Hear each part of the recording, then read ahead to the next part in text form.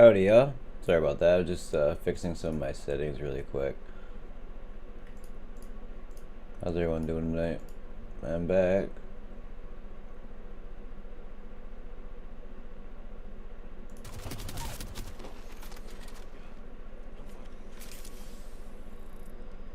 Up here.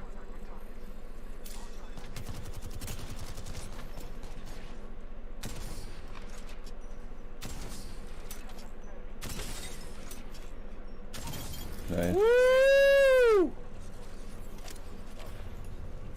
Grab my banner. Where are you?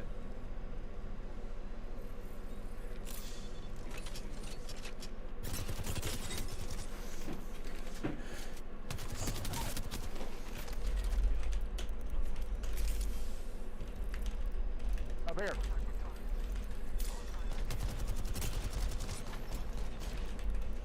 Beauty.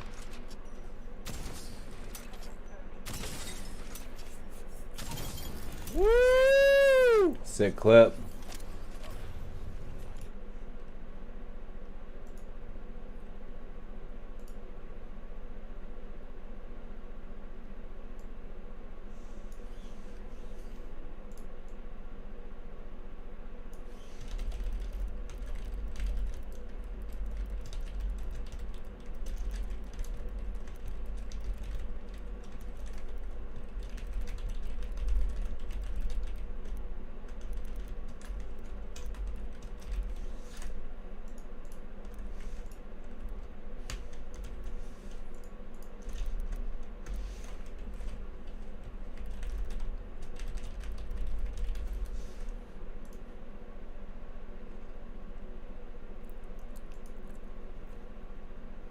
Sick clip.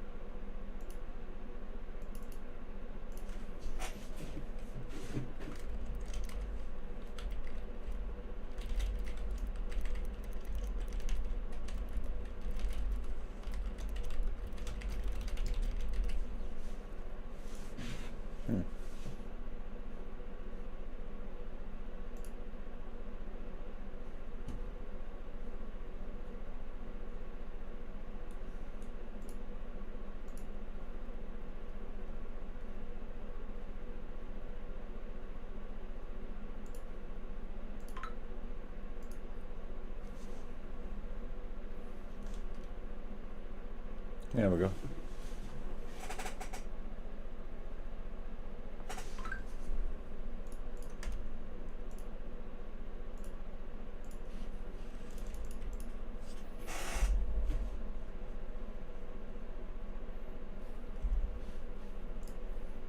Did you see that thing, brownies and downies or whatever? It was like Brown syndrome. It was people that had Down syndrome. They incorporated them, and they're running a restaurant. Yeah.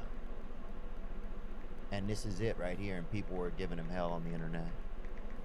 But you can go there and get you a good brownie and meet a, you know, one of God's warlords. You know, one of God's, but you know, I have such a soft spot for like heroes. You know, Down syndrome. If I could, when I have a kid, mm-hmm. and that, I mean, obviously it's a That's a beauty shower. I mean, they're like, they don't have an easy life, and I don't think it's super easy to. I want to get one of those put into mine. I hate my fucking I think it's bathtub. like it's hard. Down syndrome's hard, but they're so pure and so sweet. I've always said, if there's gonna be like a Down syndrome kid, I'll take it. Yeah, I just love it. I could see you doing it. We had Chris Nikic on, and he was the Down syndrome guy who won the who finished. We're doing Vorkath right now. Ironman. And so that was like. That's what we do, Vorkath. Can he flex on you? No, he likes he talked a lot about trying to get with some hot blondes, you know. Yeah. which I get. You know, totally understood that part of it. Yeah. Actually, the part I couldn't relate to was a lot of like the physical fitness. That's what I was about to say. Like his like achievements. Yeah, man, he loves smoking hot blondes. That's what he's called. He's like, let's get some smoking hot blondes. That's what he kept saying over and over again, man. But that dude, yeah, he ran like 250 miles.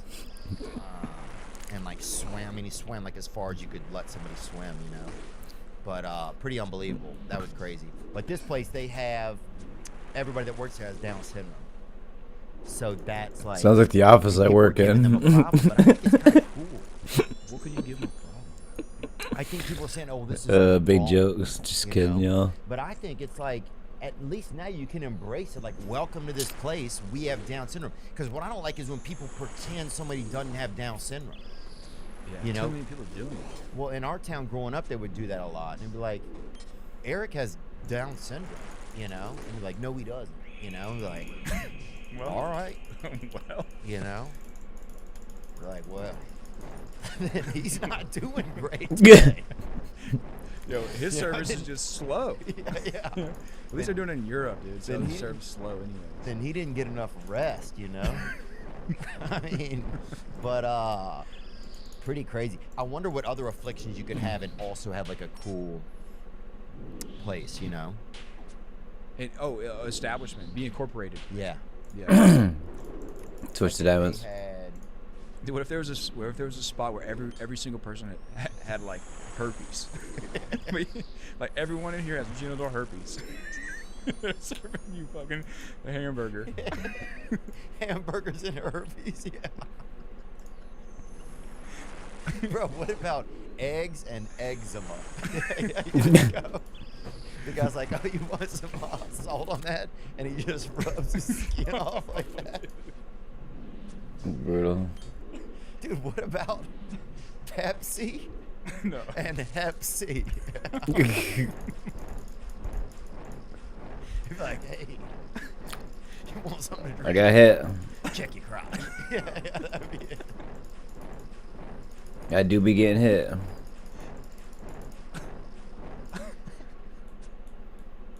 I'm trying to think of some other good ones we could have. Dude, this is great ideas. What are some good ones we could do, man?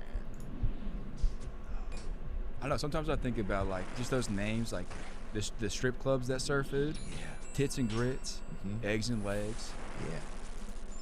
You get like hangers and bangers, just old saggy boobs, no bras, and they're serving potatoes. Oh. Dude, when I see a horrible tit, it fucking makes my whole body hurt. It really does, man. Oh, same, dude. Sometimes, and this is just me being transparent and honest. Thanks. Sometimes when I see, Thanks. I'll see someone who Another Vorkath head. I saw, this is bad, but this is just a true story. I saw a guy who he lost I don't know if he had a burn on his face or he lost an arm, maybe both, but I saw him. I was at the movie theater and I saw him and I did like that. Oh. You know, and it's like, I don't know if he saw me or not, but it's a sad, there's something in us that you're not supposed to, you recognize it fast, I guess what I'm trying to say. It doesn't take your brain long to see something like that. To recognize what's going on. Yeah. Yeah. Yeah, we had a guy that tried to pretend he had both arms for a while in our area, and that made that everybody was going crazy. They noticed it Yeah. immediately. But you don't want to say anything, but you thought it, and then people thought they were crazy. Mm-hmm. You know, and then you have people trying to guess. That was the crazy part. You have people trying to like rip his arm off, like just to see if it was, you know. And I'm like, dude, what if it's real? Yeah, just crazy, man. Just people are fucking crazy, man.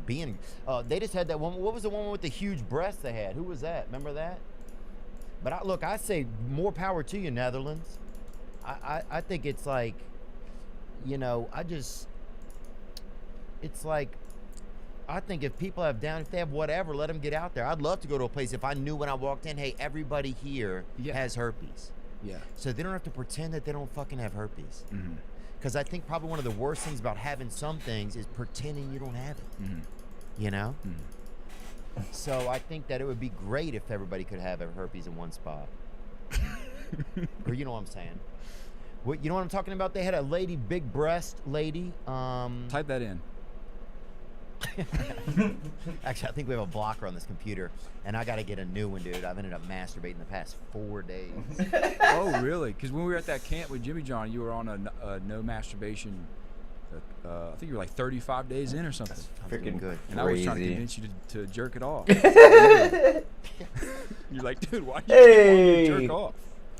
What's And up, I started Josh? feeling bad about myself. I was like, I don't know why. I got you on them rocks, my guy. Yeah, bro, that was a weird flex from me, bro.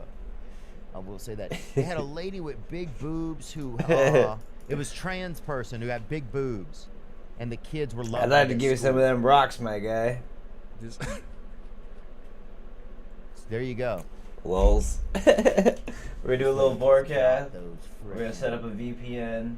damn rib bonnets, dude. She's got All kinds of fun stuff. You know. bangers. Holy. There's a place for her. I like hangers that. and banners. Bro, there's no way you can't. There's no way you can park in front of those and not get a ticket. Yeah. I think there could be a place where, and this is kind of a good. Look at that one, dude. Oh my Fuck yeah, bud. What? What do you I'll think be she- home all night. What is she teaching? Dude, is she? I got tomorrow off, so Oh, we can link up. probably is, like Lester Holt. He's a white dude. I've always long thought that. Yeah, he has a very like Pocket full of rocks.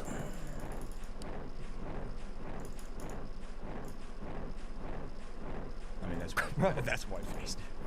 how can you Sheesh. have huge tits and have a look on your face like you're looking at huge tits? But see, this is how they're Holy, huh? and this is probably Biden doing this. Yeah. Because they're trying to get more people to accept trans, right? Yeah. And just be more comfortable with it. So you send in somebody like this, you send in, you know, a real Oh my god, really? Then afterwards, you just take anybody. Yeah, I mean this is trans What? millennialism right here, dude. I mean they put the biggest tits. But you don't even notice. Oh my god, man.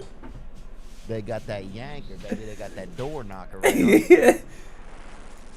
And look at those legs. Look like a man's legs. Commercials, dude. Jesus Christ. God, dude. Bro, I bet I bet. Wait, she teaches a wood chopping class? Of course she does, baby. There's a lot of wood in there, dog. That's a crazy photograph. Believe this. But see, this is how they're gonna get everybody. That's a crazy photograph. Baiting with this kind of stuff, because you know it's just been kind of like this weird, like what's going on. But now, Get out! Oh no! I was looking at the giant Mask or friggin'. what? I don't know. And why doesn't she swim? See, if she Knows got in the that. pool, I should have got out. I'm embarrassed. Be supportive of her. Bro, There's no what?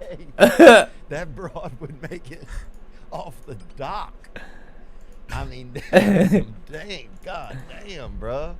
Bro, if one of those bounced into the street, a kid That's would go out of in, dude. These control. things are fucking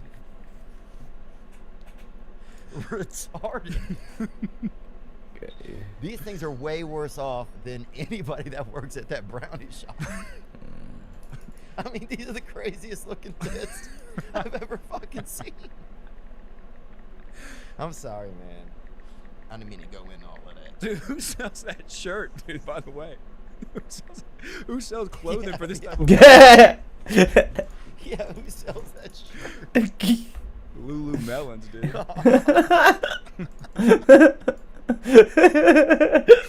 My God, brother. And it's like, I don't even know, at what point are you not sexually attracted to a tit? I feel like there's a size. Yeah. You know what I'm talking about? Yeah, there is. There's a size where a certain age man is like a 7-year-old guy, be like, fucking drool all over that, you know? But any decent man who doesn't drive a fucking Honda Civic and is under fucking 50 is not gonna like this. Oh man. Yeah, she blew past that, dude. That whatever that threshold is, she blew past it. Yeah, Do you think that she's upgraded though? Do you think that she went right to this? She had like A cups and went right to this, and by she, I mean, they, right? Yeah, sorry. A Canadian school board is standing behind a trans teacher who crazy. sparked protests after turning up to class with clownish giant giant They can say prosthetic. anything if they put it in quotations. That's true. Someone says she looked retarded. The class is with whore jugs. The blonde high school teacher went viral after being filmed operating a cut-off saw in class.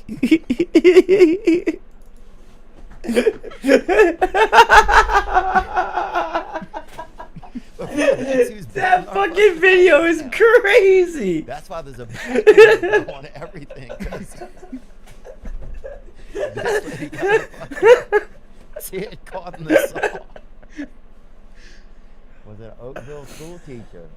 Refused to identify the educator while warning the wrong person had been named in online reports. Dude, wait. Say that again.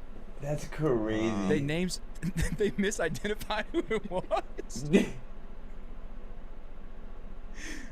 Oh, my bad, dude. I'm sorry. That's crazy. We're sorry, Miss Jackson. We're sorry, Professor Arnold. Yeah, we just had a typo. Some disturbed pupils have skipped classes held by the Oakville industrial arts teacher who began Industrial identifying as arts. female last year. I mean, dude, what grade is it? They're going to skip anyways. Yeah, that's a great point. And and that's probably what happens. 10 or 12 people skipped. You know, they don't want to come, and then. And once you've been there twice, it's kind of like when you see the little donkey at the fair. Yeah. You know. Yeah, you don't need to go again. Dude, it's Tom. Yeah, the little Tom Thumb or whatever his name is. I've seen him. But wow, that's wild. But you know what? I think you're gonna start to have a lot of people that are gonna be doing this identification thing out of not boredom, but out of I want something different in my life. Yeah. I've been I'm not married or whatever, or I want to get wild. out of my marriage. I'm gonna say I'm a woman, you know. So then at least easy way. I think a lot of people are gonna start using this to get out of different scenarios. And you why know? not? It's not a bad idea. Get out of a marriage. That sounds a little wild. Your kid comes home, you're like, I'm not your dad. I'm identifying as not your dad. I'm Rhonda. You look like my dad. Yeah, but look at these tits I just got in the mail. That's gonna change fast. Fucko. Those dudes look self-applied, too. Yeah, yeah, they do look, bro. Those look like they came with adhesive, bro. Wow. What else we got? Anything else in the news going on? Oh, what is it? Do not cook chicken in NyQuil. While most of us would recoil in horror from such dangerous suggestions, adolescents and young adults continue to be susceptible to social media dares like these. Oh, NyQuil chicken? Dumb. What's the, With a I mean, curling iron? Obviously, it's crazy, but what's the problem with it? I don't see an issue. I mean, you can take NyQuil. I've always thought that about drinking salt water. It's like, I can eat salt and drink water. Why can't I drink salt water? Yeah, that's a good Like, point. I can take NyQuil before I go to bed. I can eat chicken. Why can't I have NyQuil chicken? Whoa, whoa, whoa! We're gonna fucking die again. Maybe they What just happened there? to the pan or something. I don't know. This guy it looks like it's just somebody in college. Dude, what's going on here? We just died again. What's going on here? If you've ever been in college, this looks like I have a feeling that Tuesday the night. Slayer staff Dude, what do you wasn't miss about set college, to fucking autocast Did for you Crumble love it, or were Undead. you kind of like, I actually did so. When because I, you played football, right? You played at North Carolina. yeah, and what I missed about the most was being around. That's definitely what the happened. Guys and just Yeah. being around Fuck. people because I went and got a real job. and I gotta was reset like, just everything not after a around friends. death, and I didn't reset Then my I made a undead very concerted spell. effort to rejoin with friends and like making that a huge part. I of it. suck. And not I even like making apologize. a ton of new friends, but just like my friends who are my friends, like going out of my way. Just don't get married, Make sure right? Though, And I feel like it's got better because I did miss them really bad. Yeah. bro. Like, 29, no Not kids. even when I moved to Florida, like I moved Oof. where my friends were living. I go. I haven't heard very good things about it. Travel to go see friends, Oh wow. just because I missed that part of my life so bad. Yeah, I forget about how important that is. I noticed it just recently going and training like with the same people every day. It's so fun. It's like it's like I get to be funny. I get to joke around. I'm like a normal person. I'm not stuck in my head. Yeah, me and Will. So I've been working out with Will. It's this place called Boost Fit in Nashville. There. It's yep. I It's get just a like a reset. big facility. They have a lot of athletic stuff in there, crumbles but there's spell. also a school for hockey kids who don't want to go to real school, and it's awesome. They literally just don't go to real school. They do online classes and they play hockey all day. In Nashville. Boom, Nashville. crumble on it And they again. have every age. That was dumb, So we'll but go in there after we work out and we'll like jump in the sauna or showers, and then we're just showering. There's a bunch of middle schoolers running around making fun of each other's meats and stuff like that. Why is he not getting naked? You know, so we're just in there listening to it. But it's like, man, this is really what being a guy's all about. Oh my God, dude. Yeah, dog. Look, I've been through some shit, man. We've all been through some shit, dude. That's crazy, bro. I never, I don't know, some kid I remember tried to show me his dick, bro, and I told him no. Yeah. And I was thankful for that, man. But kids are ruthless. Oh, they don't care. Like, we'll sit in there and we'll be in the sauna and they'll Fuck all it, be let's like do it. in line to get in the showers and stuff, and they're just ruthless. Yeah, they're so mean, dude. I'm like, God, he's getting roasted right now. You want to step in, but like, I'm not stepping in. That's dangerous over there. here we go.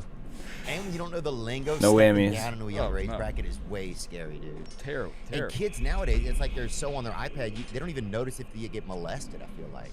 Well, You know, I mean, I feel like a lot of kids wouldn't even, yeah. True. you know, I don't know. That's insane. We might have to take that out. Dude, well, by the time we get, but I mean, Crumble, there it is. We're good. yeah. Like when I was young, you weren't looking at your iPad, so like, you know, you know, this. if suddenly You really noticed. you were somebody's iPad, yeah, you noticed, yeah. But nowadays, you can't even get the 14.5. kids' attention. Wow. Really, probably. Yeah.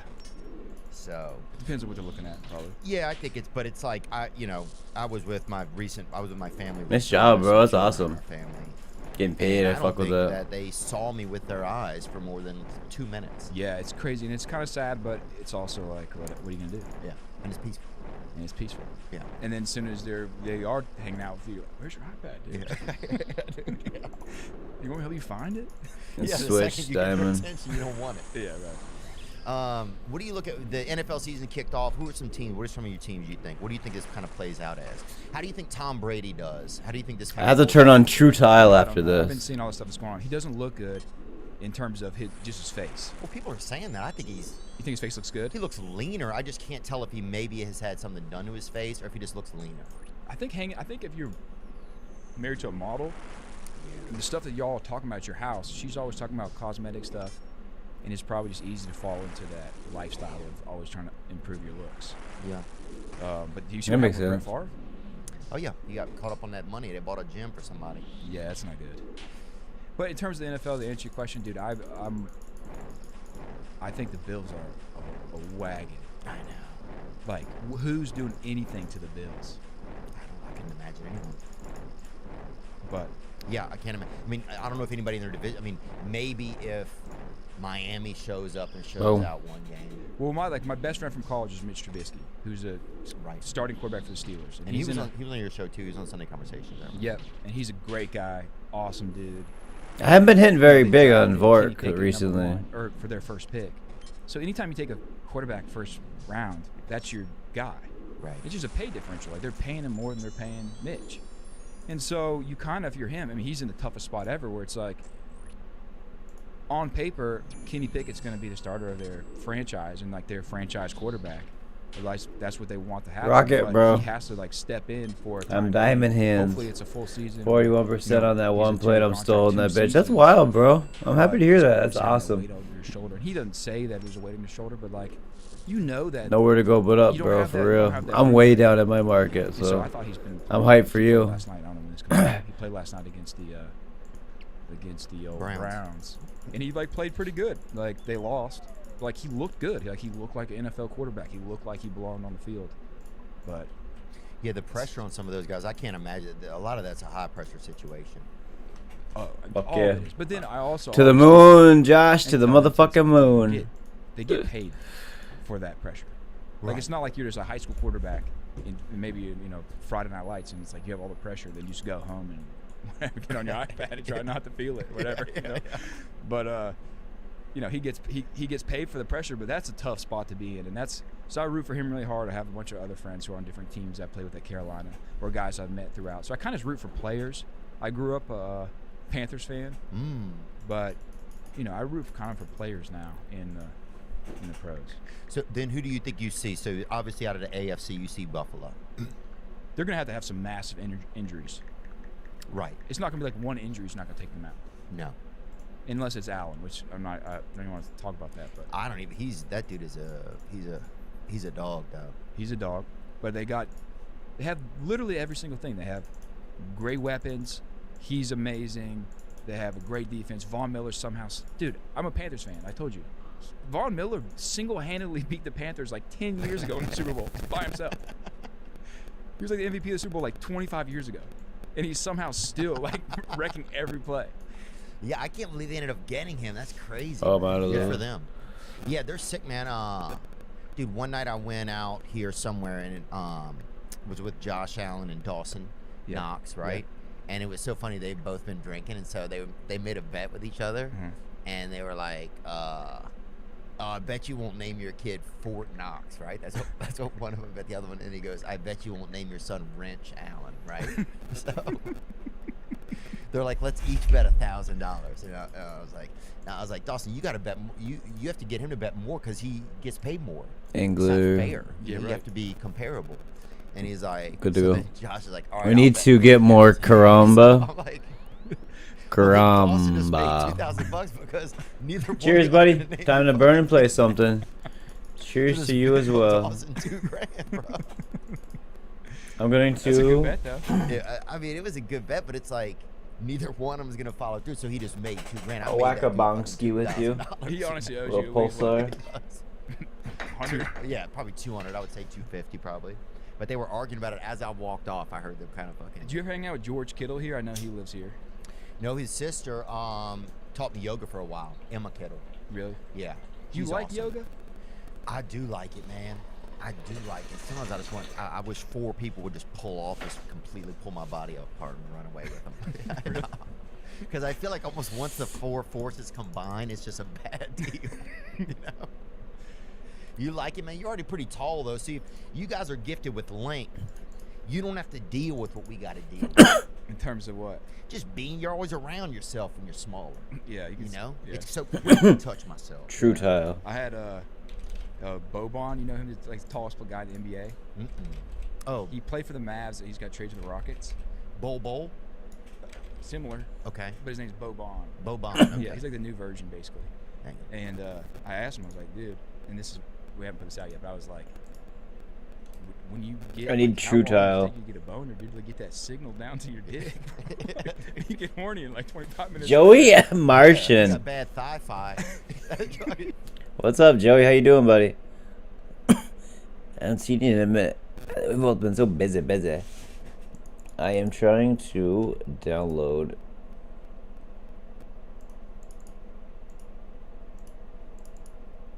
Oh, that's cool.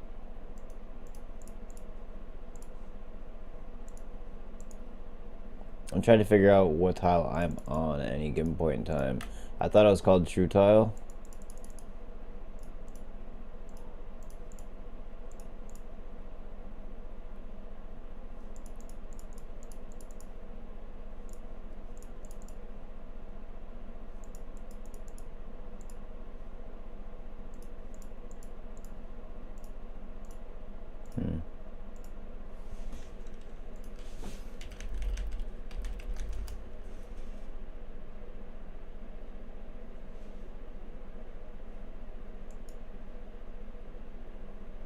Player tile.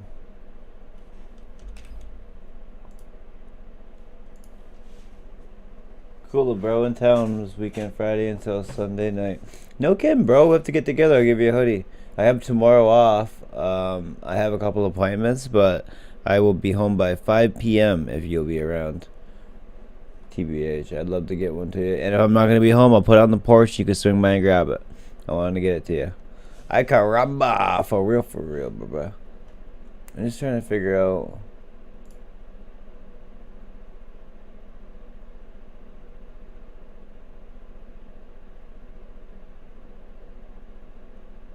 Add tile highlight for current position.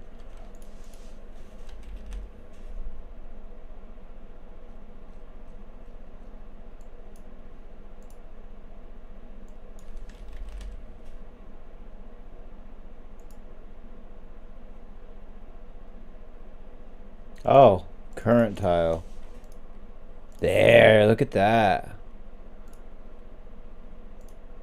Cause I never know where the fuck I am, so perfect.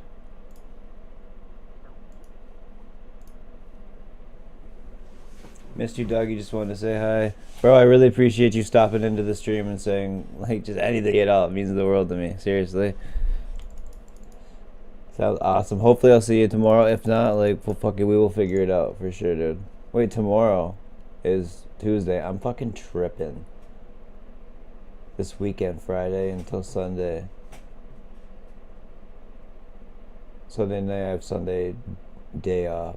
So I can see you Sunday day. Fuck yeah. Figure it out. I miss you too, bro. I hope all's well and you're doing better. I forget where you. I know it's a more urban area, but I was saying today on Facebook. I think you've seen that. How I always wish we live in a more populated area, but apparently that wouldn't really fix my display port issue, huh? I got a 15 foot in the way for $15, so I got a bargain. All right, let's get this boss kill done. This shit ain't going up.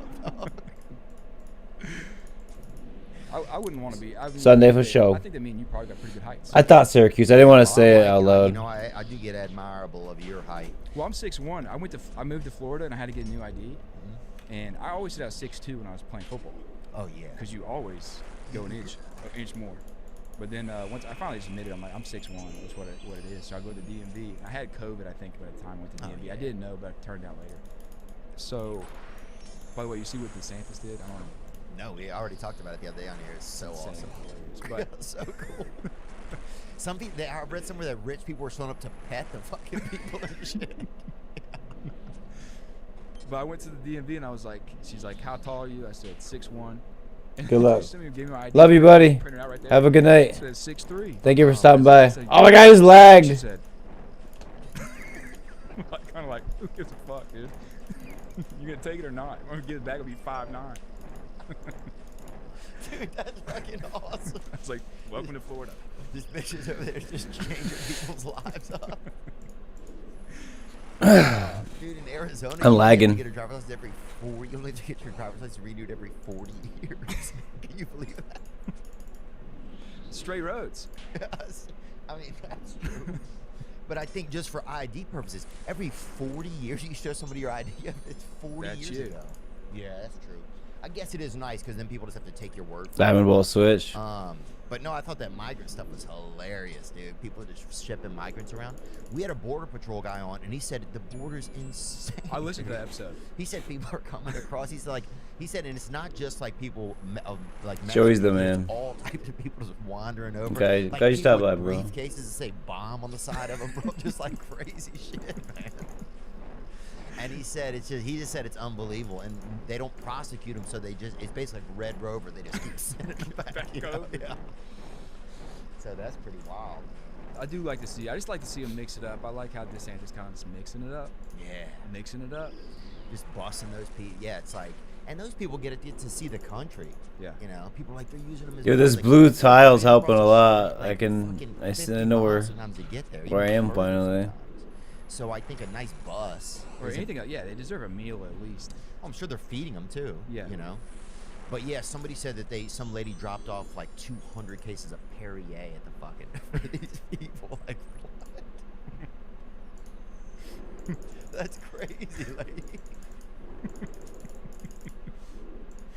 Oh, dude. A lot of I think overheads. It's gonna start getting weird out there. The weirdest shit gets, man. The first people that are going down are the rich, man. You think so? Oh, you know, heartbeat. Dude, are you in trouble? No. I'll never be fucking. 85 Slayer off of Vorkath. Fuck that. Sweet. There's bugs in here right now. It really is. No, dude, I think No, I mean the people are like. I'm gonna say G's. Yeah, maybe. But since he made sandwiches, he may have a fucking. He might have that. yeah, he's in. He may have an in with the working class. I think there's a certain level of rich that's probably in trouble, Yeah. but it's not Jimmy and it ain't you. It's between. Yeah. Yeah. Yeah, I don't know who it is, man, but if shit gets dicey. I could just see it. Because everybody wants to throw something through a fucking rich person's fucking window. You done that before? Huh? Have you done it? My brother did it, and I watched him. And did he feel good after? Oh, it felt good. For you or for him? Both. He was going through it, some shit at the time. I don't know if he loved it. He But could I- enjoy it. You He did couldn't. enjoy it. But I was right there to enjoy it for him, Yeah. dude. I've thought about it. No doubt I've replayed it in my head probably 1,000 times. Dude, there's some rich people here in Nashville. Yeah, there are. Sometimes I drove out here. There's some really nice houses, and there's a lot of like famous people who live here too that you don't know about. Yeah. Like you would never know they lived here. Mookie Blaylock lives here. Really? Mookie Betts. I'm about to say I don't even know who that is. Oh, Yeah. Mookie Betts. Kirk Herbstreit lives here, right? Kirk Herbstreit lives here. I believe so. Oh. A lot of the announcers live here. Oh, really? Country music stars. So I'm assuming they're all pretty rich. I don't know what scale. Yeah, I think a lot of them do pretty well. Yeah, I think there's a lot of interesting cats that live out here. Because it's kind of like, and now it's becoming a lot more exposed. Everybody knows. 20-foot display port Well, cable was the hard reason to I said Reno's find. growing earlier is they said the two fastest growing cities in America are Reno and Nashville. No way. Yeah. You know, and I will say this about Reno. It was beautiful. It's an hour away from. You're close. You're Yeah. close to beauty. Tahoe's beautiful. But it was like set in the mountains. It was kind of like Boise like 20 years ago. Like Boise was like, Jesus, this place is unbelievable. Like there's just nobody here. Yeah. But Reno, it's a lot of just people walking from one AA meeting to the next. A lot of butt stuff going on. Yeah. A lot of, people bumming cigarettes. Oh, like not even vapes. They haven't heard of vapes, like people still doing cigarettes. Did you ever listen to the guy Andrew Huberman? Dude, we just asked him to come on. Really? Yeah. So he just came out with a podcast on nicotine, and I just been recently trying to get into nicotine. Like I just been recently trying to. Really? What do you Get want to do addicted once to you got it? What do you want to do? It just seems fun. Yeah. It just seems like something to do, and it feels like it's a good way to bond with people. Oh yeah. But I listened to his podcast on. He just dropped a podcast on nicotine. Mm-hmm. But I listened to his podcast on alcohol, and it was so depressing. Yeah. Alcohol's not good for you at all. No. Nothing about it. There's not even a plus. Booze is so I whack. was bummed. I still am kind of bummed Yeah. about it. It's making me like just feel bad. Well, do you ever think that alcohol will become a thing of the past? Like, there's a lot more people. What kind of bug is that? I just want to know. You think it's bothering the audio or no? Do you think that like alcohol will kind of fade out because mushrooms have become a lot more popular? You see a lot of people milling around on mushrooms. at Imagine being on mushrooms in a parties, bar. fucking funeral, whatever. People want to enhance the experience. Yeah. Funeraling on mushrooms now is a big thing. Yeah. Yeah, right. I don't know. I think they're gonna have to have a replacement for the likes, because even mushrooms is like it sometimes do not have the coolest conversation of all time. And by cool, I just mean like under control. That's true. Yeah. Like alcohol is like it's a nice social lubricant. Like you can have a couple drinks and like have a great conversation. You can do it with your parents. You can do it with your friends. Like you might not want to have mushrooms with your parents. That's true. But if there's a replacement, dude, the hangovers are terrible. And as I'm getting older, they get worse and worse. And I listen to this podcast, and in the podcast, he's like, if you have 1 or 2 drinks a week, then like raises your cortisol, which I guess is like you're feeling anxiety levels. Mm-hmm. And it's like, so if you don't have it, you're just automatically raising your anxiety just walking around all the time. I didn't feel like I had any anxiety walking around all the time. And now I'm starting to feel like, am I feeling anxiety right now? I had 1 or 2 drinks, bro. I had 45. And so I'm trying to like, damn. Well, I Right. think also the word anxiety has started to be used for like any type of feeling. If people even have a thought, they're like, oh, fuck. Yeah, that's how I'm feeling. So now I'm trying to get into nicotine, get addicted to that. And he has a new podcast on that. I'm like, this dude's trying to sabotage my life. I'm not listening to it. Yeah, well, you already did, man. Not the nicotine one. Well, yeah, I think you should steer clear from that probably, especially if the other one did that to you. But it's interesting, like, people will be like, I'm having anxiety about my schoolwork. It's like, you haven't done your fucking schoolwork. That's why. You don't know nothing about it. Yeah, dude. It's due in 7 hours. And you're about to go to sleep. That's not anxiety. You haven't fucking done your work.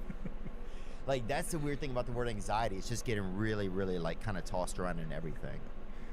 And that is true. On a serious level, that is true. Yeah, it is. Oh, so yeah, I think that's one thing that's really, it's pillaging, like, a lot of, like, vocabularies and people getting on meds. They said 70% of adults in America are on one type of medication. What is it? I'm not sure, they didn't say. But then they said 30% are on 2 types of medication. So just fascinating to think how much meds are going into people. Dude, I Sucks. heard a thing. So my brain is just like, I listen to like a podcast and I hear like one thing. I don't remember which podcast it was or who said it or if it's true. Welcome, And Mel. then I'll just remember it. And they said that Cialis actually makes you smarter. Like it helps you, and it makes you don't have as much a likelihood of getting what is it called? Not ALS, Alzheimer's. Oh, wow. Cialis. If you're a regular user of Cialis. Damn. I've used all that shit over the years. Dude, I once went and lived with a man because he had a Viagra prescription and I could chirp half of his pills, dude. To date, bro. That's pretty sad. I mean, and he was a straight man, and everything, but it was like I knew we had him. He was older, and so I knew he had that script. So I go sneak and like nibble a piece off the side of one, like hoping he wouldn't see it. I'd get like just a little nibble. But dude, I think one of the issues. I used to take those gas stations, you know, Yeah. those Rhino 600s or whatever. Right. And the ones that came out, they had a camo edition that came out for a while, and those bitches, man. I remember going to this girl's house one night in Florida, and I'm trying to engage in sex, and my nose just starts bleeding all over her. Just like straight out of my brain, bro. Like, just ideas I had just floated right out onto this lady, bro. God, some of that shit's bad for you. But I'm glad that they're making it better. Dude, know who really got screwed? Who? Jewel. Diamond. The singer? Maybe. God, I loved her. The nicotine like industry. Oh, Jules. Jules. Jules. They got outlawed. They got banned. Yeah, They're really? like, oh, this is not safe. Banned. Wow. They can't make anymore. There's 1 million other alternatives. Yeah, what that the are all fuck? completely legal. And the guys at Jewel are like, what the fuck? Right I though. wonder what they did that was so bad, huh? They must have pissed somebody off. They did, probably the Manning family. Yeah, probably so, huh? Donnie Jewel over there. I'm trying to think what else we can get into. Oh, so you got the Bills coming out of the AFC. Who do you have coming out of the Pet drop coming. I can feel it. NFC.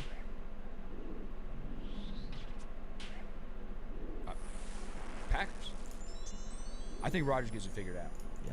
Dude, he's so good. Even when they lose, he looks so good. All he has to do is get a couple dudes to like figure out what he's doing. Because you really want a quarterback, and it gets like playoffs. Who cares about the regular season? You get to the playoffs, you want a quarterback Right. who's 100%. cool and who can make it happen. 219. Not a bad kill. Yeah, rarely does somebody go. Somebody rarely wins without a quarterback. I almost put a futures bet on the Packers on the Barstool Sportsbook. I was gonna put like a bunch of money on them to win the Super Bowl, and then I realized the odds kept going. They kept on changing. Like I was gonna lose money. It's like this Tennessee game we're going to. I bought tickets. They were so Oh fuck! I expensive. shouldn't even teleported out. Could have got another Now, kill. I I'm bet. trying to sell them again. They're going for less than when I bought them. I'm like, No they're way. undefeated. Really? Yeah, you can lose money trying to make future decisions like that. My investments have always been bad.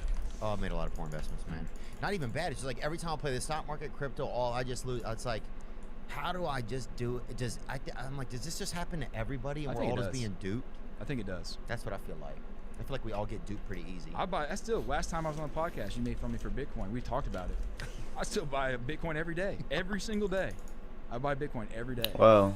And it just goes down every day. It could go either way for Every you. day. It's like, Dude, it could go either way for you. and even if it goes up, I'm never going to sell it. So it's just I'm just paying, I don't know. It makes no sense. Yeah, sometimes it's just like we get caught into wanting to be a part of like the game or whatever's going on, and it doesn't seem real. Also, when you do stuff on your phone and shit, it doesn't seem real. Yeah, it doesn't. It seemed like kind of fictional stuff, you know. And selling, like, I don't know if you've ever sold something like that, like sold a stock or sold crypto, like, it's super stressful. You got to pay so much tax. I just don't do it. So I just buy the stuff and let it ride. Basically just kissing money goodbye, dude. Oh, I am a poor. I was going to say with money, but just poor. Yeah. Yeah, are you saving up now? Do you think that Nashville is going to be a place that you'll come back to? What does that look like? potato wedges. I'm trying to give it, so I'm going to be here till February for sure. Okay. And I'm going to give it that amount of time to, like, basically feel it out. And it's growing on me, too. Like, the more I'm here, the more I think I understand it. I understand the appeal of it. Oh yeah. Because if you come to Nashville, the first weekend you go, you're going Broadway. And if you have someone come in, they're going to want you to go to Broadway. Right. So it takes longer to like expand outside of that little strip to see like what's really going on here. Why do people like it? But I think the reason why people like it is I think it's super accessible. Yeah. In terms of people, like even like high profile people or whatever come down here, like models will come here, but they're not. You go to Miami, you got to dress up, you got to be seen, you got to look cool, you got to be going to the right place, the right people. Here, it doesn't matter the type of person that comes. Everyone can go everywhere. Yeah. You can wear whatever. Yeah, that is true. I think that's something nice about it. It feels comfortable. Things feel very accessible here. Yeah. Like my buddy invited me to a concert when I was going to see Black Crows. He's like, "Do you want to go?" I was like, "Sure, I'll go." In 12 minutes, I was parked and we were walking across the street into the amphitheater. You know, it's like things are really, really accessible. Honestly, my biggest worry about Nashville is just about how popular it's getting and how many people like it. So I'm like, if I do, because I'm looking to like buy somewhere, like try to even just settle down, even if I don't buy, like settle down in one spot for more than 6 months, because I've been pretty much doing 6 months here, 6 months there. And Nashville's going to be so different, like 5 years, 10 years. I know. Everywhere changes, but the rate that Nashville's changing is like, you might sign up for something, but you don't necessarily know what you're going to get. Well, it's one of the last cities in the South that is growing, really. A lot of cities have experienced a lot of issues. And it's one of the last, like, kind of southern cities, I feel like. Know who I would love, but they have no good airport, or else I would think about going there. Mobile, Alabama. Oh, really? You been there? Yeah. That's a nice city. That's a very, very southern, nice city. I stopped over there and saw a buddy of mine in recovery on Thanksgiving. They were both crying in his fucking yard. Insane, but yeah, I like it down there. I got half sister lives over there in Spanish Fort. Yeah, it's nice down there. It's almost like they're pretending like it's Florida, but it's fucking Alabama. Yeah, it's. I really think it has like a charm to it. It kind of feels like Charleston a little bit. Oh, it does downtown. They really made it nice. Yes. Yeah, I think as more development goes on over there, because it's gotten real busy. Oh, that pet.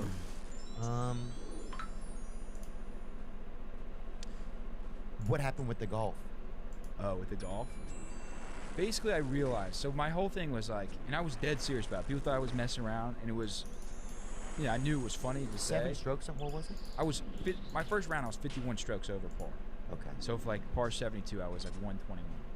And Okay. so I was like, over the next lifetime, Starting to I'm gonna disassociate. shave 51 strokes off, be a scratch golfer, and then from there, my dream is to go pro.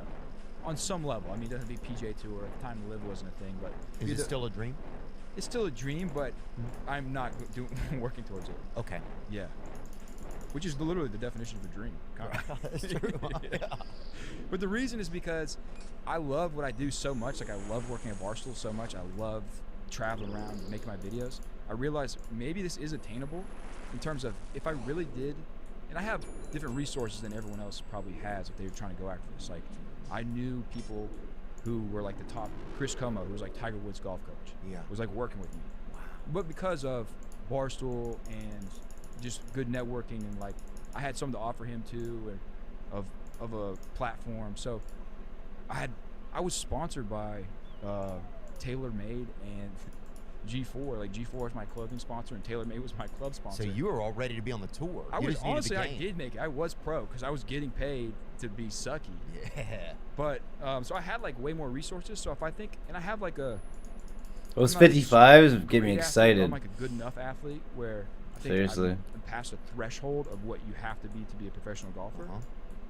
And I do think I have the mind for it, but I realize you have to do this every single day, and you can't. I couldn't have made videos, traveled, done any of the stuff I love to do. That the lifestyle that I worked so hard to get to, like, I worked so hard to get to the lifestyle that I love. And I was gonna have to just like cancel it out to just play golf every day. And I was like, it's not worth it to me. I'd rather just be a dream. Well, it's interesting because you were kind of living one dream. Yeah, It's hard to dream jump. that's kind of what I realized. And it sounds so obvious, but I was like, dude, I'm already living a dream. Why am I Right. going to cancel out something I know I already have to go for something I might not get? I could break my back and just have neither thing. It's wild. Yeah, dude. Oh, that'd be the worst, bro. If you were, do they have any wheelchair guys on the PGA Tour? They have a dude he's not on the PGA, but his name is Jake Olson. He played long snapper at USC, Southern Cal, and he's blind. Oh wow. And bro, is, I think he's like I want to say he's like a 7 handicap. He's amazing at golf. He plays with his dad. His dad goes out there, puts the ball down, tells him how many yards it is, lines him up to the shot, and he smacks it. I might have lied about his handicap. He is technically handicapped though. He is, bro, so yeah. But dude, he's an awesome guy, and that's an accomplishment. People are like, "Hey, what's your handicap?" He's like, Oh, handicap? yeah. Blind? Yeah, all of it. I'm gonna grab a Pop-Tart. I'll be right back. Dude, a friend of mine took a picture one time with OJ, and they like snuck a knife out and held it up like while they were taking it. Oh no, that's not what happened. A friend of mine took a picture with OJ Simpson one time, and they sent it to me, and it was like they were holding up like a black glove, like they got on the outside of the picture. And I always look at that. You should get him on this show. I've thought about it, man. There's definitely some unique guests that we would like to have on, you know. I've always liked how you pick people who are like interesting people, not necessarily like the biggest. I mean, you have the biggest stars on, but then I feel like you go for the people who are like interesting. Yeah, I go for what's kind of just in my what feels fun to me right now. Yeah. Who am I? Yo! Who's popped into my radar? I got the best thing. I got a chocolate Pop-Tart and I got a cup of I've realized chocolate that some kind of guests I'm pudding. not that great at I'm talking to. finna do some dipping. You know what I'm saying? But, Who's your white whale? ooh, Lol. white whale. Poke 'em. You know, I would really like to have Macklemore on. I think would be cool. Yeah. Why? I'm just intrigued by him. You know, I'm just intrigued by his journey. He's been through dealt with sobriety and stuff like that. Sometimes that kind of stuff's interesting because people are battling their own. Snack demons. pack, bro, God. He's a golfer. Double chocolate action. Huge. Oh wow. This is how we do I it. was a huge fan. I mean, who wasn't? Yeah, Like you me, couldn't. but- I mean, look at us. Yeah, I was a huge fan. Oh, I can dance again. So I mean, obviously there's some other people. I think Kevin Spacey, I think, would be real interesting. Is he in jail? No, he's in Europe, I think. Michael Landon, deceased. Who else, man? Wow. What's just some real? Just smacking me. Jared Leto, I think, would be nice. He would be good. Yep. Nate Diaz. Yeah. What about yourself, man? Because you got some real hitters on. Kodak Black, that was so wild. That's You would wild. love Kodak. Really? Oh yeah. Is he a real nice guy? Yeah. But so our interview was at 3:15 A.M. p.m. Yeah. in the afternoon in Pompano where he lives, and we shot the interview at 12:30 at night. Hey. He Well, says, it was fine. It was like, hey, this is what we Diamond signed bolt up for. switch. hey, Kodak Black, dog. You know what I'm saying, bro? It is what it is, dog. Yeah, I You mean, it's know? like I did. I I'm wasn't not mad. living by this white clock. You know what I mean? He's great. You would love him. He's awesome. Yeah, he seems real interesting. Oh, I want my white whale right now is I kind of have two. Mine is you know the guy who used to be on the Howard Stern show, Beetlejuice. Yeah. He's a white whale for me. Oh, he seems great. I saw a cool clip of him the other day. It's He funny. just doesn't do. He doesn't. He lays low. He's alive, but he lays low. Is he? He must have a liver issue, huh? I know he's on dialysis. I don't know what. That could be liver. I don't know what that's for. I think diabetic, right? I don't know. Something. I don't know either. Keep moving, bro. Say that, but, Yeah. And Jameis Winston is my. He's probably my more obtainable. I would love to have Jameis on. Oh, that'd be cool. I feel like he's got a lot of thoughts. Yeah, dude. I think he'd be perfect for your show, actually. He's just a. Because his eyes seem real creative. Like, you don't know what's going on. Damn, I was just panicking, but everything was doing it. That's what. So I think that would be pretty tight. Yeah, it's interesting, and it all. You know, I'd love to have Boosie again. I think would be fun. Boosie would be cool with you guys too. Yeah, I mean, I feel fortunate. Like, yeah, it's fun to just kind of get us to sit and chat with folks. Dude, we got to go. Folks. When we're over at Jimmy John's, that we got asked to go hunting. Yes. With Michael Waddell. Who's like the goat of hunting, right? Yeah, he's a real woodsman, I believe. You know, from what Those I was 50s feel good. He did that. He's looking bad for him. I'll tell you this. I walked into a restaurant one time. Brett Favre was sitting in there eating with his family, and I didn't say anything to him. Let's try another Some one. people wanted to take pictures with him, but he kind of asked them if they would take them from far away, just with him sitting in the background. Which seemed insane, bro. So there was a string of 5 kind of women, you know, or you Yeah. know, like people with tits. I don't know what to call them nowadays. Yeah. But and they would just all kind of smile and just sitting there, just eating shrimp at this table, dude. So That's an insane ask. So what I'm saying is, I think he stole the $5 million. You know what I'm saying, bro? I mean, that's facts. Here you go, Michael Waddell right there, and he killed something right there. I know. What, a damn Doberman? What? I can't see that. That's a deer. I'm excited, dude. I'm actually nervous that I'm a little nervous that I'm nervous that I won't like it. So I've never been before. I've done like I've shot guns and stuff like that, and I actually went out. Diamond and bolt tried to switch. kill a deer and didn't. And I'm nervous that I will get out there because so many people I love it, and I want to be a part of it. It seems like such a fun activity to do, and such a good hobby. Yeah. And as you get older, there's more hobbies. Yeah. I got to get some good hobbies, man. I think I'm a little bit nervous. Like, I wish we had to Snack fight pack for with a real. knife. For me, I feel like then it seems more fair. You can do that with pigs, I think. Yeah, but even then, I think somebody kind of holds them and you run up and stab them. Seems like Jesus. Dude, what's different about that than killing with a gun from like 57. 5 meters away? But this seems even like fucking more Italian or something. Like, why are we doing this, man? That's just sausage, bro. But, I don't know. It's like there's two guys you barely know their fucking shit. You just run up and shank them. But that's what I like for hunting. It's like I do feel a part of me. I want to be a part of the Yeah. adventure, and I want to love it. But I would be lying if I said there wasn't part of me. It's like I have. That was a nice kill. I got a gun. Yeah. I'm gonna win this one. Yeah. But what's the challenge? 94. Dude, that kill was But I know there 150. is one. I just don't understand it fully. I'm That was excited almost for another my best. about it. Nice. Yeah, and I think he said I'm there's finna open different this options of snack things pack that and I'm we gonna could dip shoot, this you know, or things that we could Pop-Tart trap in or it. kill. I wouldn't mind Yum. setting something up. You strangle something, a duck, you know, which seems like it'd be easy to catch in like a. Dude, while I was living in Florida, you can kill the iguanas Oh wow. if you want. You can hunt the iguanas in your backyard, and snakes, and pretty much I think Florida pretty much anything Really? you want. That's awesome. Wow. And what can you? Are you like when you can just go do it whenever? I'm very happy I did that. Oh wow. You're supposed to because they're overgrown. They don't have any. It's a natural- flavored Now, adventure. just every regular somebody who works at Chase Bank, it's his fucking I responsibility. like that. I guess, dude, because they're just going everywhere. So now this dude's buying a bow and Flip, flip. just driving around at night because the city's telling him to. Bro, I'm telling you, the government is it is falling apart a piece at a time, and it's getting it. Everybody's doing they got dogs hunting drugs now. Like it's all fucking falling apart, man. It's not gonna end well, dude. It's not gonna end well. I don't know. Yeah, mean, you might be right, man. Who do you want to hunt the drugs?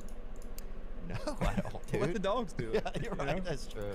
Yeah, and they probably got clout and shit amongst other dogs. Dude, I was in. You know, Muffin found the gram. I was in. So I was part of a dog fight, Okay. Yeah. and one of my friends has a big. That's pit bull. Pop Tart Wait, with we got the chocolate AC on real pudding quick? on it. Thank you, man. One of my friends has this big pit bull, and he Real. got into a fight. I won't name names, so my friend will be embarrassed. But Mm-hmm. his dog attacked another dog on the side of the street.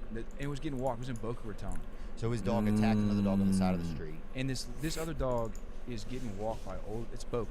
So That's you that can good imagine what stuff. the lady's looking at. And it's just tearing this dog up, and I'm supposed to be watching. He's working out. I'm supposed to be watching this dog. And I'm in the pool swimming around. All of a sudden, I hear, "Arr, arr." Oh my God! Hop out of the pool. Go out there. It's tearing this little dog apart, Oh. and this lady's screaming. So, and that's a whole. It's a long that's story. So brazzers. Anyways, I had to pull the pit bull off this other dog. I think it was a golden doodle. I had to pick it up, and I got it off. But as soon as it landed, it jumped up, and that dog bit me and walked into my arm. The little one. The little one. And because it was scared, and it wouldn't let go it felt like 30 seconds, but it was probably 1 second. So I had to go to the hospital, everything. So I got it all figured out. The next week, I'm going through the Charleston airport, and I got a long flight back to New York. This is a while ago, and I had taken a little bit of an edible of weed, Yeah. and so just for nothing crazy, but Yeah. just to get home. Yeah. And and I was, as soon as I got to the airport, I probably took it like 30 minutes before I got to the airport. As soon as I get to the airport, I'm like feeling it, you know. I'm a little aware Yeah. of everything that's going on, and not at the same time. Yeah. And this police officer walks up to me as I'm going through TSA, and he said, "Hey, bro, come here." And I was like, "What's this gonna be?" He's like, "Hey, we have these bomb dogs out here, and we're testing them. We need you to walk through TSA, and we're gonna give you this little it was like a little packet. He's like, you just put it in your pocket, and it smells like a bomb." He's like, just walk through TSA like you're normal, and we're gonna see if the dogs notice. So I'm high as a kite. Walking through TSA, I just got attacked by a dog the week before.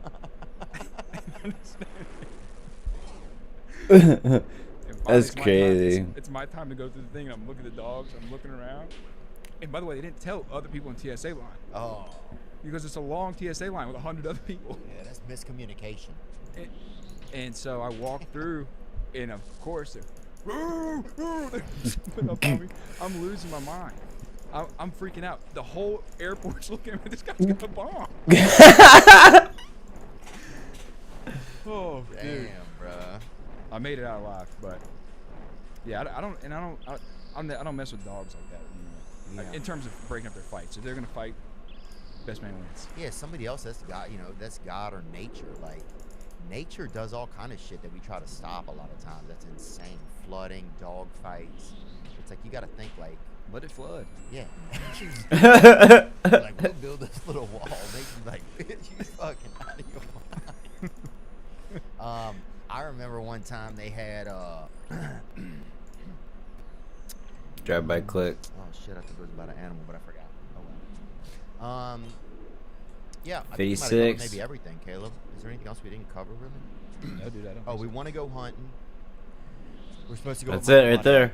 Yeah, 49. I'm really sad about it. I mean, Oh. have you hunted a lot? I don't know. You seem like you'd be someone who hunted a lot, but I don't think you have. And I'm wearing this today too. Yeah. For hunting.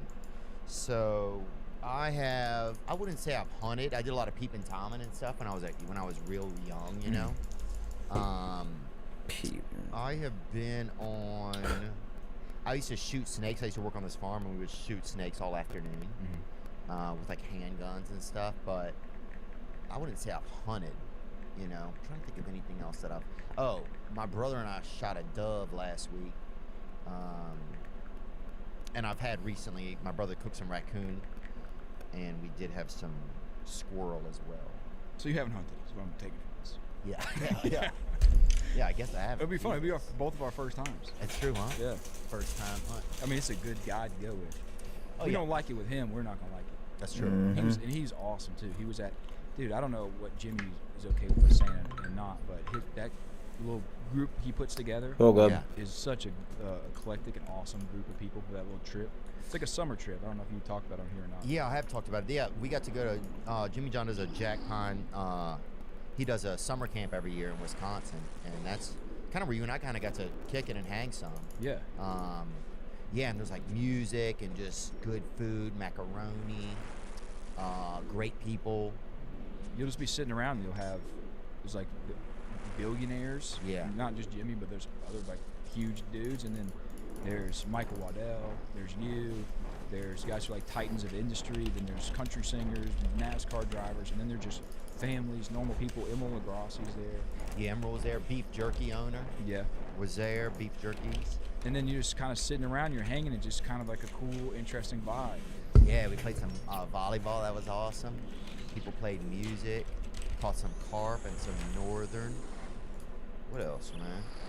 But I've heard I don't know. I was up there the year earlier, yeah, and it was. Oh no, I'm gonna die. Yeah, I've heard You had Vince Neil out there losing his gills.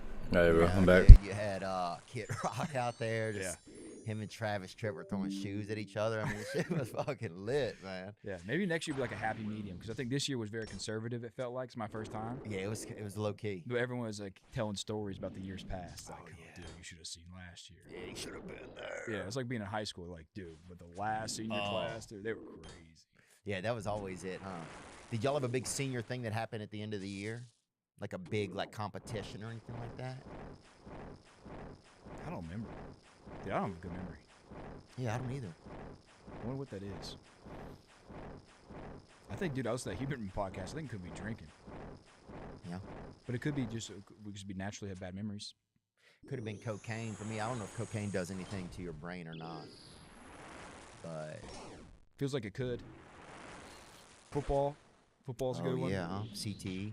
There's a lot of ways to hurt your brain, but dude, you're only here one time. Yeah, that's And true. you only need your brain till you're about, what, 45? Yeah, probably 60. 60? Yeah, 45 is a little early. I've always been bad about that, though. I've always been like, when I'm 29, I won't. Oh, yeah. Yeah. Bro, when you were a kid and you see somebody that's like 35, you're like, this fucking Geezer. Yeah, this fucking ancient guy with this mustache. Yeah. God, just like molest me or leave, bro. God, you're fucking creeping everybody I'm on out. my iPad, dude. I don't even care. Yeah, I'm on my iPad. Caleb Presley, you can check him out on Sunday Conversation. And how often does it come out? So during this, Sunday Conversation is a part of our Barstool NFL show. Okay. It's a segment. Okay. So like the whole idea behind it was, like the NFL countdown. I think that's what has it is they have Sunday Conversation, Got it. which is a one-on-one conversation. It's like, what's our interview segment going to be? And then a guy, a Barstool named Ron, was like, Sunday Conversation, Yeah. which was have Lenny Balls eat some ice cream on Yeah. Sunday. And so that's how it started. And then it's kind of took on this life of its own, but it runs during football season. It's part of our football show. So it's every Sunday for football season. Every Sunday. Oh, okay. I get it. That's when it comes out. Yeah, man. I'd eat some mushrooms before I went on mine with you. Really? Yeah, I was just not feeling good, man. I needed something I'd been just going through this over a time period. I just had been feeling really just depleted. Yeah. So nothing crazy. It's one of our highest viewed episodes of all time. Oh, really? Yeah. Oh, that's awesome, man. That's awesome. Yeah, it was a lot of fun. I like being in there and seeing Glenny in there. And I love seeing him, you know? That's why I always, every guest, I'm like, you met Lenny Balls yet? And if they say no, I'm like, oh boy, you're in for it. Yeah, it's just such a He's you got don't a see that. presence. He does, and you don't see that in the wild. His legend's growing. Yeah. Or you don't see that in captivity. That's just something you see in the wild. Yeah. And in some ways, I try to make sure I just let him, let him be.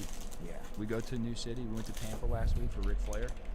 And I knew he's going to get there a couple days early. He's going to leave a couple days late, and he's going to be in Tampa for a while.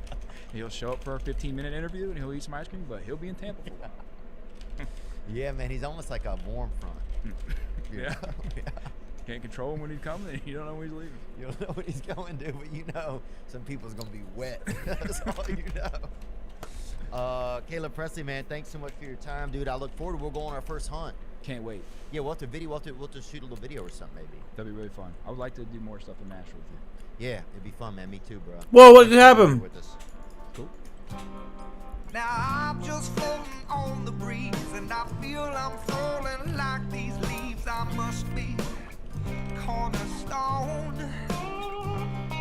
Oh, but when I reach that ground, What just happened?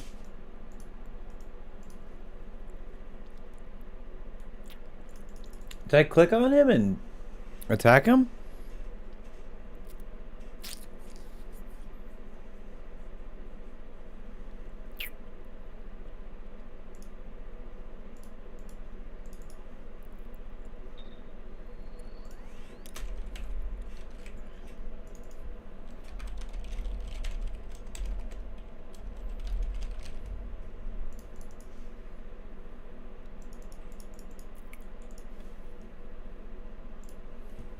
How was whenever Aaron Rodgers came through, how was that? Was that pretty, what was that like? He was the coolest. So we probably had 30 or 40 guests on my show.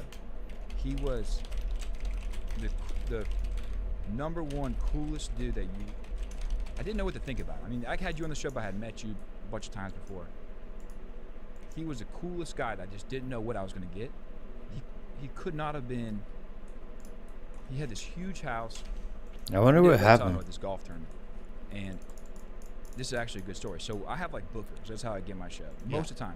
Sometimes I'll know the person, or sometimes they'll hit me up, or I'll hit them up on like Instagram. But most of the times, it's a woman named Kelly, and another woman named Peggy from our booking department who like put everything together. So Peggy books Aaron Rodgers on my show, and we get a list. I don't know how it is for your pod, but it's like I get a list of like, would you be interested in these people? Yeah, same. And I always just circle like the best ones. I just only like Aaron Rodgers, Tom Brady, and I never get any of them. Yeah. or at least I hadn't got any of them in the past. And then I got a message or an email. It was like, hey, Aaron Rodgers will do your show. And I was like, no way, really? It's like, awesome. There was going to be 2 months from then at the Lake Tahoe golf tournament. Because he's on like a Greek vacation or something. So we get to the tournament, and we're out there. And Lake Tahoe, I don't know if you've been, but it's a hard place to get to. You got to fly to Reno. You got to fly cross country, fly to Reno, and then drive to 1 Lake hour. Tahoe.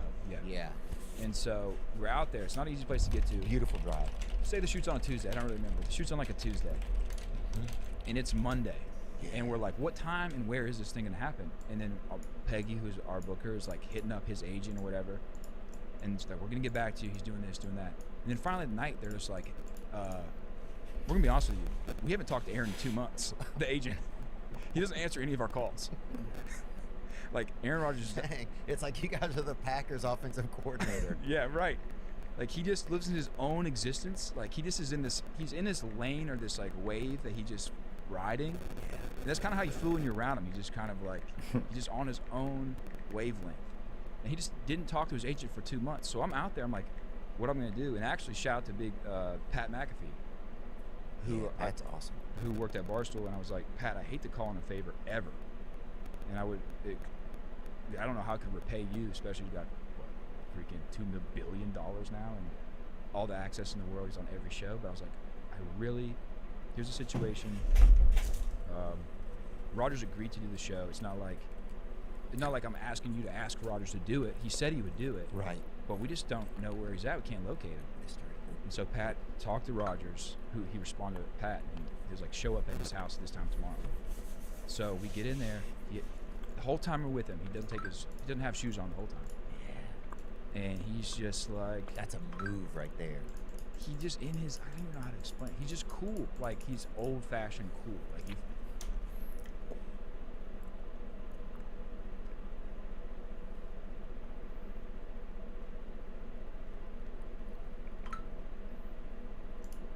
Aaron Rodgers.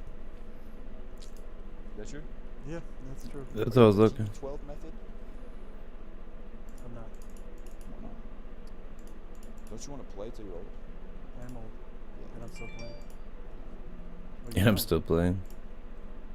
What makes you the most mad about being in the NFL? What? What makes you the most mad about being in the NFL? Most And I think you mad? heard me the first time, but also. Probably commissioner. Yeah. Yeah. What's up with that dude?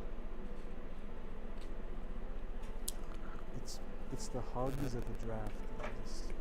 You like kisses? No. No. No. You never kissed a commissioner? No. Then why did you not get suspended? What? Shouldn't you have been suspended last year? That's your thing? I don't think. You like Jeopardy? What is a word that sounds like vaccinated but doesn't mean it? Immunized? What is? Correct. All right, so we do a segment. It's presented by Money Things. It's our sponsor. Is that okay? Yeah, I see that. Do you like that? Yeah, love it. You want to just say real fast? I'm Aaron Rodgers. I love Money Things. No, can't do it. Is it okay if we blindfold you up? Yeah, just don't touch me. Well, we have to.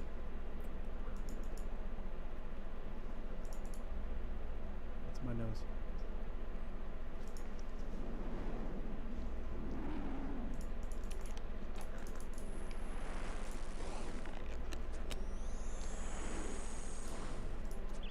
Your right arm. It's my left arm. Hmm? That's my left arm. That's my charge.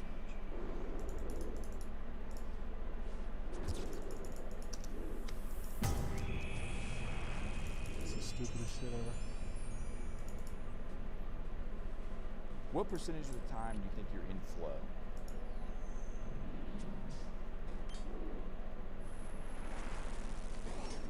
Is that a conflict of interest with State Farm since she's with Progressive? Keeping it together. That's a good one. You have insurance? I do with State Farm. With State Farm. Explain the insurance. It's basically like drafting a backup quarterback in the first round. Yes, it is. It is, yeah. Do you like Jake from Jake from State Farm? I do. His name is Kevin. Yes, Don't you think he's getting a little too big for his britches? I do. Yeah. Still wearing khakis too. They gotta. You know who didn't get too big for the britches? Jared from Subway. He literally got too small. If you could fire your coach, would you do it? Yes. But you put in a good word with him elsewhere. Yeah. Fire him just so I can rehire him at a lower salary. Are you rich? Yes. Yeah. How long have you been that? Doing what? Being rich. Been a while. That's awesome. You own a basketball team? No, I am a minority owner. If you're in Wisconsin, who do you think you qualify to be a minority? It just seems like you're not. I wouldn't say that I am. You just said you're a minority. You're talking about race right now. Huh? Race. But I don't think you're right. Seems like you do. Benny Balls, you want to ask me a question? Better tattoo me or you. Oh, God. Let's see. It's Dr. Kong in a Rangers jersey. You. He goes out of his way. Every You made fun of my other question. This is the only tattoo in America that smells. They say that Green Bay is just alcoholics. Who's that? You said that? If you want to piss off a Wisconsinite, you say happy cows come from California. Or you say there's bars closed.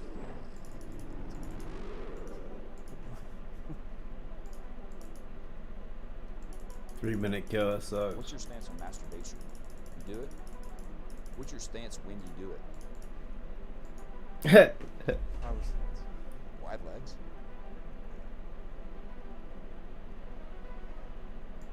Old coach told me masturbation never gets out of hand.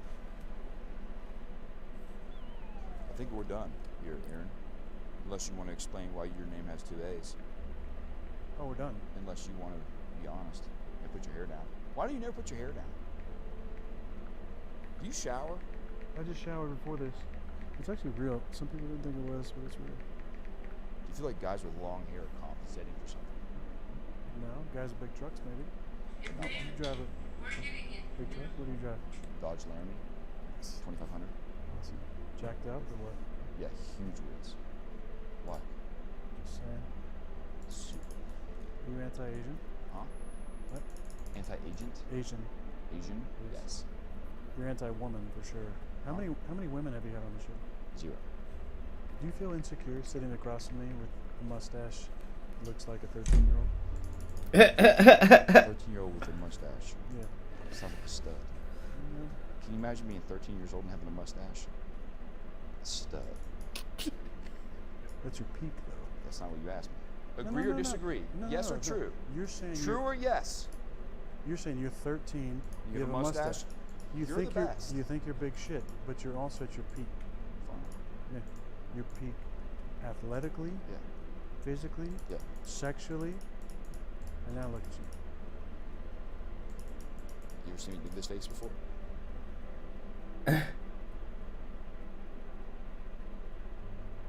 Holy. That got a little weird. Theo Vaughn.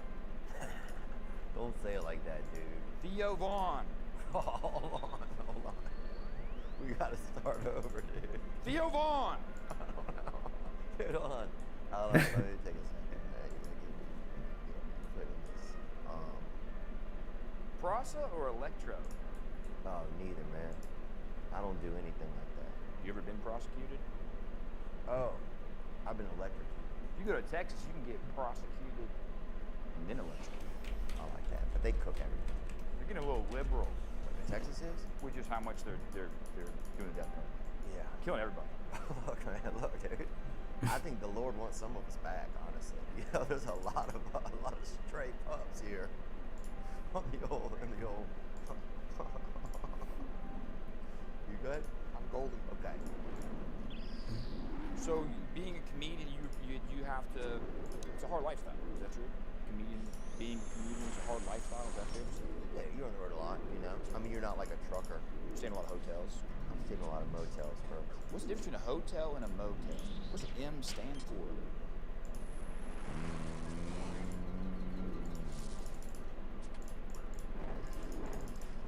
What do you think it stands for? Murder?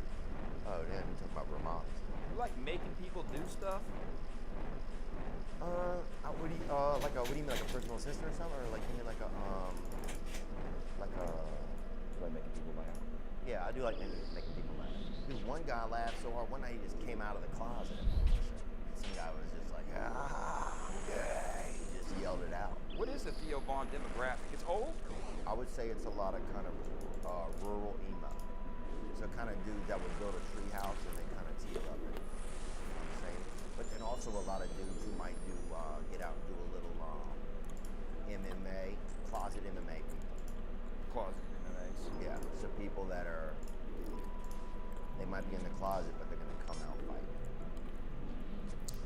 You breastfed? Not small breast. And that, the trauma from that, you never shave. Is it more polite to sip or chug out of a booth? Sip or chug? What's more polite? If you're by yourself, if it's Sunday night or whatever, I'm sure I'd rather do that. You know, I'm open the governor in that ass. Get some fill. I'll throw my pockets in. Do you think it's all milk in the boob, or you think it's more like a bag of chips? It's mostly Oh, my mom was salt and vinegar, more of an anxiety sauce. Do you think it's the Oh. age to wean off? I only used 2 food. That was nice. What do I really And I got a dragon battle axe. What's Theo Von? I think, you know, we had a kid in our town who'd get under that mom's shirt, get under there till he was 8. It was his mom? It was his mom, looked like his mom. Same profile, side profile at least. Front profile a little different. So what's the right age? I think until he starts ordering it a certain way, then that's when you shut him. You single? I'm single, yeah. Are you ready to... What? I thought you were gonna say. I thought you were about to invite me to an ass murders conference. I didn't know what was going on. I'll mingle, dude. You know, I'm not that premier sex. You know, I'm not like a real. I'm not good at sex. Me neither. Oh, right on, bro. Yeah. Paul, you think I'm weird at sex, bro? Oh, Of course not. Really? This guy? Oh, dude. I bet you are Babe's Ruth, bro. I bet they send you in there to frickin'. You'll pitch it and hit it, dog. You know what I'm saying, bro? All right. God damn. Dude, I can't tell if this is a good interview or What do you mean? if I have autism, dude. Were you raised on food? How old were you when you stopped breastfeeding? I don't know if I ever breast out 2. 2. Was that 2 you know? I'm not hitting him very hard at all. What's going on here?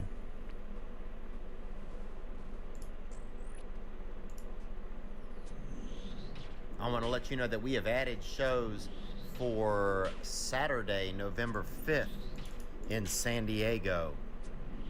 The first 2 sold out, so we now have shows Saturday, November 5th. We are also adding a Sunday, November 6th show for San Diego, and those tickets will be on sale Wednesday, September 14th at 10 a.m. Pacific Standard Time. TheoVon.com/TOUR. I'm also excited to announce we've got brand new merch up on the Theo Von store. Check out Rat King Racing Collections. Shirts, hoodies, hats in multiple designs. If you like race, Having a bull switch.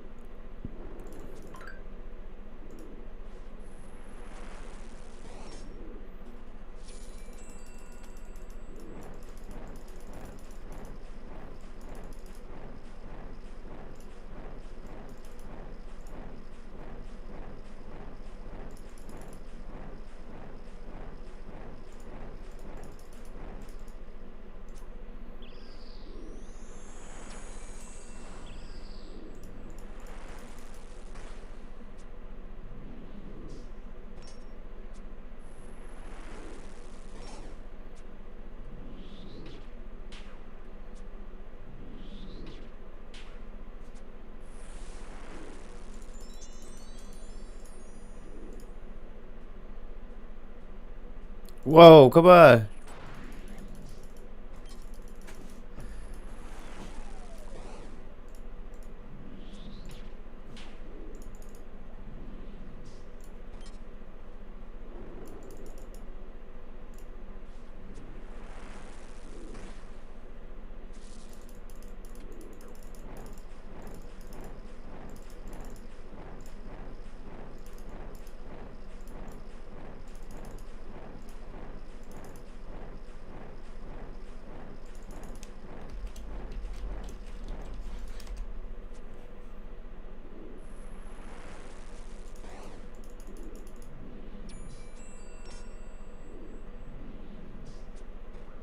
Boom.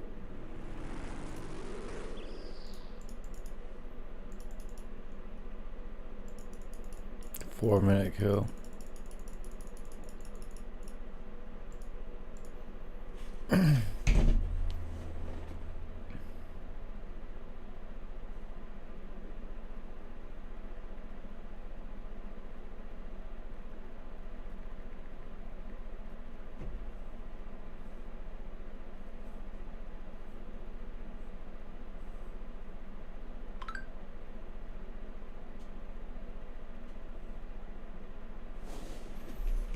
My credit.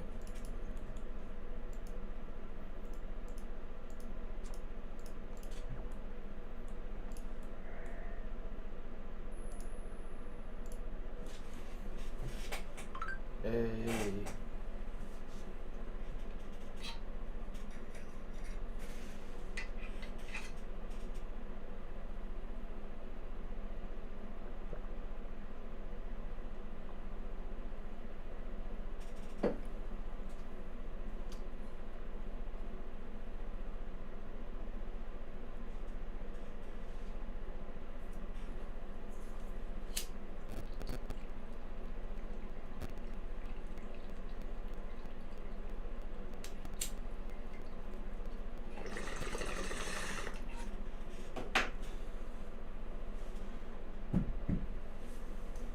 Kind of want to play Apex or something.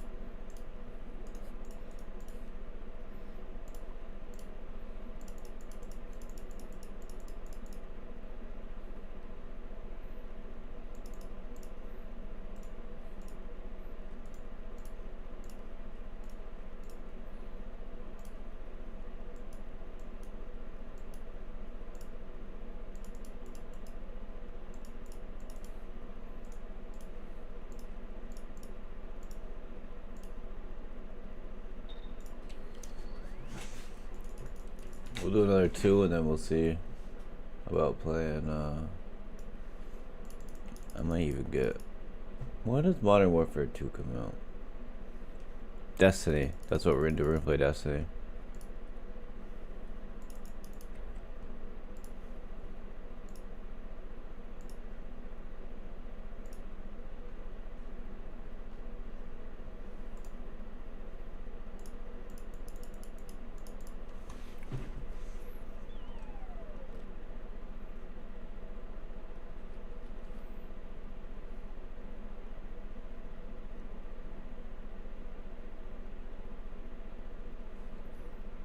Oh, is this very If you like threatening your Uber driver and making them go faster, and if you like just burning gasoline, baby, then you'll love Rat King Racing Collection. Get that hitter, baby. He's on his Birdie Boy relapse tour for the rest of this year. He just wrapped up his Fully Loaded tour this summer, and you can see new episodes of his Something's Burning cooking show on YouTube. I'm grateful to have him here today. One of the hardest working men in comedy, Mr. Bert Kreischer. Shine that light on me. I'll sit and tell you my story. Shine on me, and I will find a song. I will sing it.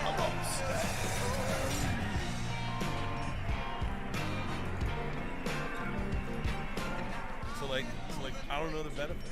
You know, like Tim Dillon, what's he use, right? Maybe the best podcaster we have of our generation. You and Tim Dillon are probably the two best podcasters I know that I enjoy watching. I love Rogan. Rogan's obviously the king. I love watching Rogan, but I love watching you and Tim, the way you guys think. Now, price point wise, right? Say let's talk about say these companies that come in and go, we're doing it right.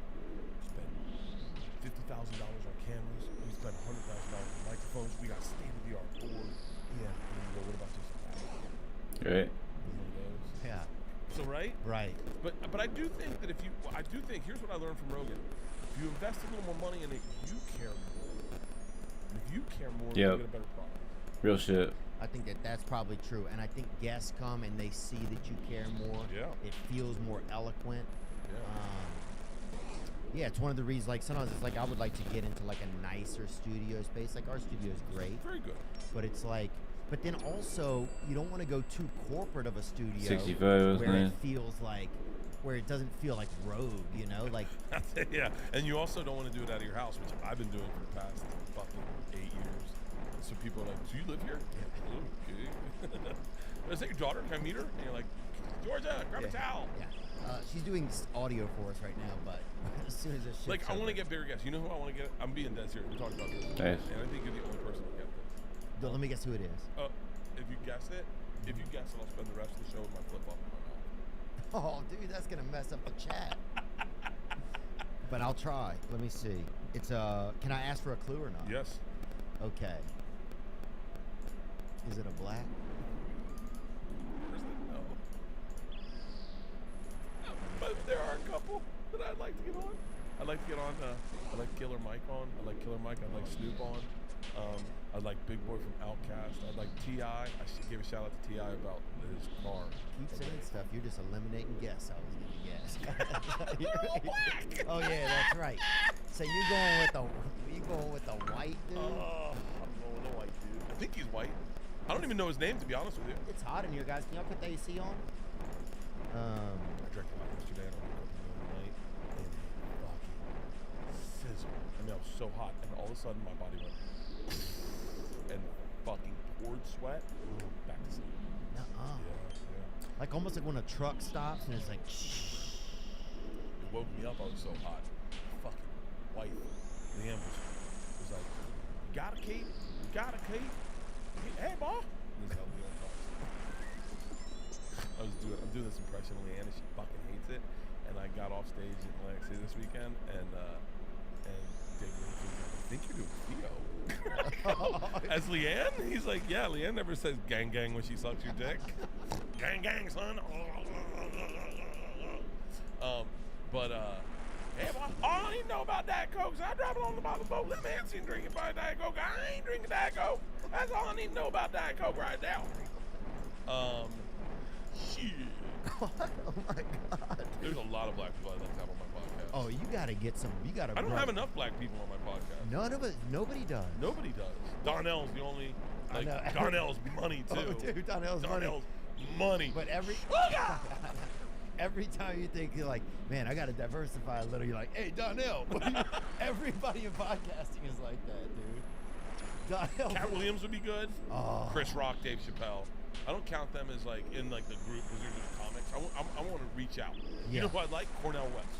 Cornell West. Let's bring him up. And he's a singer. No.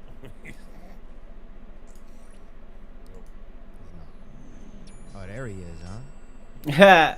Oh, damn, huh? Singer.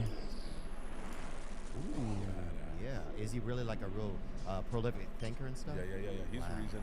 I'm gonna say this. There's no proof to what I'm about to say. He's the reason Chris Rock's special was so good. Bring the pain. Chris Rock started hanging around dudes like this on Sunday. They do like a Sunday supper where they talk about politics, talk about the world, talk about things. And he just hang out. By the way, I'm not certain what I'm saying is accurate at all. I might have just dreamt this. And so I didn't think this was Mhm. yeah, we should call him and let him know I was thinking. But so he Yeah, what happened? I want to know about this guy. Looks really interesting. he's really interesting. He's like just a thinker. I think he works at Yeah. Harvard, and he's always on Bill Maher, and I just love him on Bill Maher. He's always got a good take. You know, some people are aligned just straight politics, and that bores me. I like a person that'll float and go like, well, those kids are wrong. Yeah. Yeah. Yeah. Yeah. Yeah. I like somebody that's got some nuance to their own ideas. Yeah, I don't To their views. I don't have any of that. You don't? No, pretty basic views. Well. Do you? And I flip flop a lot. I flip flop a lot. But that's okay, man. I don't think that's bad. Is there alcohol in this? No. Okay. People on one of my podcasts. Well, let's get into it. Okay. Destiny. So if it's I'm gonna say Bill Clinton. It's not. Although he would be good. But he would be good like off camera. You know? He's Yes. Like, well, I was really good. Right? Are these things still wrong? And I go, no. And he goes, man, I fuck a lot of bitches when I was president. My favorite thing to do, come in them. Just come in them and go, yeah, take that. Oh, yeah. That's presidential seat, baby. And spit in their mouths and just throw Ew. time. Clean yourself up, boy. Hey, get back on the bench, babe. Go Razorback. Hey, what'd you like? Was it like starting from the time? Go Oh, Razorbacks! Go Razorbacks! Uh-huh. Dude, when you think about the fact that he's out of the University of Arkansas, him and Hillary straight up met at the University of Arkansas, dude. Yeah. Dude, was she ever? Could pull up young pictures.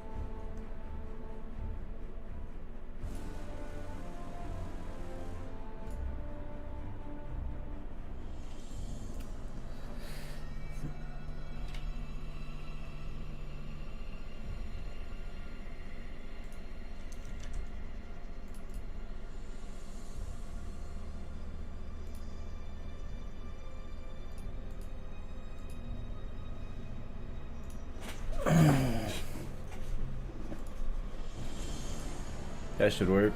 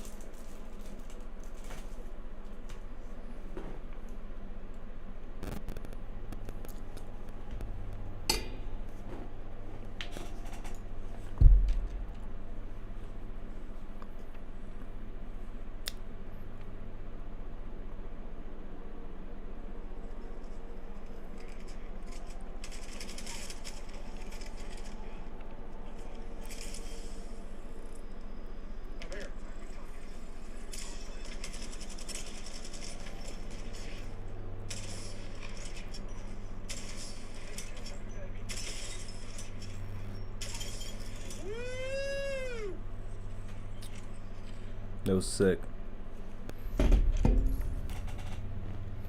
That was V sick, bruh.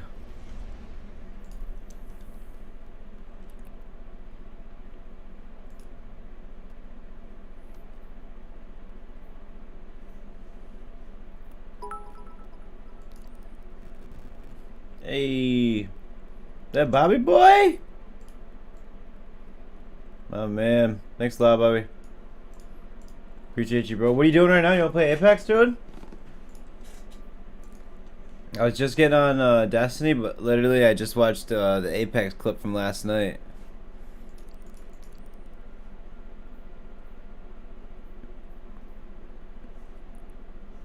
I don't Where did I land?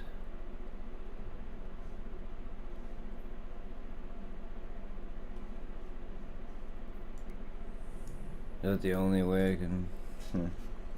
I'm down to play for a bit. I gotta work tomorrow, dude. I have a friend coming over in a little bit anyway, so perfect. We'll get a few games in. I'll bring it up right now. Sorry, guys. I like Apex. It was a lot of fun last night. I feel like I'm getting a little bit better.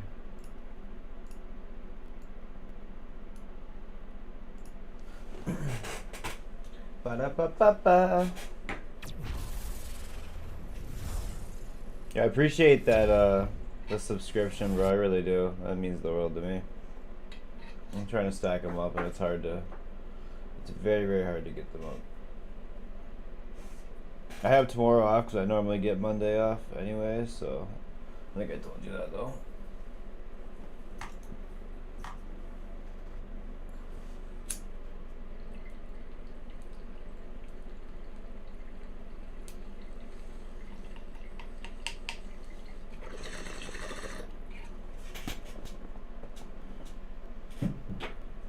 Spoken Mood Rock.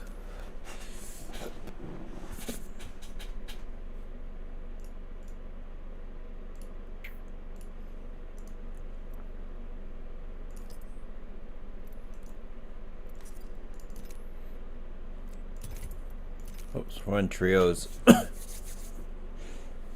Jesus, you got in here fast. Heck yeah! What's up, bro? I'm not messing around, man.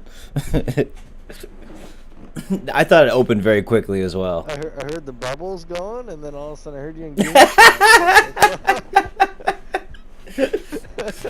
I was like, you don't want to wait for me to do this. I'm gonna get in there as quick as I can. Oh, fuck. My girlfriend smokes like a fucking chimney. Oh, I didn't even know that. No kidding. You're around it then? I didn't think you would ever tolerate it, bro. That's awesome. A whole new world we live in, huh? I never thought it would. I still don't do it. But No, I don't blame you, man. Fucking, it's cool to I like drink a lot, tolerate it. which is even worse. I can't handle the hangover. I get so I need to drink more water is really the basis of every issue I have.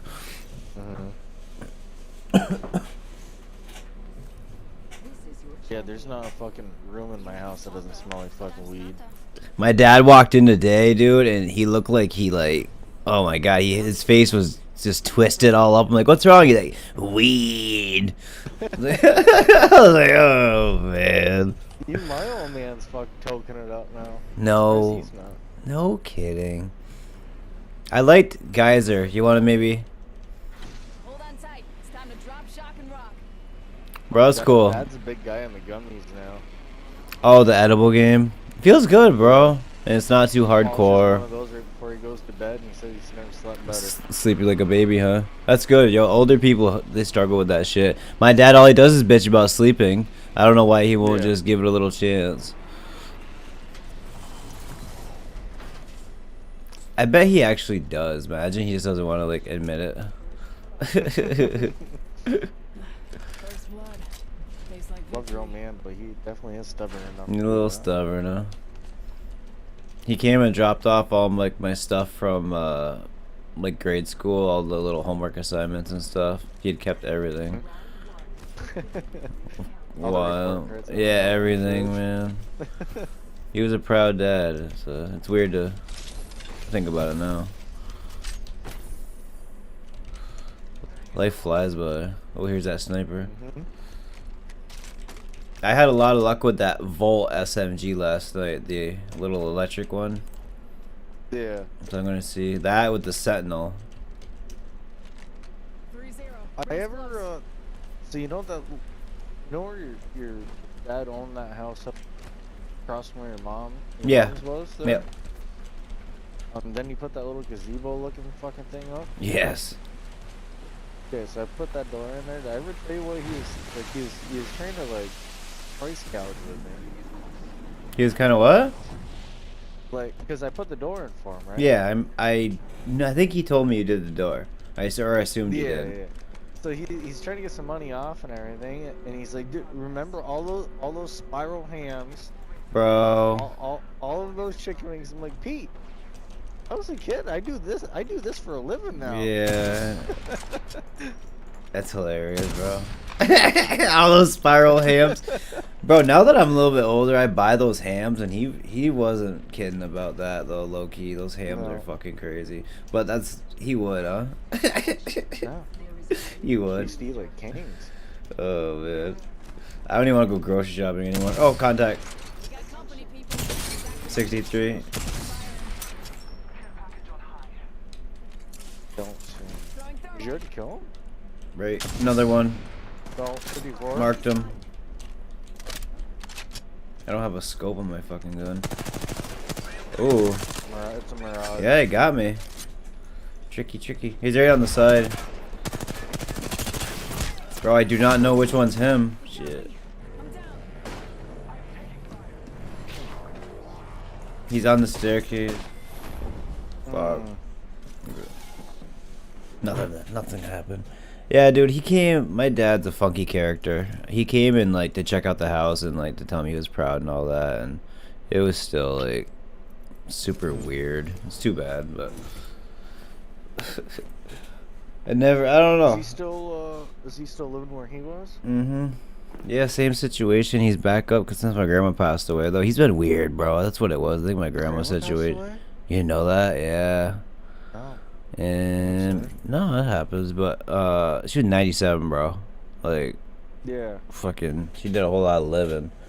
But she passed away I think it was February. So 8 months it's been, and he said he's finally starting to feel a little bit better. He was definitely a little not good for a while. So I had no idea he was that affected by it because he acts so normal. You know what I mean?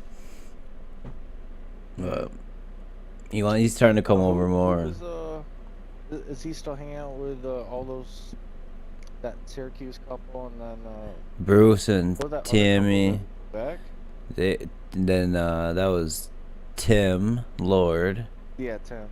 They all. I know he keeps in communication with all of them, but he dates that Betty Robert, the gym teacher from high school. He dates her, and they're always together, bro, and they're always just kind of like drinking beer and fucking chilling, and like, man, he says he just mows the lawn a lot nowadays. I don't know. He's kind of a weird character. He just kind of wants to watch TV and hang out and drink his beer. I want to like maybe try and get closer to him, but I don't know exactly how to. I think we might just start doing lunch more often and see where it goes from there. But it's a lot to build back. Honestly, we haven't really talked like that in a decade. I never thought we'd be this cool though, so it's whatever. That's good. I saw your dad more than I saw him. I always see your dad everywhere.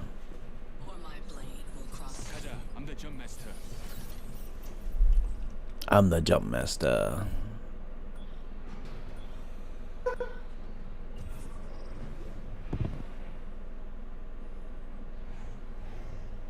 I want to check this out.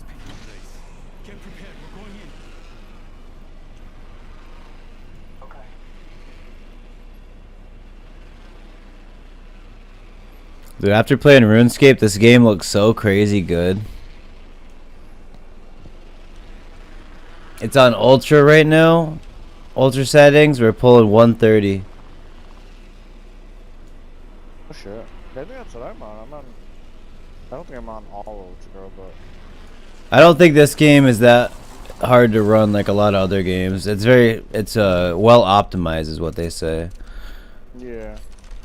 And honestly, if you go over your refresh rate, it doesn't really much matter. Fucking right, dude. What do you say you play with, a 144? What resolution are you playing at? 2K? No, 1080. Ah, where? That's what I'm like. What? Damn, that's fucking. That card's pumping. I was. I think this Oh, yeah, is. that makes sense. This one's playing. This is a 3800 by 1600 widescreen. It's a very weird configuration, but it looks super cool. Mm. You said 2060 Supra? Yeah. That's fucking dope, bro. That thing's pumping.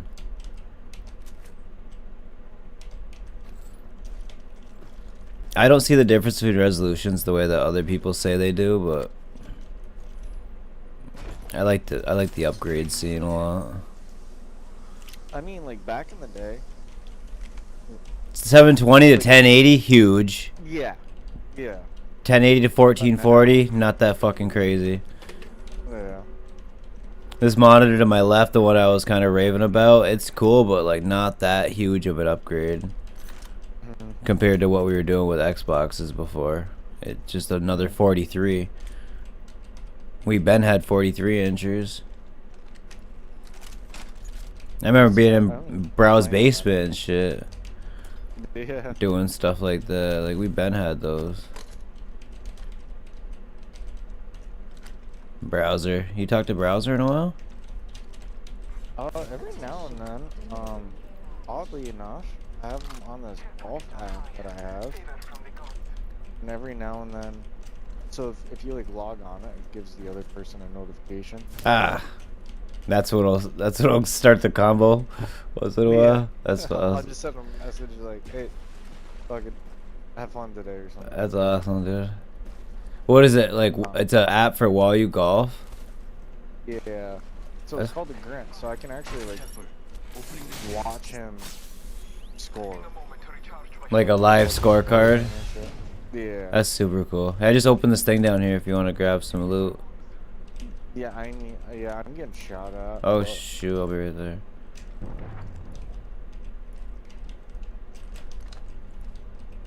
I'm backing up a little bit. I don't even see him. I can track him. He's on top of that roof. 42 on him. These guys, his partner's right behind him. Fuck. He's down below now. Can you ping him? Nice. Inside the building. I got two, yep. Dude, that thing's OP.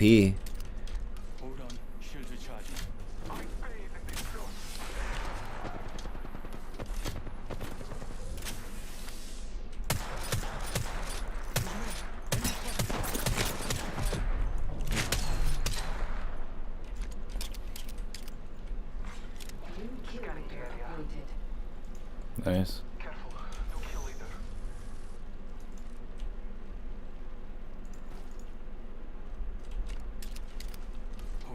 They're still in that house. I'm over to the right here. They're up top, right on my ping.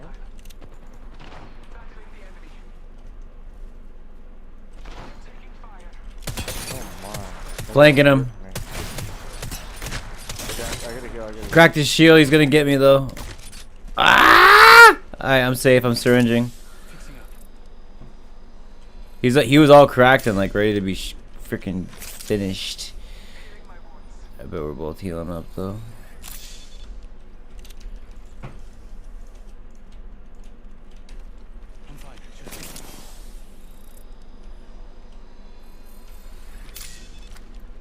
I need shields.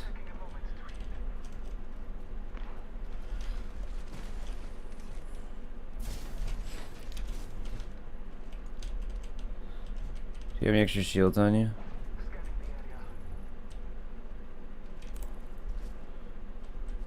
Did they fall back? I doubt it. I doubt it.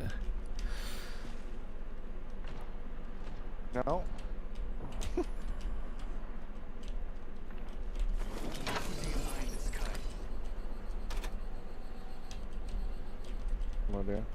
I still need to find some shields. Here, I got 4 left. That's all I got, though. Fuck, I just hit shift 6 times. My bad.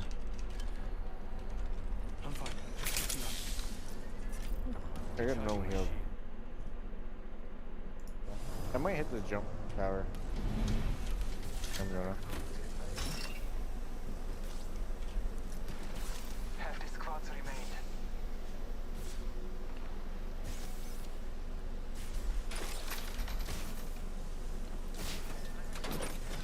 Deploying heat shield.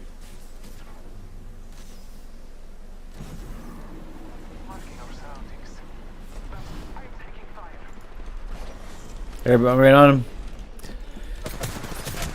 Oh, he got me! Fuck me, dude.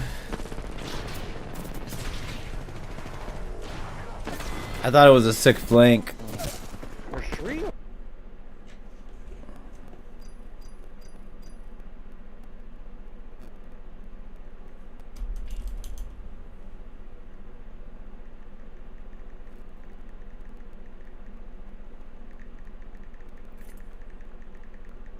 I'm on blind.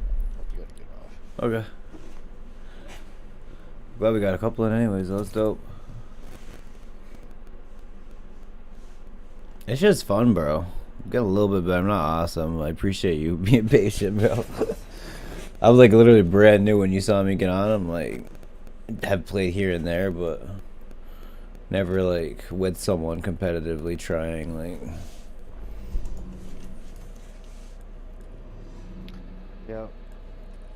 I find most games get pretty boring It's hard to be scared when you if you're prepare. not like at least playing with someone. yeah, that's why when you said like I'm down to play, I'm like, fuck yeah, finally. Faith will be on our side, Fly Fighter.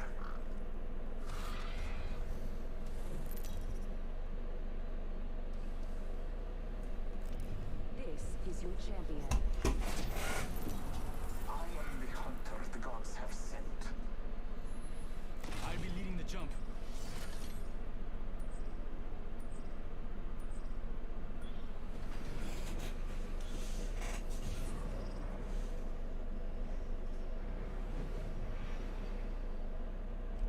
Transfer to this spot.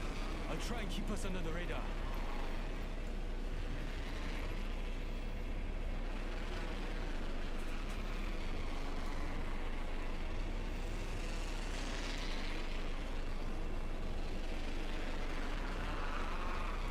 Let's relocate here.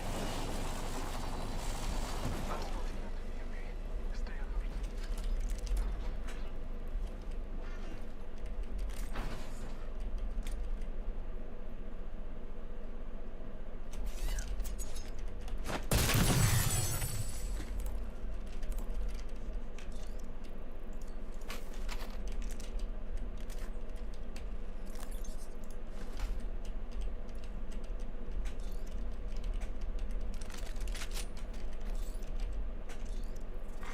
Round 1. Beginning ring countdown. The next ring is far. Keep an eye on the clock. The first is falling. The ring is distant. Time is short.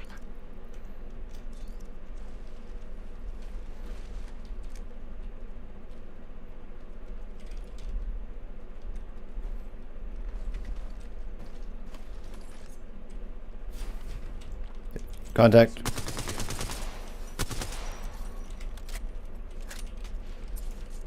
Throwing Arc Star.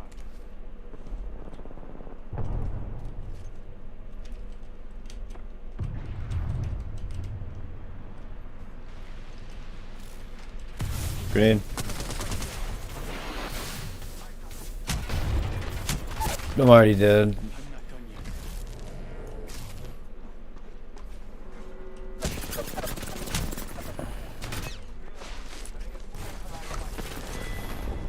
Shit. Spanked.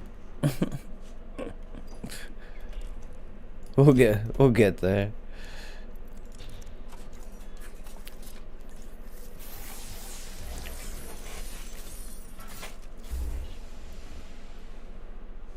Ooh, nice.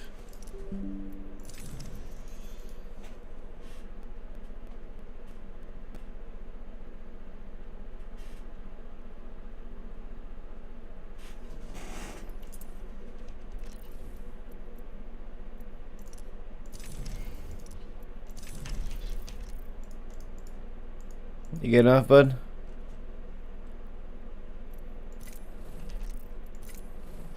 Yeah, I gotta hop off, man. Sorry. No, it's all good, bro. I'm glad we got a couple games in I'll see anyways. ya. Yeah, I'll talk to you tomorrow. I got tomorrow off, so if you want to play any games, I'll be around for sure.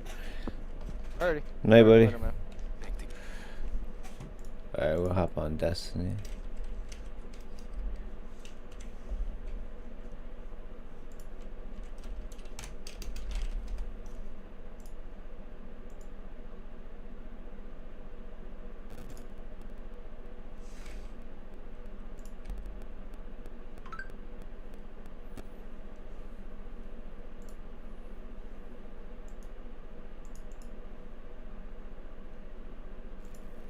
I wonder what's up with that.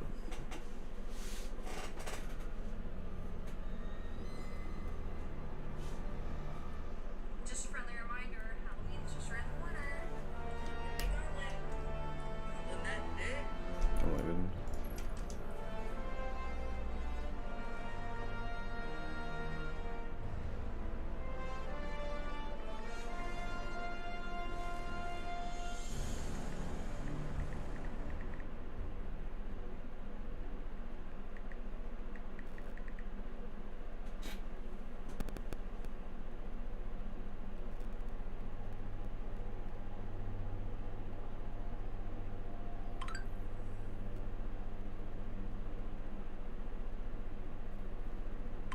$11K accounts reached.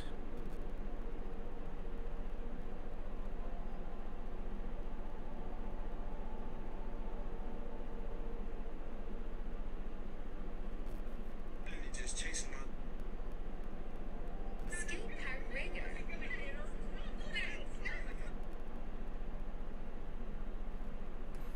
That's awesome.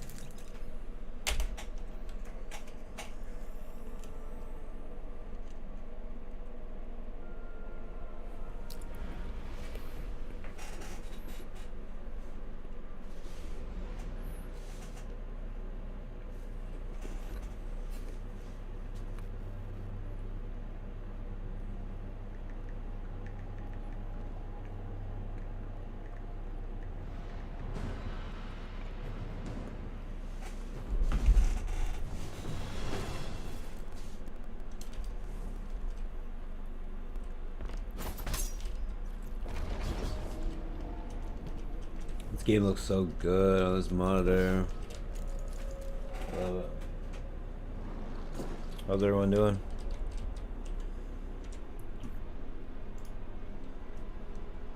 Hey, I'm on Destiny too. Okay, my bad.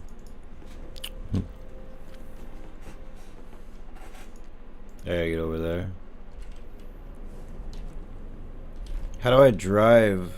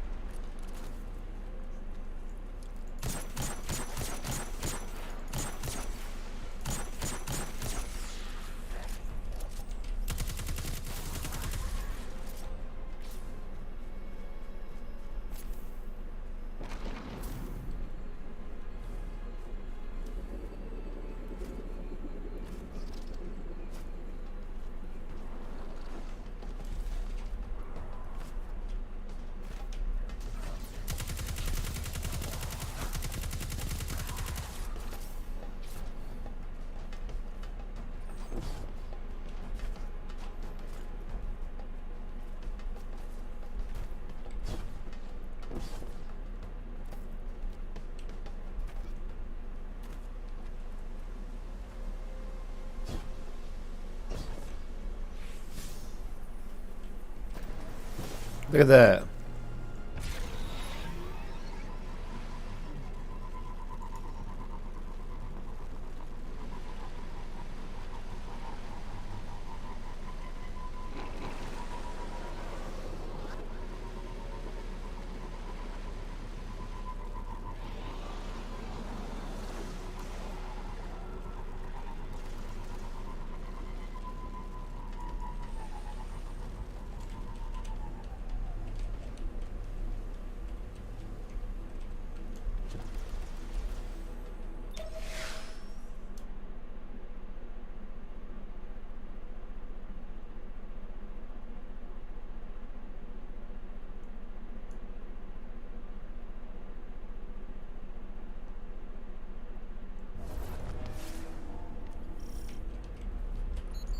I can't reach Shaw on comms. If Navota gets to him first, we need to find another key and access that chamber, fast.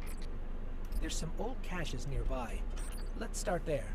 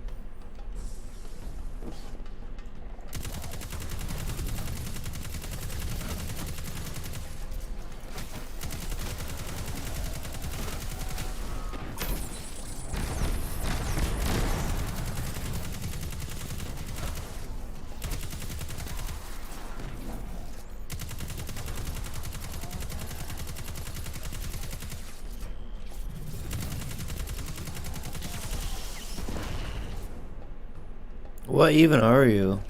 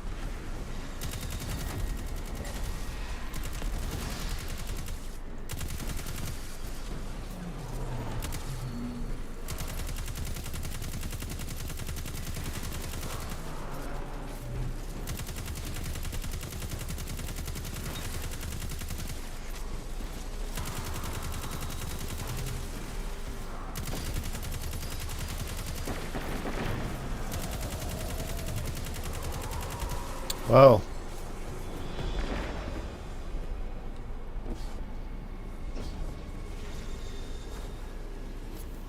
Howdy, y'all.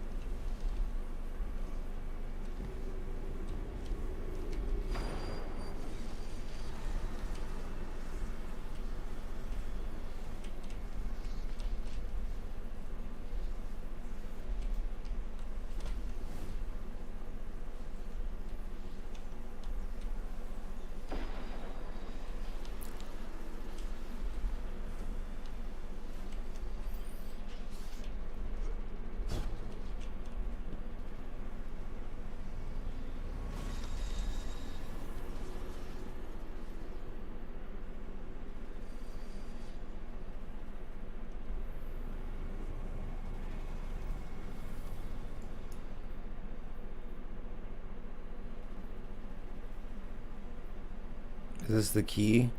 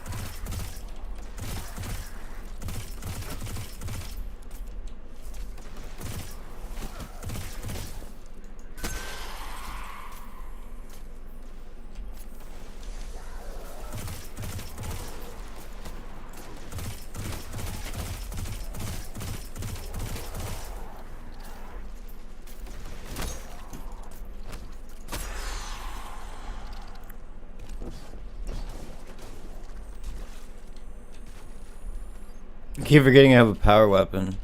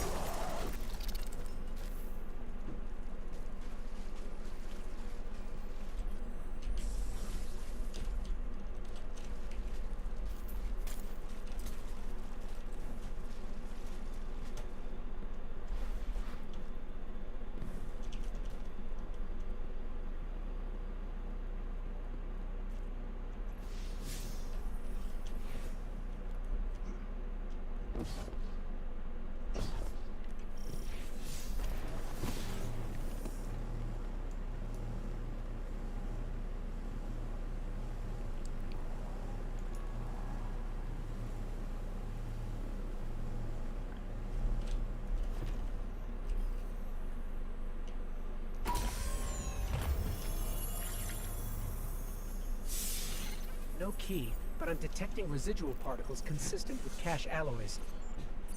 There were more chests here once. They must have been stolen by Fallen or Hive. There's a particle trail leading to a nearby cave. Sending coordinates now.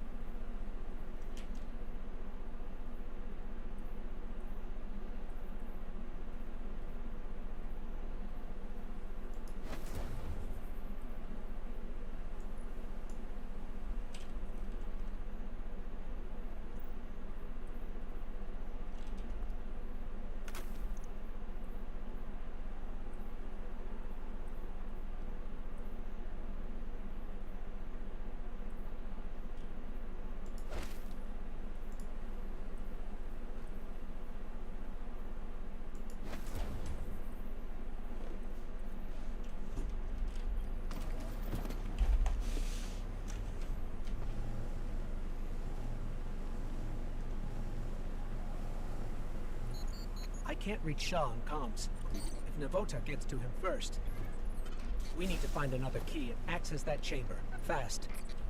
There's some old caches nearby. Let's start there.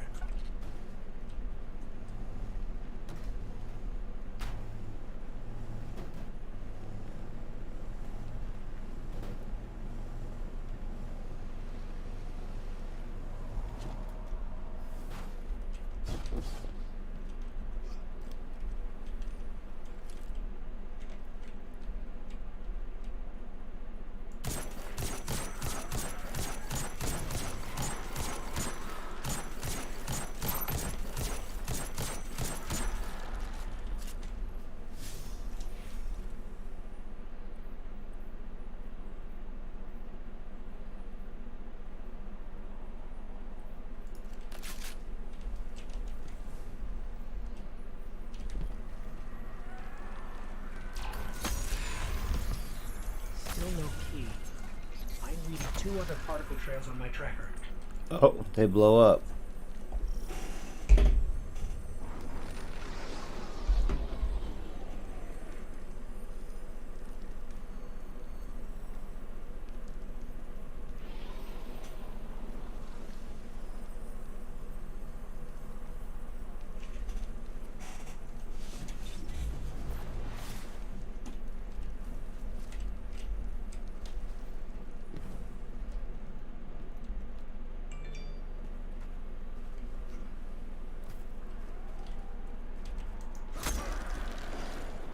Check your weapons.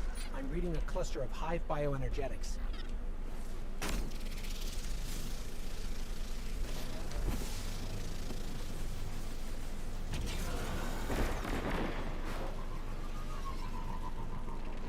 Careful. I'm detecting a high density of fallen weapon signatures nearby.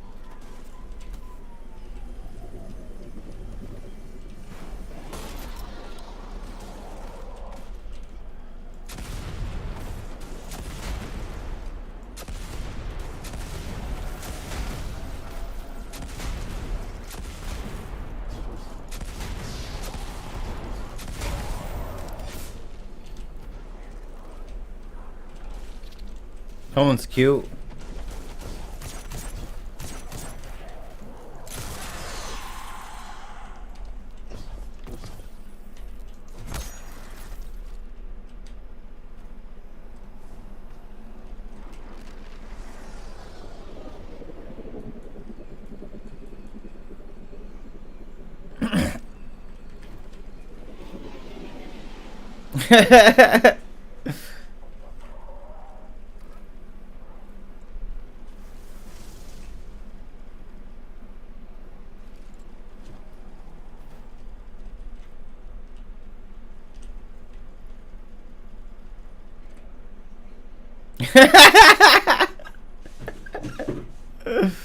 Yeah.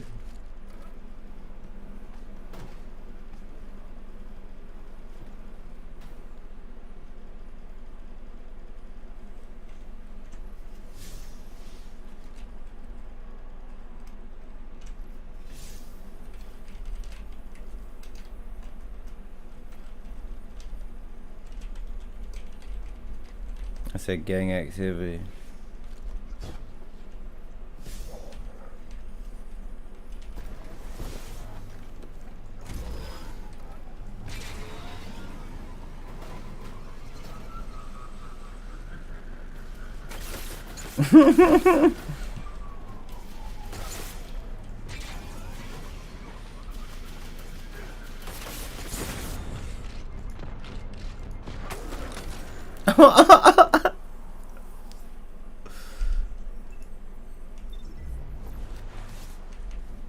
He jumped down there to save me.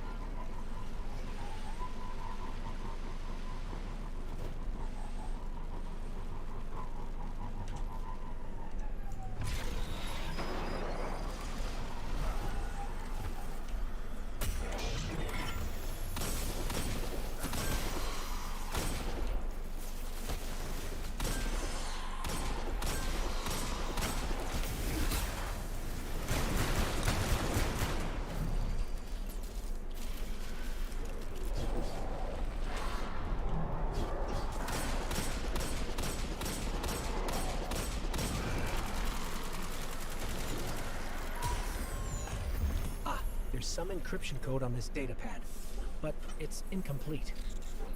If we find more, I could fake the authorization and act as a key myself. There's still one more cache on the tracker.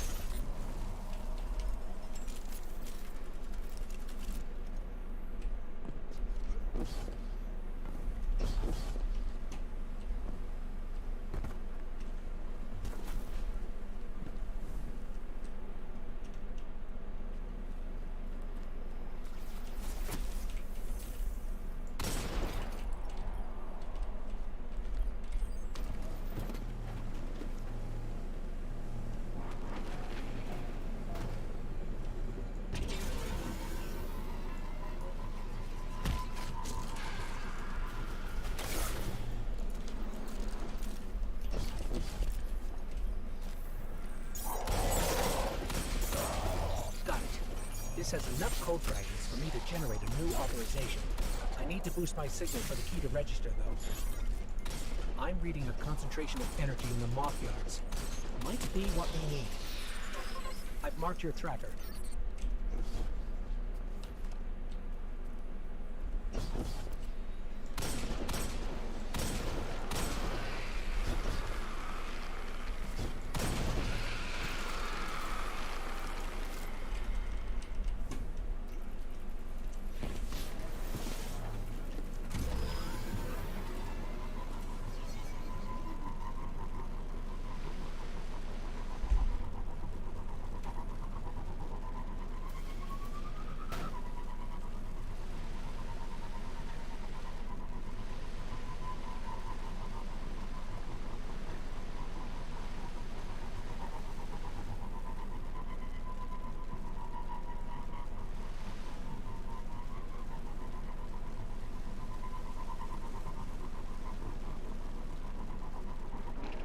This area's full of ionized superconductor energy. It must have dispersed when we activated the array. I can use this to amplify my signal. Let's collect the charges. I still can't reach Shaw. We need to hurry.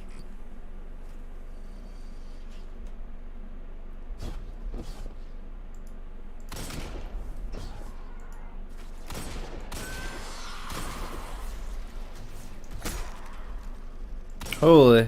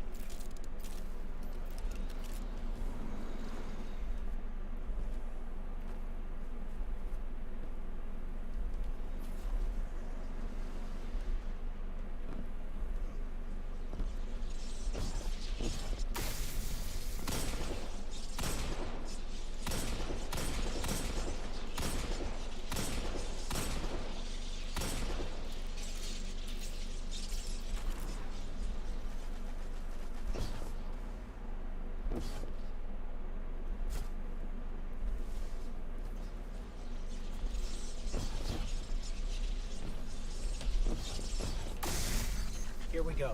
Starting recursive analysis. Thread complete. I am now authorized. Let's hurry.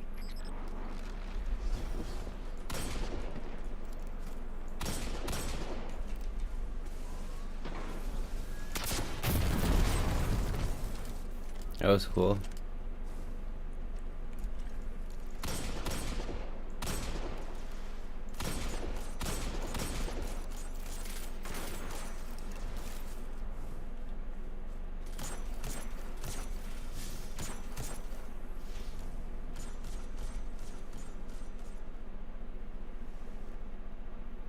What level am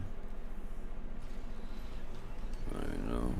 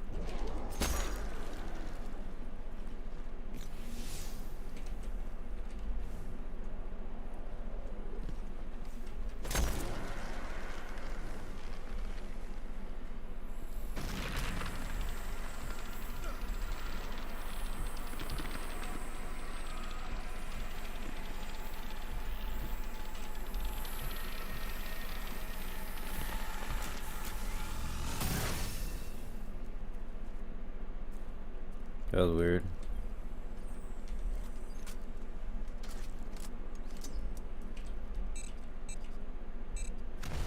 This place is brimming with hive magic. That explains why transmats were blocked.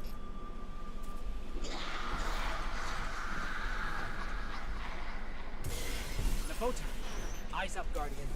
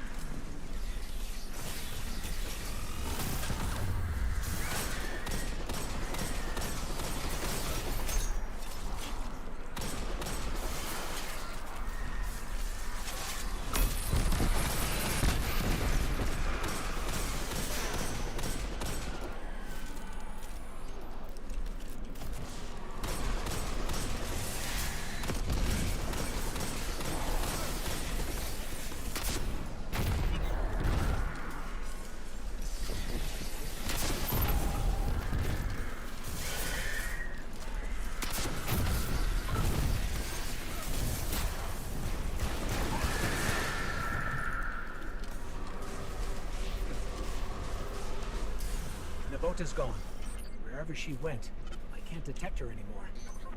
But I've got a lock on Shaw's ghost.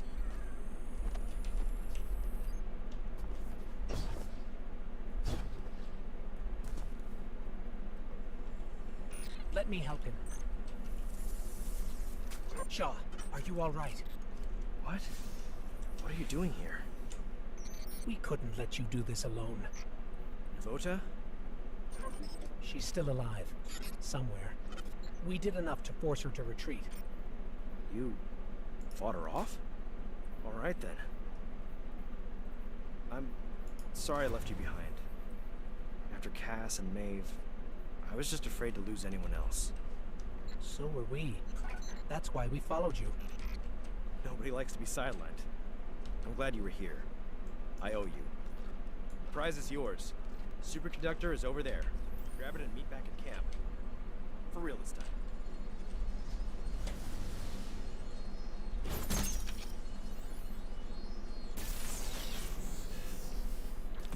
I can feel the arc light coursing through this. No wonder the Vanguard want to make a weapon with it. Let's head back to camp and then the last city. Home.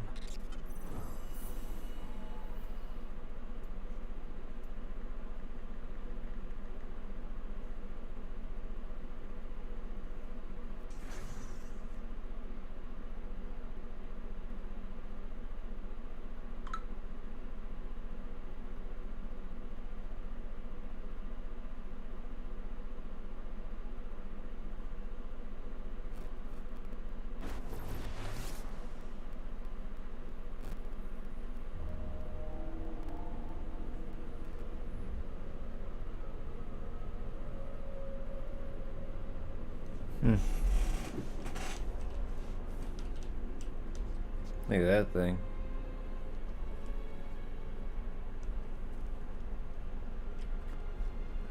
Comms are fuzzy again.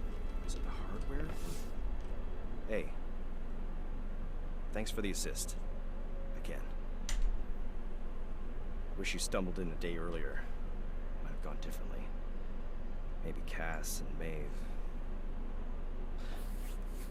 I'm just glad the light chose you. I've got new orders to stick around and scout Navota's brood. Maybe I'll find some other new lights to shepherd along. Maybe. As for you, it's time you meet Commander Zavala. He leads Guardian Ops from the last city.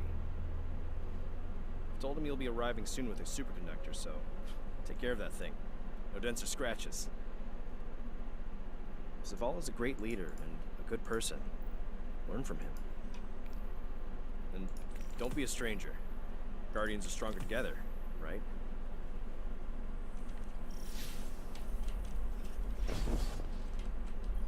What's here to help? I need to get a cup of coffee and pee. I'll be right back.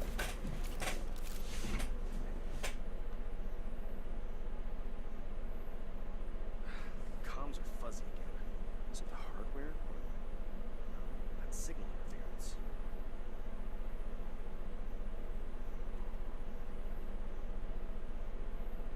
Vanguard's got to figure out a replacement for Cade sooner rather than later. These reports are a mess.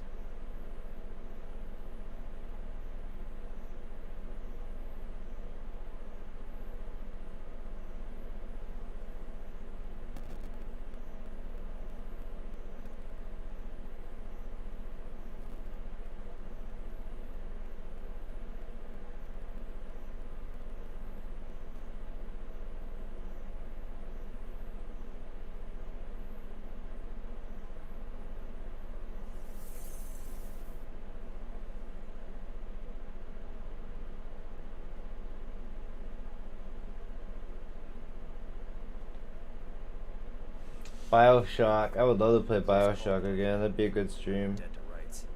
Can't be that sloppy.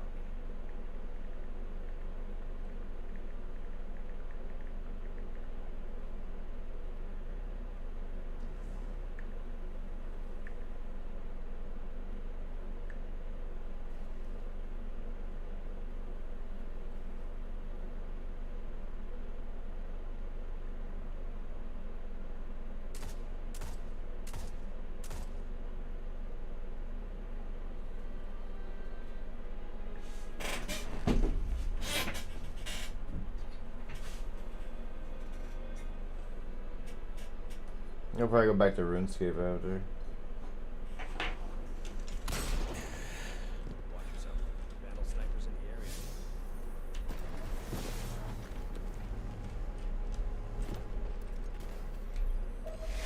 You've access to patrol bunker.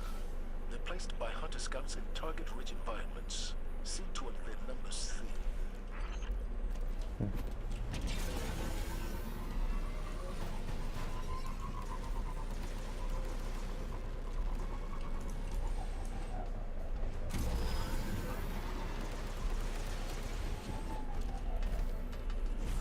Ability final blows.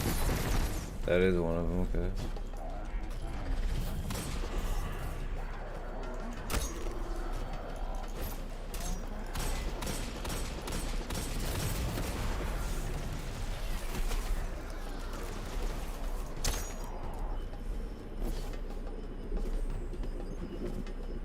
Whoa.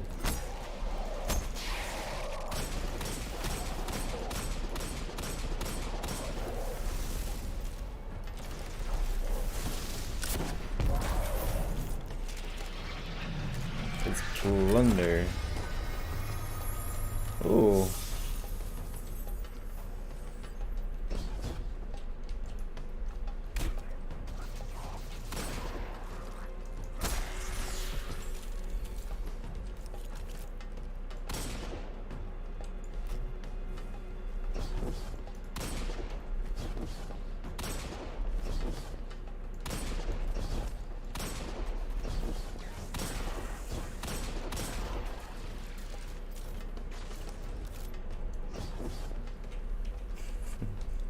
Fun. Alright, I gotta go to Drake. I'll be right.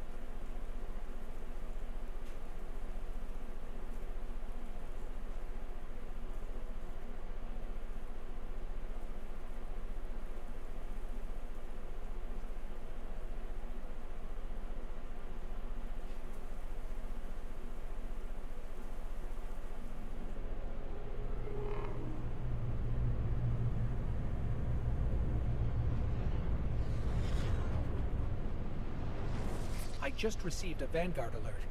Seems like there's a fallen Glimmer extraction crew nearby.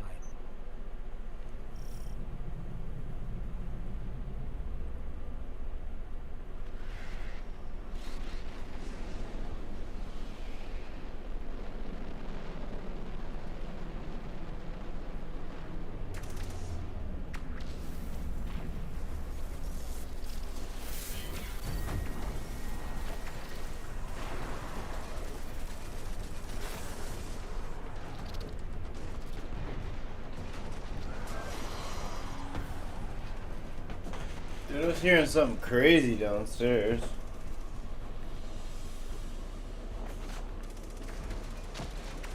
All kinds of stuff here.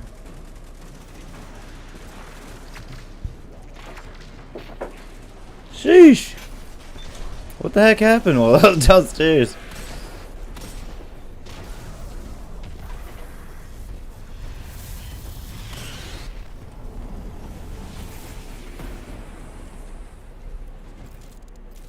Carajo.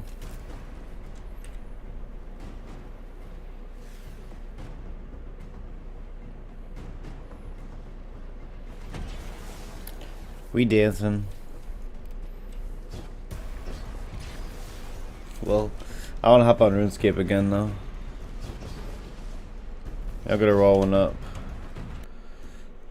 Oops, sorry.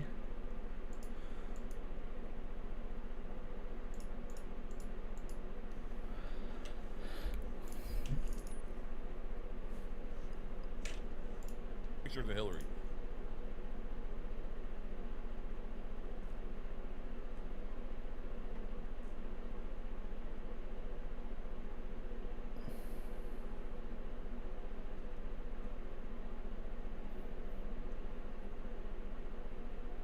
Connor Dose is live right now. We have new Be Good to Yourself tees in summertime colorways like banana, salmon, and more. Check them out at theovonstore.com, baby. Get that hitter. Today's guest he is an endangered species of a man. You know, he's really he's something you don't see much. He's hard to catch. Many shadows. He's a real disco ball of a human. He's a Cadbury egg in a world of jelly beans. He's the most requested guest that we've had, and I'm grateful that he's back. Catching up with him here at the Hollywood Casino in Florida, it's Dale D'Antoni, Jody High Roller, Mr. Riff Raff.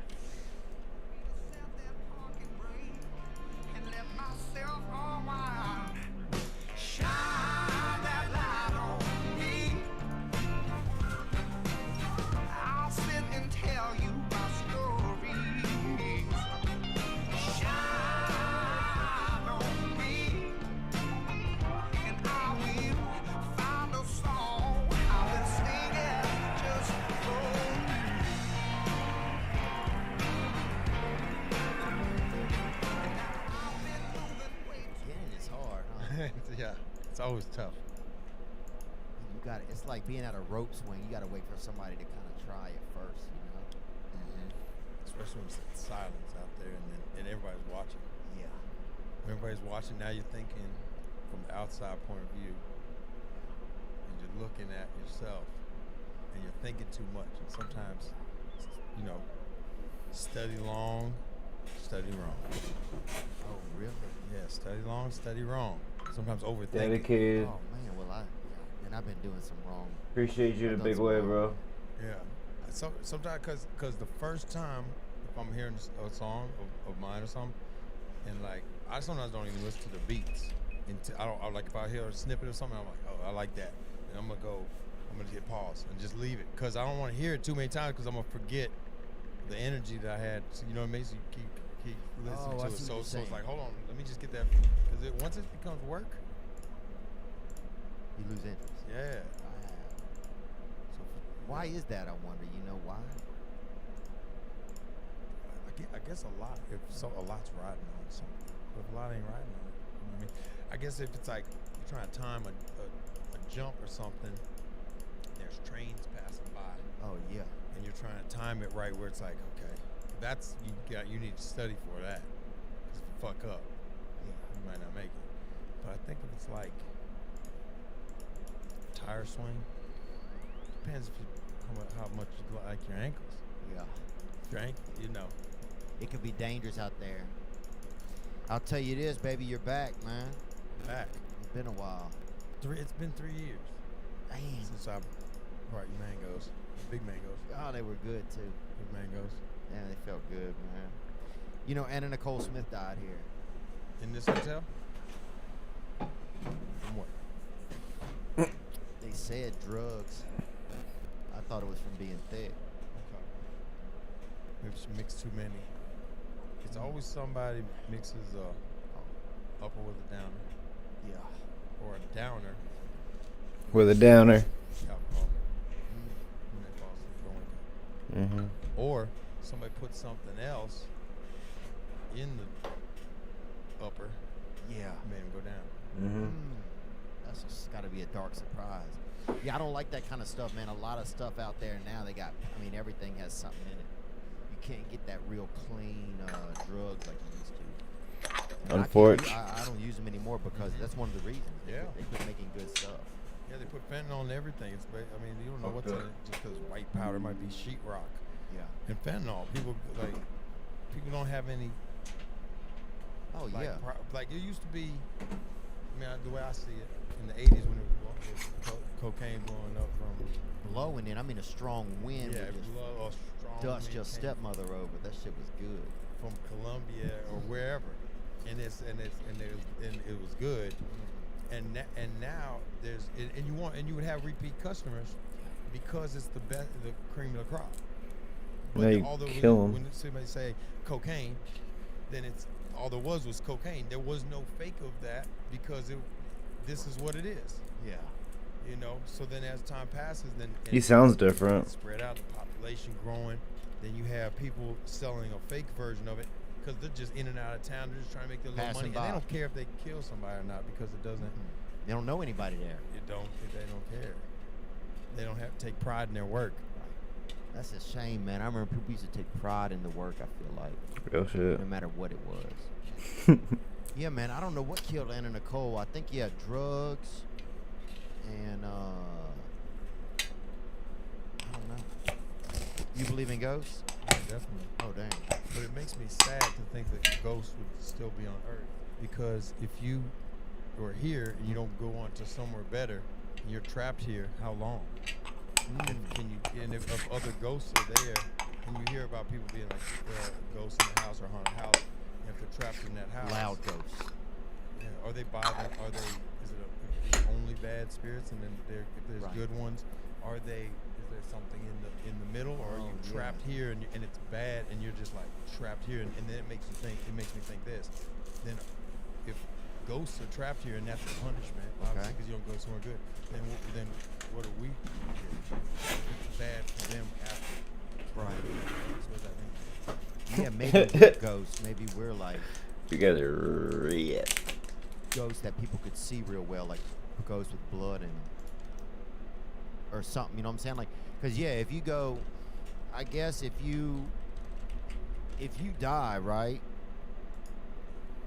and you suddenly you think, because you probably are at that point, if you're prepared to die, then you're like, all right, you got your fingers crossed, that's that Rochambeau with the Lord. You about to see what the deal is. And then you just suddenly just a damn ghost. Now you're invisible, but still hanging around in the same neighborhood. You gotta, I guess, at that point, then what do you do? That's where it gets scary because if there's ghosts, and then it's like I was saying, like how long are you there by yourself? Can you see other ghosts? They got it. You have to be able to see other ghosts. I can't imagine you just sitting around as being a ghost, and you can't even talk to the other ghosts. Yeah. Come on, man. Don't be like that, bro. Don't make a world where if people dead, they get nobody else to talk to, unless that's their punishment. Or is it a choice and they choose not to go? Unfinished business. I'm gonna stay in my house. Yeah. It's my house. HOA shit. I paid the HOA fees for this forever. Saying, baby. Yeah. Yo, I'm staying here, boy. I done paid up. Yeah, what if you pay 6 months rent in advance, bro? You Right. die in the first month in a flood or something. I got a solid 5 months left. Bitch, I'm here. So, What do you think happens, Ref? You go. God, you get hit by the Lord's lightning, bro. Something happens to you. You get licked or something right off the earth. What happens to you? I like to think. And be honest, bro. Okay. So I like to think that, you know how like Steve Jobs made an iPhone, right? Yeah. In that iPhone, there's not anything that's in that iPhone that he doesn't know it exists. He put that camera there. He put the when you hit one, it goes to one. It's the touch screen. It's this, that, like every aspect of that. So as if you're using that phone, or if you're the phone, those things were instilled in you by the Steve Jobs, right? So if I look at our bodies like an iPhone, you're feeling sad, you're feeling things you can't explain, you're feeling like you love someone, you're feeling like whatever you're feeling, or your thoughts, or something happens, or whatever it is, that was instilled in you. That chip was put in you. So for that to feel sad or compassion, you see a puppy, you're like, oh, I want to, loving someone, doing something, there's no cameras on, you're doing something good. Yeah. And you're doing all these things. I think those are instilled in us. When they, like whistling. Something joyful, you mean? Yeah, just happiness, joy. When babies are born, they aren't born mean. They're born into, they're innocent. And most kids are more compassionate than adults. They've been through all they can go off of the emotions that they feel. So I think that all those things that are instilled in us, that it didn't come from us. Somebody had to install that in us. That's interesting. You gotta go somewhere good. There gotta be something better That's interesting. than what we're dealing with. Babies are pure and good. Why? And sometimes that's all I got to keep going. I feel that. Yeah, sometimes I'm like,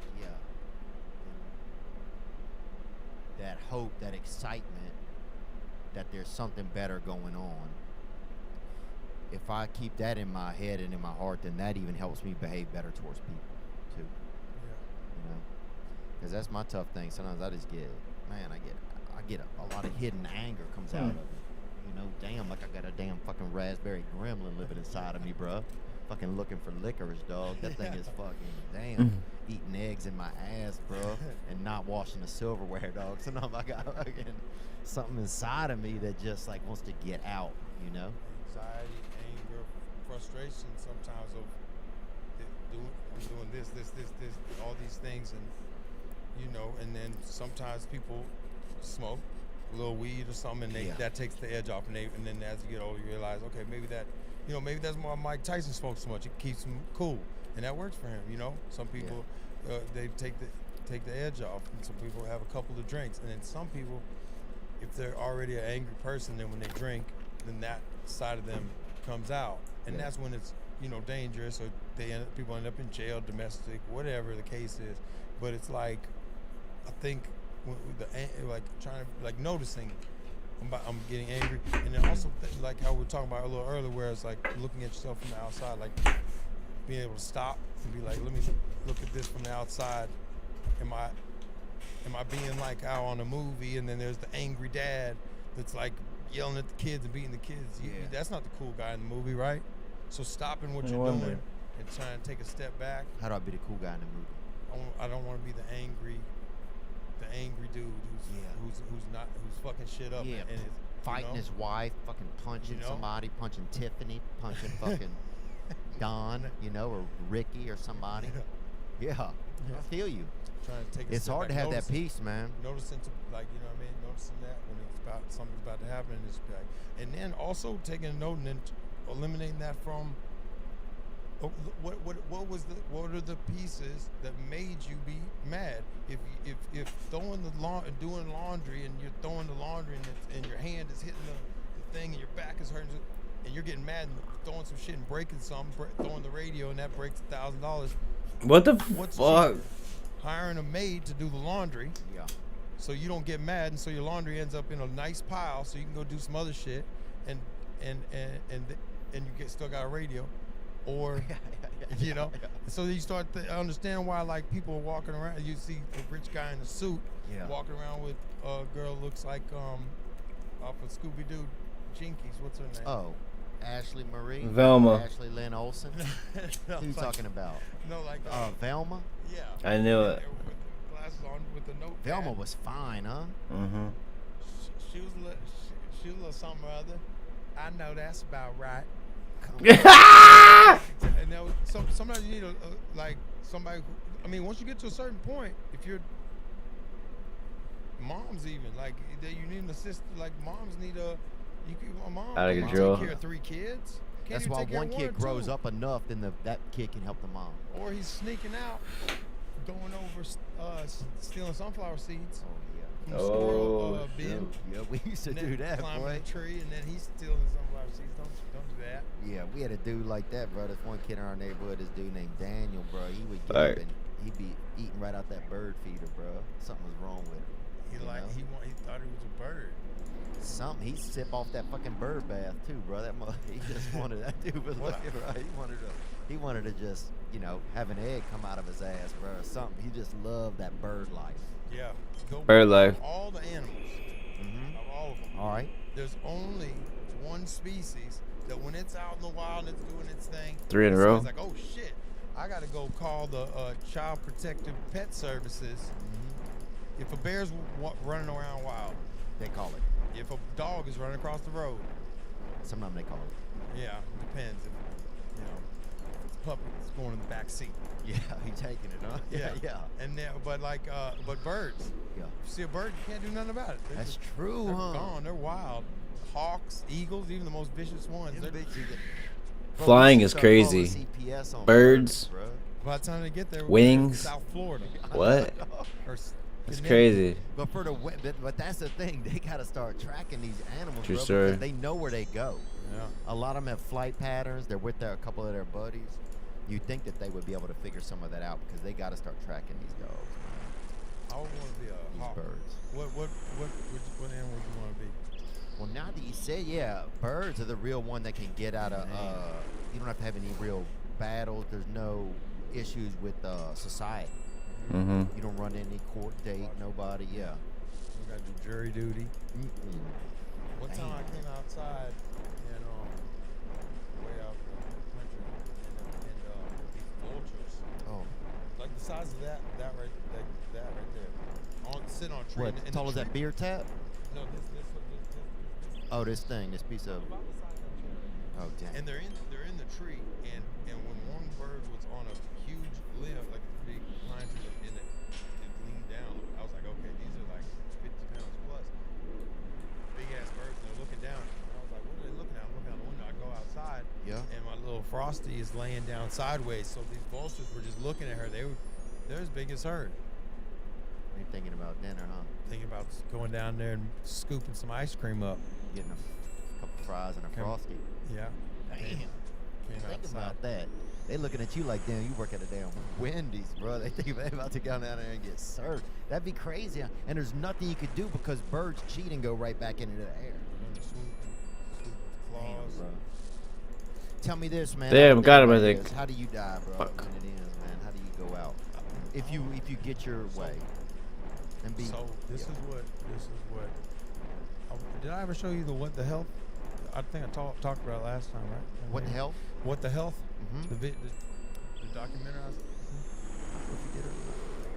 You might have a greater memory than me. Okay, so Another Dragon Battle Axe. I want to be as Yeah. healthy as possible, eliminate as much health problems as possible, you know, and try to be 100. I think 100 is a good solid age, man. If you can make it to 100, because I see people at the gym. This one dude drinks. He's like 74, and he's in there every time we get in the gym. Every time we go to the gym, he's already in there working out 8, 9 in the morning, and he's in there till after I leave. But he only goes in the morning. We were talking to him in the locker room. Is he tall or short? He's about about my height. Okay. About our height. Wow. He's 74, in shape, and he said he drinks one cup of breast milk every day. He said he has 20 something kids, and his kids have kids, and then Started running. the mothers, That was or weird. his daughters. I think he had the kids just to continue that, keep getting a couple, so he never runs out of breast milk. He said 1 cup. Somebody's having a baby and somebody gets a cup. Wow. I wonder, does it have to be drank out of, like, does it come from his own family then, I guess? He'll do that. I'd ask him that. He said, yeah. 1 cup. I wonder if I could handle it. I wonder if it would. 1 cup. If I'd have a reflect, you know? I mean, I think you just got to do it like, Diamond Bolt switch. like Everclear. Mix it with some ginger ale. Set it out in the sun for about 2 days. Right? Yeah, maybe, dog. I don't know if I could ever have any breast milk, man. You know, actually, I knew a girl,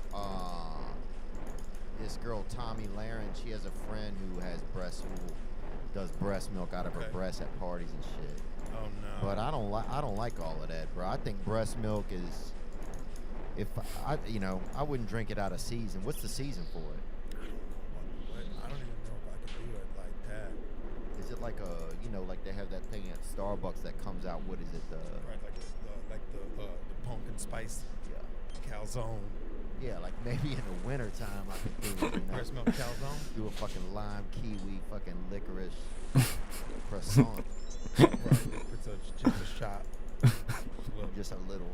Yeah. You'd have to have it with something. I'm saying. I think if you something's wrong with you. Chase with something. Yeah, or have something before it. I don't think you go and just have breast milk. I don't think I would. Maybe like melt some like vanilla bean bluebell ice cream.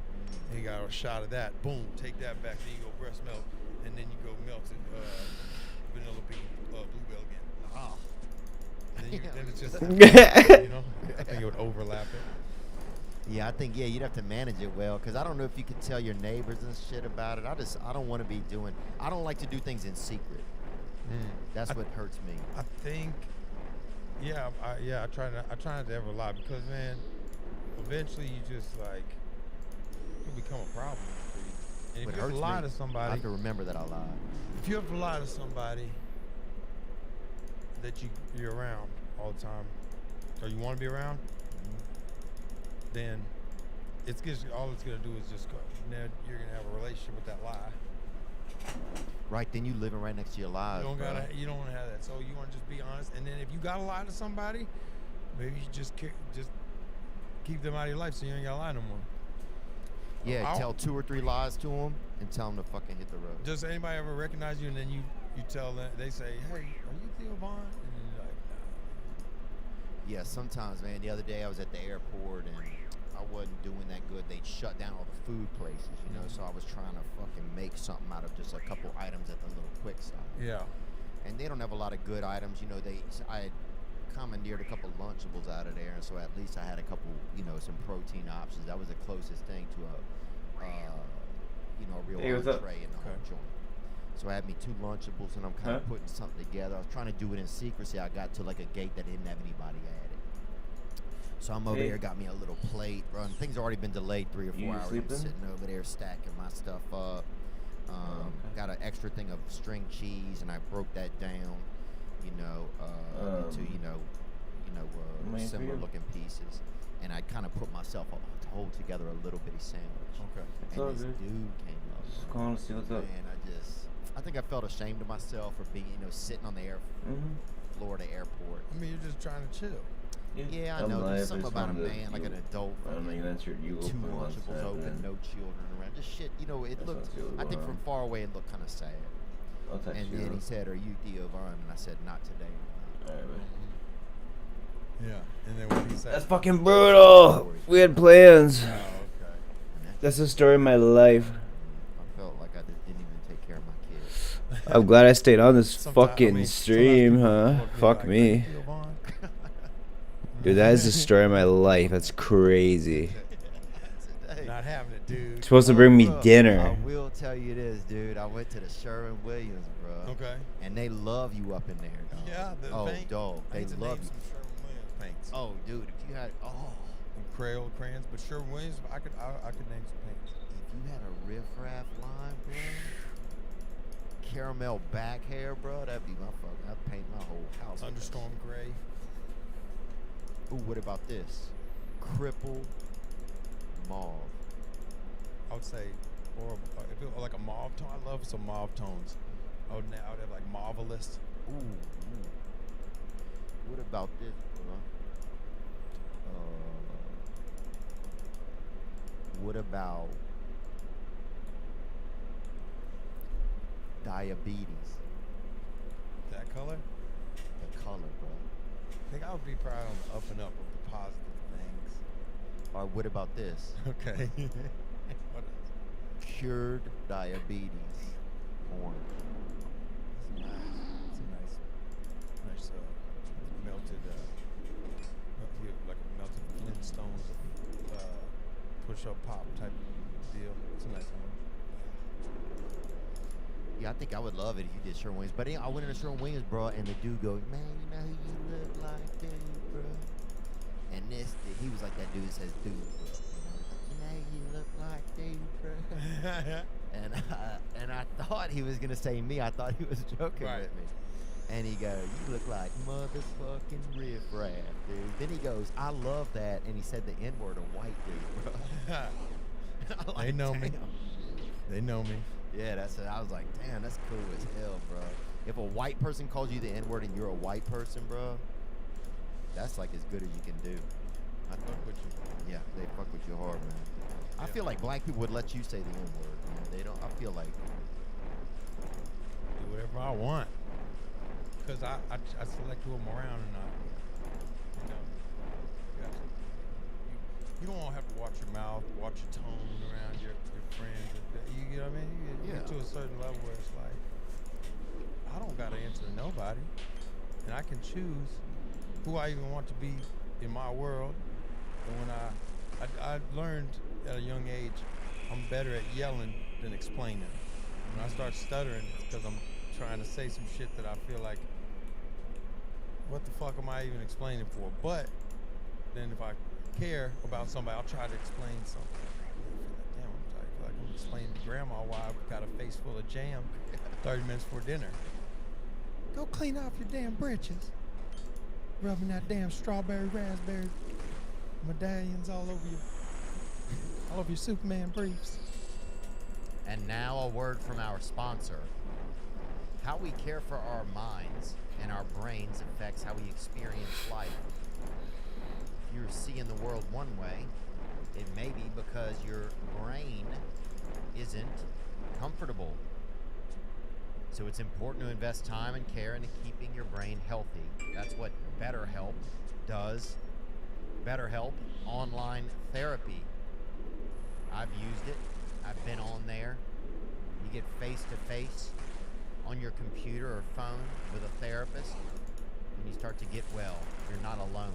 BetterHelp is online therapy that offers video, phone, and even live chat-only therapy sessions. So you don't have to see anyone on camera if you don't want to. That's also an option. It's more affordable than in-person therapy, and you can be matched with a therapist in under 48 hours. TPW listeners get 10% off their first month at betterhelp.com/THEO. Nice. BetterHelp.com/Theo. Do you know why free trials renew without your consent? Are you? It's a little. Do you know why? Why free trial? You look on your bill and you got trials for this bubblegum monthly, and you over there getting Boomerang weekly. Somebody mailing you a Boomerang every week, and you're getting billed by dang Netflix.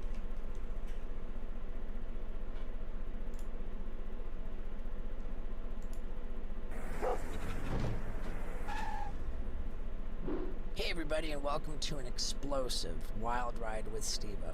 This is the first that anybody has heard from my dear friend 14 Bam days Margera sober. in quite some time.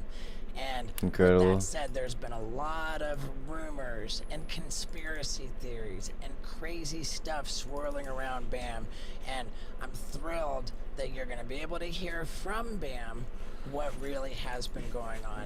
And as Well, we watch go this. into this, This is Bam Margera spent an entire year in rehab. This is Steve-O's wild ride, 57 minutes. So watch this while they do Vorkath.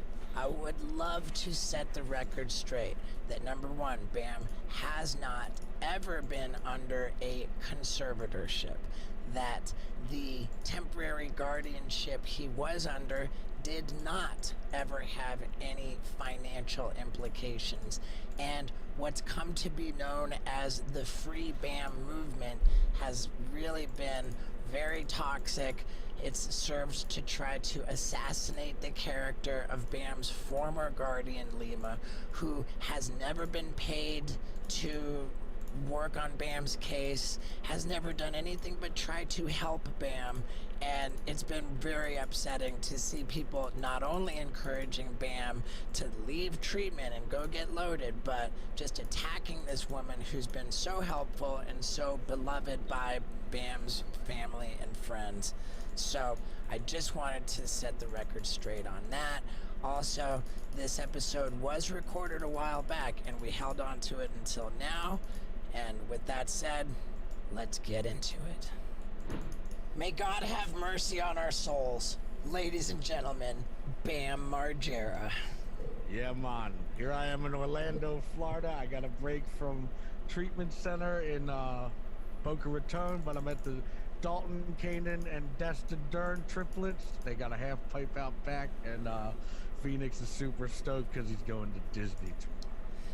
I love it. We've taken care of letting everybody know where you are. Let's put your social security number up on next, if you don't mind. Yeah.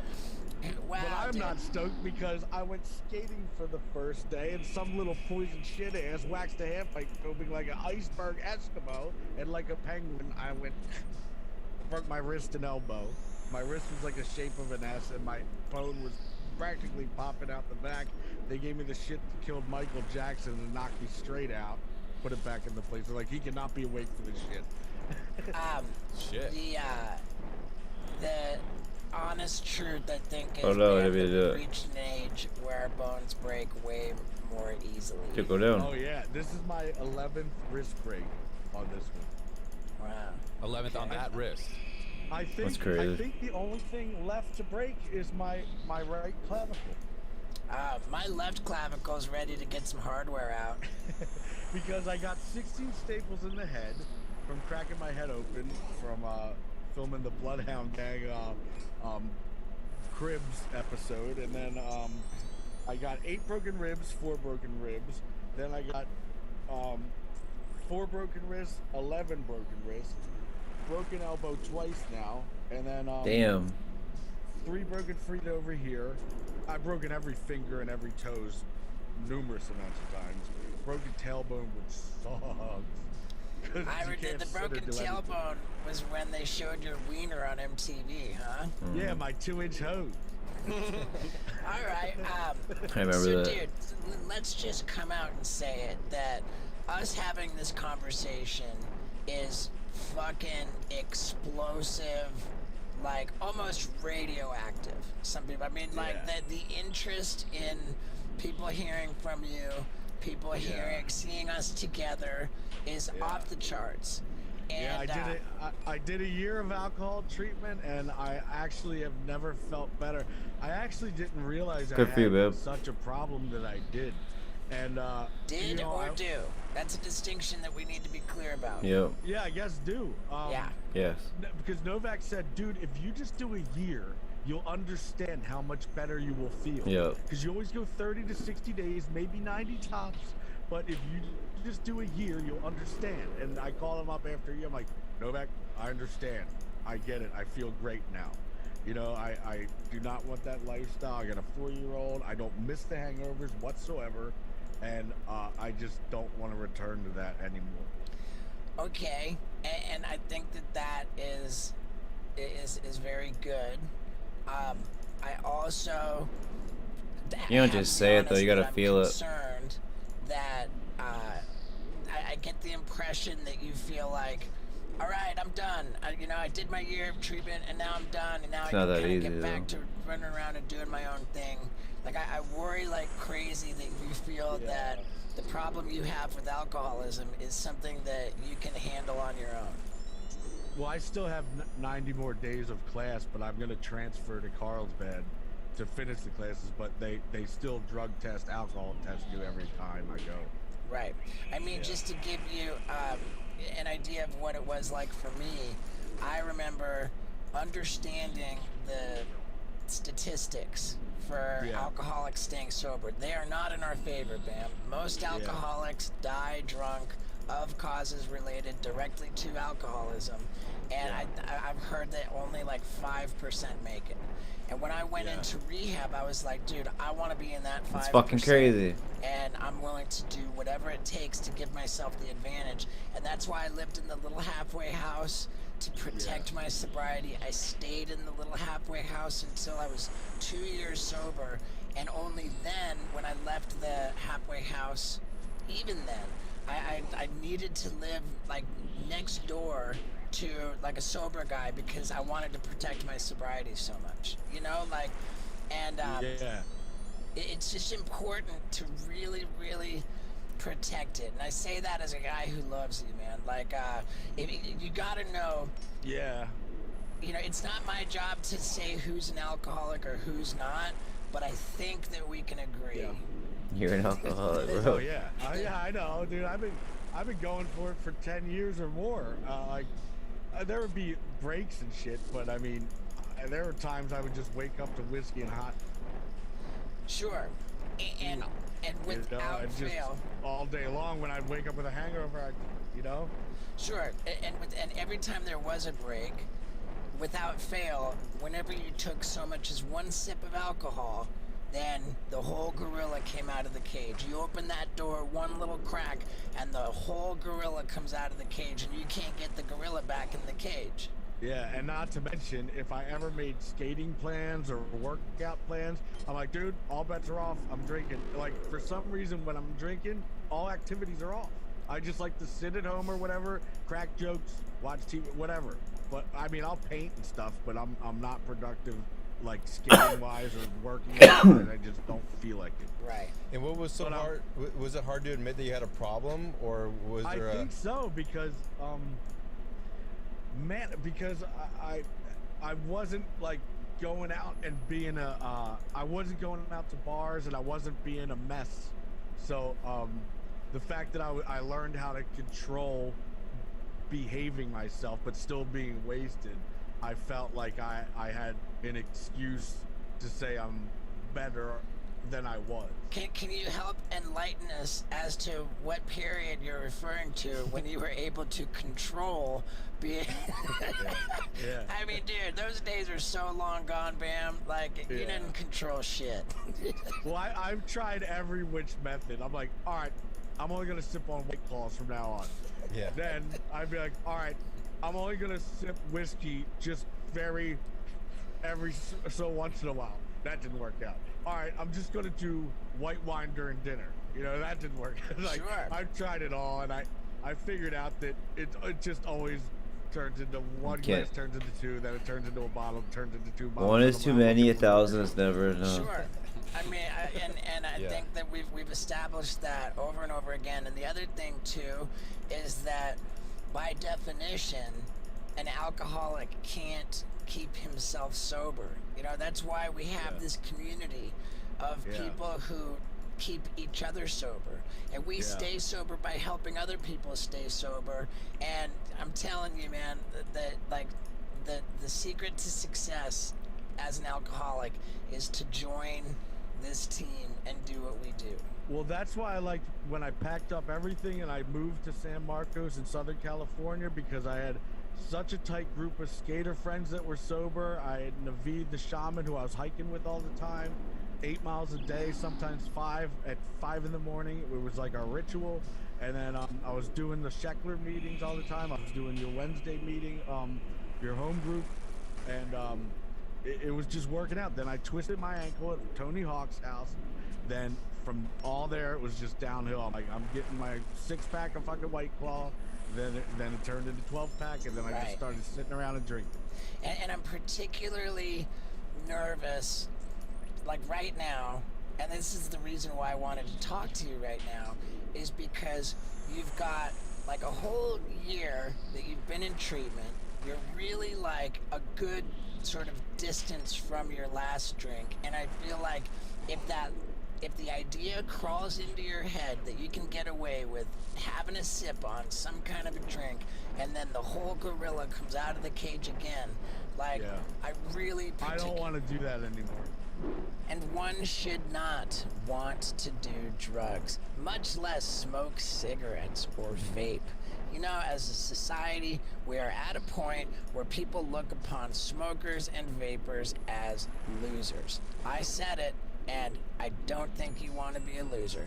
I personally could not be more thrilled that I quit smoking cigarettes well over 10 years ago now, and I am even more thrilled that the Wild Ride podcast is here to help you quit cigarettes and or vaping. How? Because we've teamed up with Fume. It's this company that is just kicking butt in the quit smoking department. They make wooden inhalers that are handcrafted, that have cores which are infused with plant oils, which are proven to help with cravings and help you quit. Now, how do you get it? You go to breathefume.com/Stevo. That's BREATHEFUM.com/Stevo. By doing that and using the promo code Stevo, you get 10% off your entire order. And man, they've got these things so dialed in with just great flavors like cozy chai. Black Screw pepper. the vaping, screw the tobacco, screw the nicotine. There is no nicotine in Fume products because they don't need it. These plant oils are getting the job done, and getting it done well, as proven by thousands of 5-star reviews from very happy new non-smokers / born again winners. So let's get you off the stupid vape and the stupid tobacco, get you on Fume by going to breathefume.com/Stevo. Use the promo code Stevo to get 10% off your order. And there are 2 years that if you drink again and the whole gorilla comes out, then we've got a serious problem on our hands. Yeah, and plus I've done a year without a phone. I haven't had internet privileges. I haven't had music privilege because all the music's on my phone. So like, once I turn my phone on and everybody knows I did a year sober, I have all these business opportunities that I do not want to fuck up.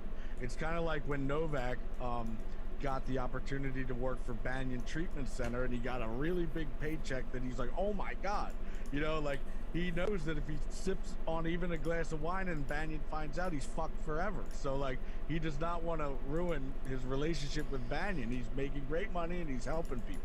Right. You know? Good. And like, with this now, I have a brand new phone number, so I let, when Viva La Bam days and just my drunken days, I let so many people in my bubble that it just fucking exploded. So many drinking buddies, so many people just, yo, let me get your number. Like, if I had a good time with you that night, yo, let me get your number. Yeah, sure, whatever. And everybody would blow me up on the phone that I didn't even know who was important and who to answer to anymore. Now I got a tight group of friends that I talk to on the daily. You know, I don't, if somebody says, can I get your number? I say, nope. You know, I just keep it real tight. Talk to Danny Way on the regular, Yellow Up on the regular, you know, the Derns, Novak, Kat Von D, you know. I love that. And I gotta say, I'm really grateful that you and I have maintained a friendship, particularly throughout everything that's gone on with Jackass. Yeah. And and I really, really want you to know that even though I don't think you choose to believe it, the fact is that the whole you getting your contract canceled, or whatever you want to call it, kicked out of Jackass 4 was genuinely the same as me getting an intervention from Johnny Knoxville. You know, like the same people. But I got so much to say. Like, in Jackass 2, I got drunk at the LAX airport with brass knuckles. I got a fucking felony charge, and I got high five for good press.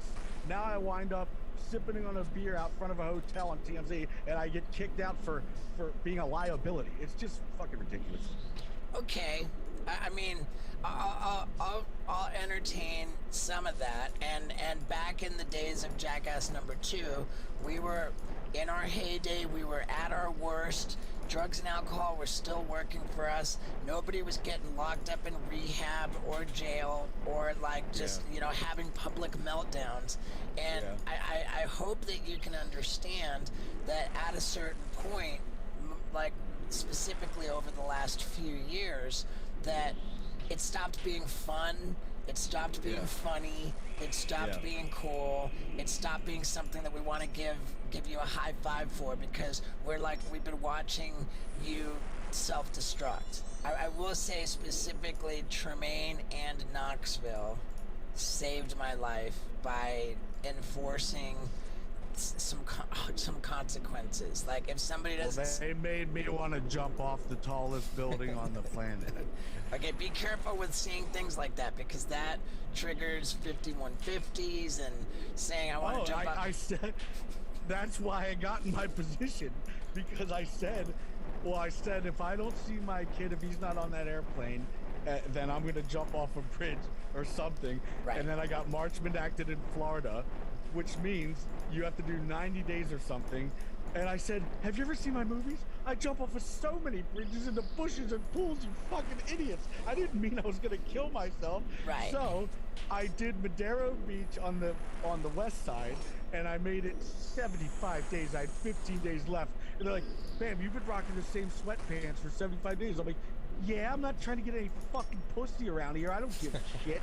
And they're like, well, you're getting kicked out for bad hygiene. I'm like, oh my God. So I get to another place in Ocala National Forest. So I'm like, so this is day 76. They're like, oh no, you're starting at square one. I'm like, motherfucker. So I make it to day 80 there, and I smoke a cigarette and I throw it out, and it's smoking in a bush, and they film it. They're like, you could have lit the whole national forest on fire. You're getting sent to West Palm Beach. I'm like, what? Now I know I'm getting back to square one. That's why I've been doing this shit for a year. Okay.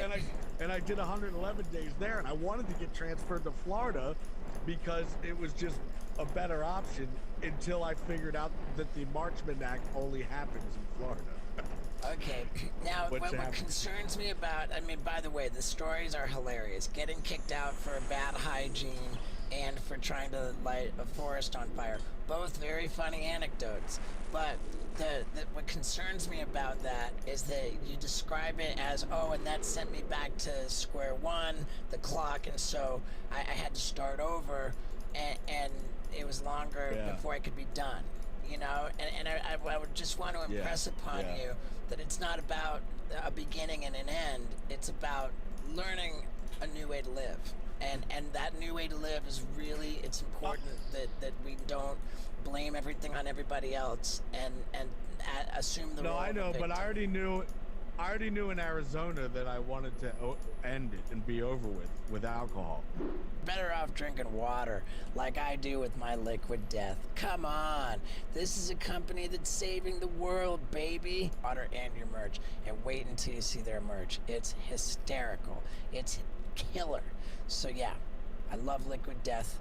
Go get some at liquiddeath.com/Stevo. Now, but I had to finish my time, and it just sucks that I had 10 more days left and I was done. But I got transferred and I had to do 90 again, and then transferred and do 90 again. Right. Like, this is going to end. So now it finally ended.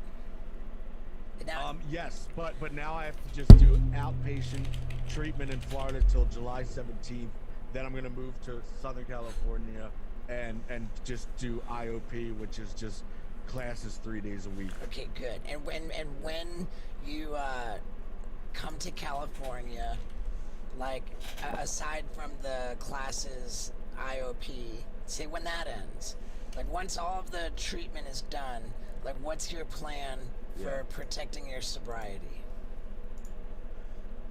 Just go to meetings, hang out with sober people, get a sponsor, maybe Connor There we again. I go. really liked him at Checkboo's place. I love it. Yeah.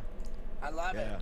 I mean, dude, like that's the first time that you've ever said anything that sounded like you had some willingness to join the team, and it's Yeah, borderline inappropriate. And my phone is just programmed with a very select few of just sober people. I love it. Like nobody else. It's just all sober friends or family. I love it. And dude, I there's don't nothing. let anybody else in. There's nothing that I won't do or Novak, like any of our sober buddies. There's nothing we won't do to help you stay sober. Yeah.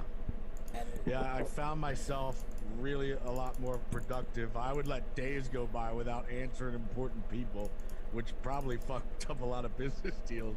Like this fucker. I'm gonna has give this guy cancer some for a gold week. from Let's just do the from the close line clan. with somebody else or whatever, you know. Right. So let me ask you. You said about this living without your phone, living with all of these like, what's been going on with that? Because I've seen a lot of activity on social media with the hashtag #FreeBam, and people seem to think that you're the Britney Spears of Jackass. The evil villains have taken over your life and stolen all your money, and like, can we safely say that none of that is true? I don't know what's been going on because I haven't been able to look. As a matter of fact, I can't even post on my Instagram.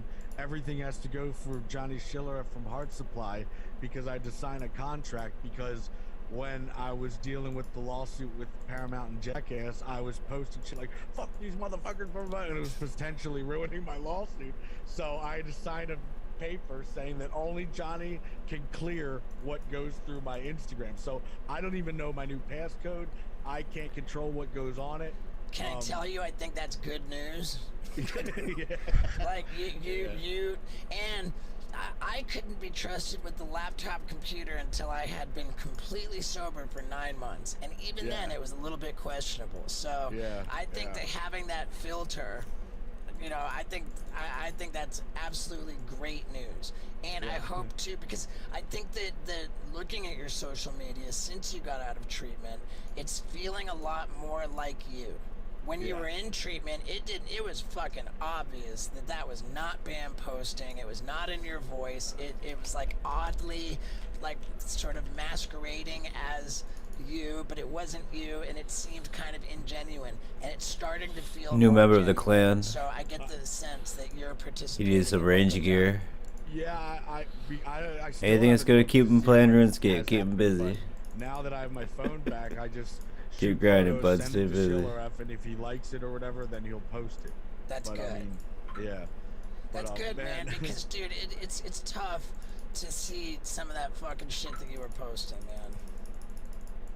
Well, at the time, I just figured Instagram should be real because everybody's posting stuff like at the beach with my buddies having a blast, at the blah blah blah having a blast. I'm like, why can't it be like this fucker backed into me and I'm having a shit day? You know, like that's why if I'm having a problem, I'm gonna post it. You know, like, and I guess that's not the case because it's like, Bam's at it again. You know, like, Yeah, the problem is that it was very real, and what was real was that you were having a fucking meltdown. You know, like you could have used a little bit of less real. Yeah. Yeah. Maybe a post at the beach would have done nice. Right. But man, at the beach with your buddies. When I first checked into the last rehab, I made sure I was an A+ student. I showered, I shaved, I fucking folded my clothes, I did my laundry. But my first roommate was this dude named Patrick, this portly dude. And the first thing I do, I'm like, ew, Patrick, you took a minging ass shit and didn't even flush the toilet. What if not my fault, the Twilight people? And then he smokes a cigarette, the ashtray is right fucking there. And he just puts it out in the wicker chair and melts it, throws it in the bush. I'm like, Patrick, the ash fucking tray is right there. What if not my fault, I'm smoking a cigarette? And I'm like, Patrick, you didn't even do the dishes, you fucking slob. What if not my fault, I was cooking a hamburger? Like, nothing is his fault at all. Wow. Then my next roommate was Kyle, and he's like, oh, so you're from Philly? I'm from Newark, Delaware. Is that close to you? I'm like, yeah, it's 15 minutes. He's like, yeah, you know that 7-Eleven in Newark? I'm like, I don't know, maybe. He's like, I used to ride my bike from there. I'm like, great story, Kyle. And then I'm on the phone. I'm doing a business phone call. I'm like, yeah, so anyway, he's like, yo, fam, you ever seen Nutty Professor? I'm like, Huh? I don't know. Maybe. He's like, yeah, this one guy, I forget what character, but he said this one thing. It was hilarious. I'm like, great story, Kyle. Can you tell me that one again? It's like a sitcom. Now, Bam, you said that you haven't been able to see any of the stuff that's been going on social media, and I think that's probably a blessing. Fuck what goes on social media. Yeah. There's nothing that we need to see there. But from your perspective of what It's you wild. have seen, One of the what first your comments is, "I can't believe experience has Steve-O been is the over voice the of last reason." year, True can we fucking safely story. say that you have not been a prisoner and mistreated and like stolen from like the whole, like, help us understand your situation. No, I was just getting treatment for my alcohol and bipolar, and I just did more time than I was supposed to just from getting kicked out for dumb reasons. But now I'm out. I get freedom. I get a phone, and nobody was forcing me to be there. And there's this really crazy lady that I know who has been like posting my guardian's number on my Aunt Missy Nick Dompierre's proxy, and like has just been on a prowl, just making up so many lies. She now has a lawsuit by 5 different people that are my friends or family, that, and I think she's even a fucking lawyer or something. But that's why she can get the dirt of everything. She has footage of me barfing in the back of the police car. She has footage of me getting handcuffed out of this nice hotel in Madero Beach when I was going to surprise Nikki and Phoenix at a joint room at the top suite. I forget what the name was, but as soon as I went in to surprise knock and surprise them, the cops were already there to arrest me. And I was on a couple White Claws. I wasn't out of control, but they handcuffed me and said, "You're getting Baker acted for saying you're going to jump off a bridge or whatever." I'm like, oh my God. I can relate. What's a Baker Act? Baker Act is just Florida's version of a 5150. Yeah. Same exact thing. And sorry, so Steve, the Britney Spears thing, like that was a conservatorship, and this is different. Very different indeed. We will get into the specifics, but let me give you the broad stroke. There are financial implications in a conservatorship, and perhaps even more substantial financial implications in being a businessman selling your own merch online with ShipStation. Like, for example, these killer shoes. They're never going to exist again. I mean, the only way to get them is at stevo.com. Just like You walked into a big fat ad. only way to get it's at stevo.com. And when people order these things from stevo.com, you know how we ship them? With ShipStation. What is it? It's this easy to use interface that brings in all of the different methods of selling. Maybe you use Amazon, maybe you use Etsy, maybe you got your own website. It's one interface where you can do all of your shipping from that one interface, and it brings in all of the different carriers like the United States Post Office, UPS, FedEx, plus it gives you the best prices from all of those carriers, which are normally reserved for Fortune 500 companies. And even better news, you're going to get a 60-day free trial to see how well all of this works if you go to ShipStation.com. In the top right corner, you click the microphone, you plug in the promo code STEVO, and boom, you got a 60-day free trial. That is 60 days of absolutely free, hassle-free shipping with all of these great prices, with all of this easy-to-use interface. I mean, dude, your time is valuable, man. And like I said, there are major financial implications in building your own online empire. If you're already selling stuff online, then use ShipStation because you're going to be more cost effective, you're going to be more efficient, you're going to make more money. And if you're not selling stuff online, then get hip to it, man, because there's money to be made. Just check out how much we're doing at stevo.com. So, become your own boss, get an online empire going, use ShipStation, make ProjectTrill.net. at ShipStation.com. Microphone in the top right hand corner. Use the promo code STEVO. Now, let's talk about this conservatorship nonsense. Right. Britney Spears had a conservatorship, which has financial implications in which, like, she had no control of her own money and other people could spend their own money. And despite, like, people, conspiracy theorists online trying to say that a guardianship is the same as a conservatorship, it's not. And nobody has taken control of your money, Bam. Can we confirm that? Yeah, absolutely.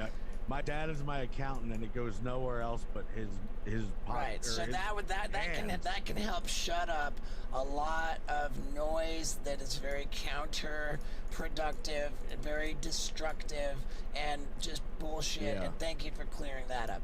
And if I hear you correctly, what's happened over the last year is that you've gotten help, which you acknowledge that you need. Yeah. Yeah.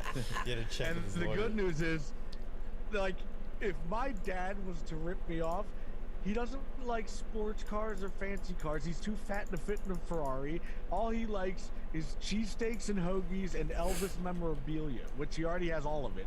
I don't think there's anything left that he doesn't have. So he doesn't fucking want anything.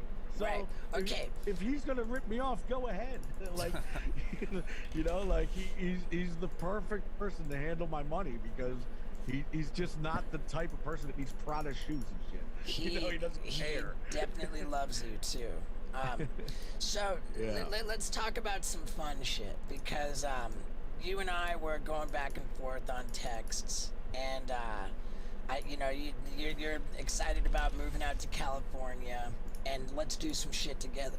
Let's create content, and I'm super excited to help you create content and fucking blow up on YouTube. I've been super excited to help you. Yeah, I'm stoked that you got my YouTube back because this idiot Leon Hill was pocketing so much money from me. I found out. I didn't get your YouTube back. I created a He would new not YouTube. give me. Yeah, but he would not give me the password to it because I think he got $80,000 from it, and it was just a big mess. But So he what's was the new not link? Forking it over. I remember setting. Yeah, but I have a lot of good stuff for the new YouTube channel. So thanks for hooking that up for me. But the last text that we have, I was just looking at it. It says, "Steve-O, I was trying to jerk off in the shower. I slipped and fell, and I hurt my ass. I'm flying you in with a mitten on to throw me a bone here." You're like, who needs a mitten? What is that? He said, "Put on a mitten and jack me off." A mitten because And it's I not said, "Who needs a it's not mitten?" gay if you have a mitten. If you have a glove on, it ain't gay. He's like, well, who needs a mitten? I'll just do it anyway. Now, I think there's some confusion around this YouTube channel situation. I understand that I created a YouTube channel for you, but after I did that, I saw on your Instagram that you had a channel linked in your Instagram bio, and I'm just like, what's going on? I don't understand. I'm confused. But didn't we get the /Bam Margera or something? I think we like that? did. And that was I don't the thing. know. So it's not like you got the channel, but See, the now problem is /Bam Margera goes to everybody the new- handles everything on social media for me. So at the moment, can't control my Instagram. Facebook has That's been fine. long gone. That's fine, and it's better to bank good YouTube, content. you know, I don't know yet because you just started it, but like everything is just out of my hands. Which is fine. Which is fine. If at this point, Bam, if you can worry about one thing, which is get through the day without drinking alcohol or taking drugs, and pull that off, then every day's a good day. Don't worry about anything else.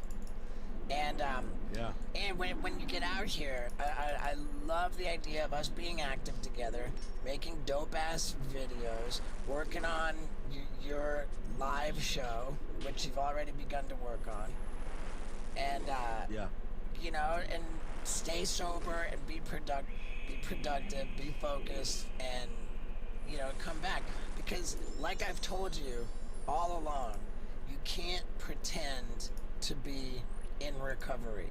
It's just it's completely fucking obvious. Like you either are or you aren't. And I want that for you. to really be in recovery. Everyone will see it. It'll be a whole new BAM. And alcoholism is the only fucking disease where when you treat it, You get better. recover from it, you become a better version of yourself than you were before. With any other disease, the best you can hope for is to be as good as you were before. But this one makes you better. And I can't wait for you to be... Worst part was, you know, I had to go a year without seeing Phoenix, and the age of 4 is such a fun age, and I missed it all. Diamond. And I just feel like I have so much lost time to make up for, and I just want to play with them and teach them everything I know and just make up for the fucking year that I missed.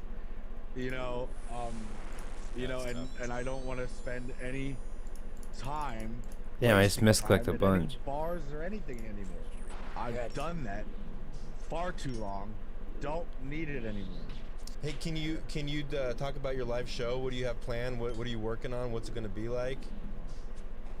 Yeah, well, at the moment, me and Johnny Schiller from Heart Supply are really kicking in with doing decks and clothing, and you know, tech decks are sold at Target right now, and then me and Yellow Wolf, he started Gold Tooth Clothing, and we're doing a collaboration with all my, you know, he looked at my book and saw all my jackass ideas. He's like, these are hilarious. We're doing a t-shirt line with this, you know, so we're just doing a little collabo with that. And Danny Way and Yellow Wolf are doing this 5150 Psycho Elixir drink that they want me involved in.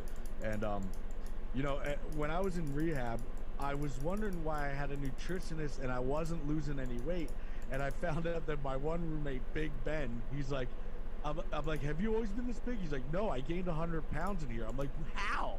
He's like, from Zyprexa and Depakote. I'm like, that's what the fuck I'm on.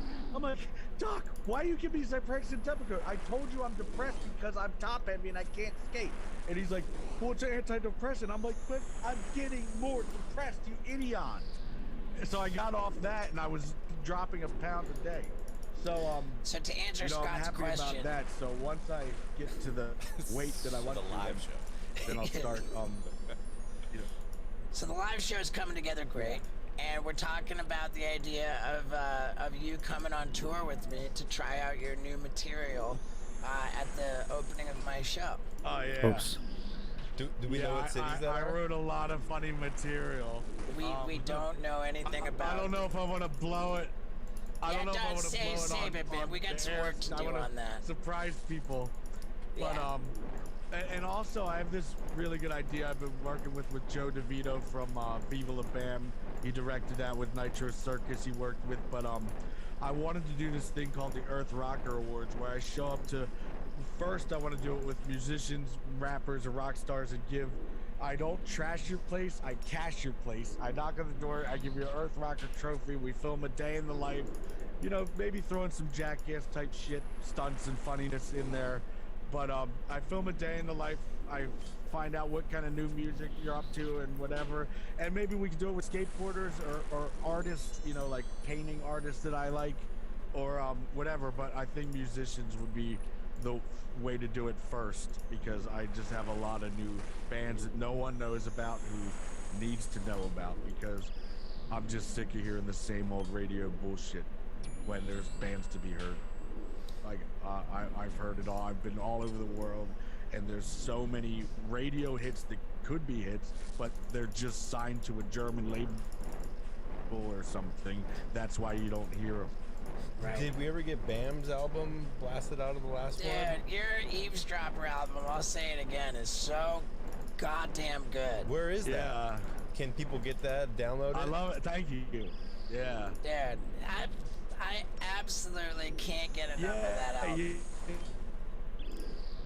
Yeah, I feel like, is it on YouTube or someone put it out? I'm really proud of that album. It's called The Eavesdroppers, and it's you could hear it on YouTube, but I don't know why my brother hasn't put it on iTunes yet.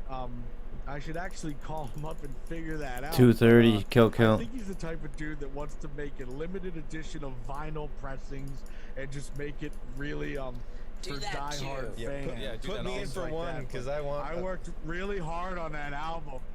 Yeah, I'm really proud of that album, and He sounds. It's fantastic. Oh, the eavesdroppers. Oh yeah. You got it. Eavesdropper. Dude, get. Yeah, Fuck, dude. We recorded that in Iceland, and we did it. My brother bought Prince's soundboard from the Purple Rain era, and now my Castle Bam is a recording studio, and my brother lives there. He's had Clutch in there, Kill Switch Engage, Danko Jones. Everybody wants to go there now because it's 8 bedrooms that are empty. They got 4-wheeler trails and 4-wheelers, skate park if they want to skate. So I mean, it's perfect for rock bands to want to stay and be creative, and just have a big 14-acre field to just, you know, relax and pool, hot tub, all that shit. So Right. Castle Bam Studios. How many of those copies that you're holding are there right there? Because I want one of those. I think. Oh, one of those. Yeah, I'll definitely send you some. But I think we just did a pressing of 10,000. Okay, well, definitely hook me up. And can I just say, Bam, that I just wish I could just give you a hug. I wish I could somehow just transmit some kind of energy that would protect you and make you healthy and happy, because I fucking love you, bro. Yeah. I gotta say, man, you were always stuck by my side throughout all of this, and I gotta thank you for that.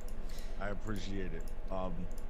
You know, anytime I was really down in the dumpster having a rough patch, you were always there to be by my side, and I can't thank you enough. Well, shit, man, I love the hell out of you, dude. I really do. And I find it particularly interesting, too, that Hey, get this coffee. when I was there, like, I never sugarcoated anything. I always told you, like, how it was. And I'm, like, the only person who didn't get in trouble with you for telling you what you didn't want to hear. And I appreciate that. I'm grateful for that. And like I said, I just wish I could hug you and transmit some kind of energy. I feel like we're closer now than when we were filming Jackass, actually. I mean, for sure. And like, we can also let the record reflect that when you had been kicked out of the movie, that I was like, oddly, surprisingly, like, campaigning to get you back in the movie. And we were so close, Bam. We had it to a point where you had I remember. we were so close. I know. I was like writing scripts for you. Be like, tell him this, say this, and it's gonna help get you back in the movie. And we got you to a point where you had a Zoom call with Johnny Knoxville, Spike Jones, Cup Jeff of coffee. Tremaine, and that was specifically the call where they were gonna make the decision. You were all but back in, and you got loaded and missed the fucking call. You got loaded and no-showed the call, and they had to see you on social. What happened was, I didn't have a computer, and I was rushing to Danny Way's house. And Well, it just right, didn't show up. but they had to see you all wasted on social media the night before, so they knew exactly why you missed the call. And they were like, fuck, you know, we were this close to letting him back in, but he made the decision for us. And I was fighting so hard for you. Everything meant for a reason, and I'm much better off not being in it. I'm happy to not be in it. I don't want to do that anymore. I don't want to be a part of it. I'm much happier without it. Everything happens for a reason, and you're grateful for where you're at. That's the best thing I've heard you Yo! say. What's up, Fuzz? How are you, buddy?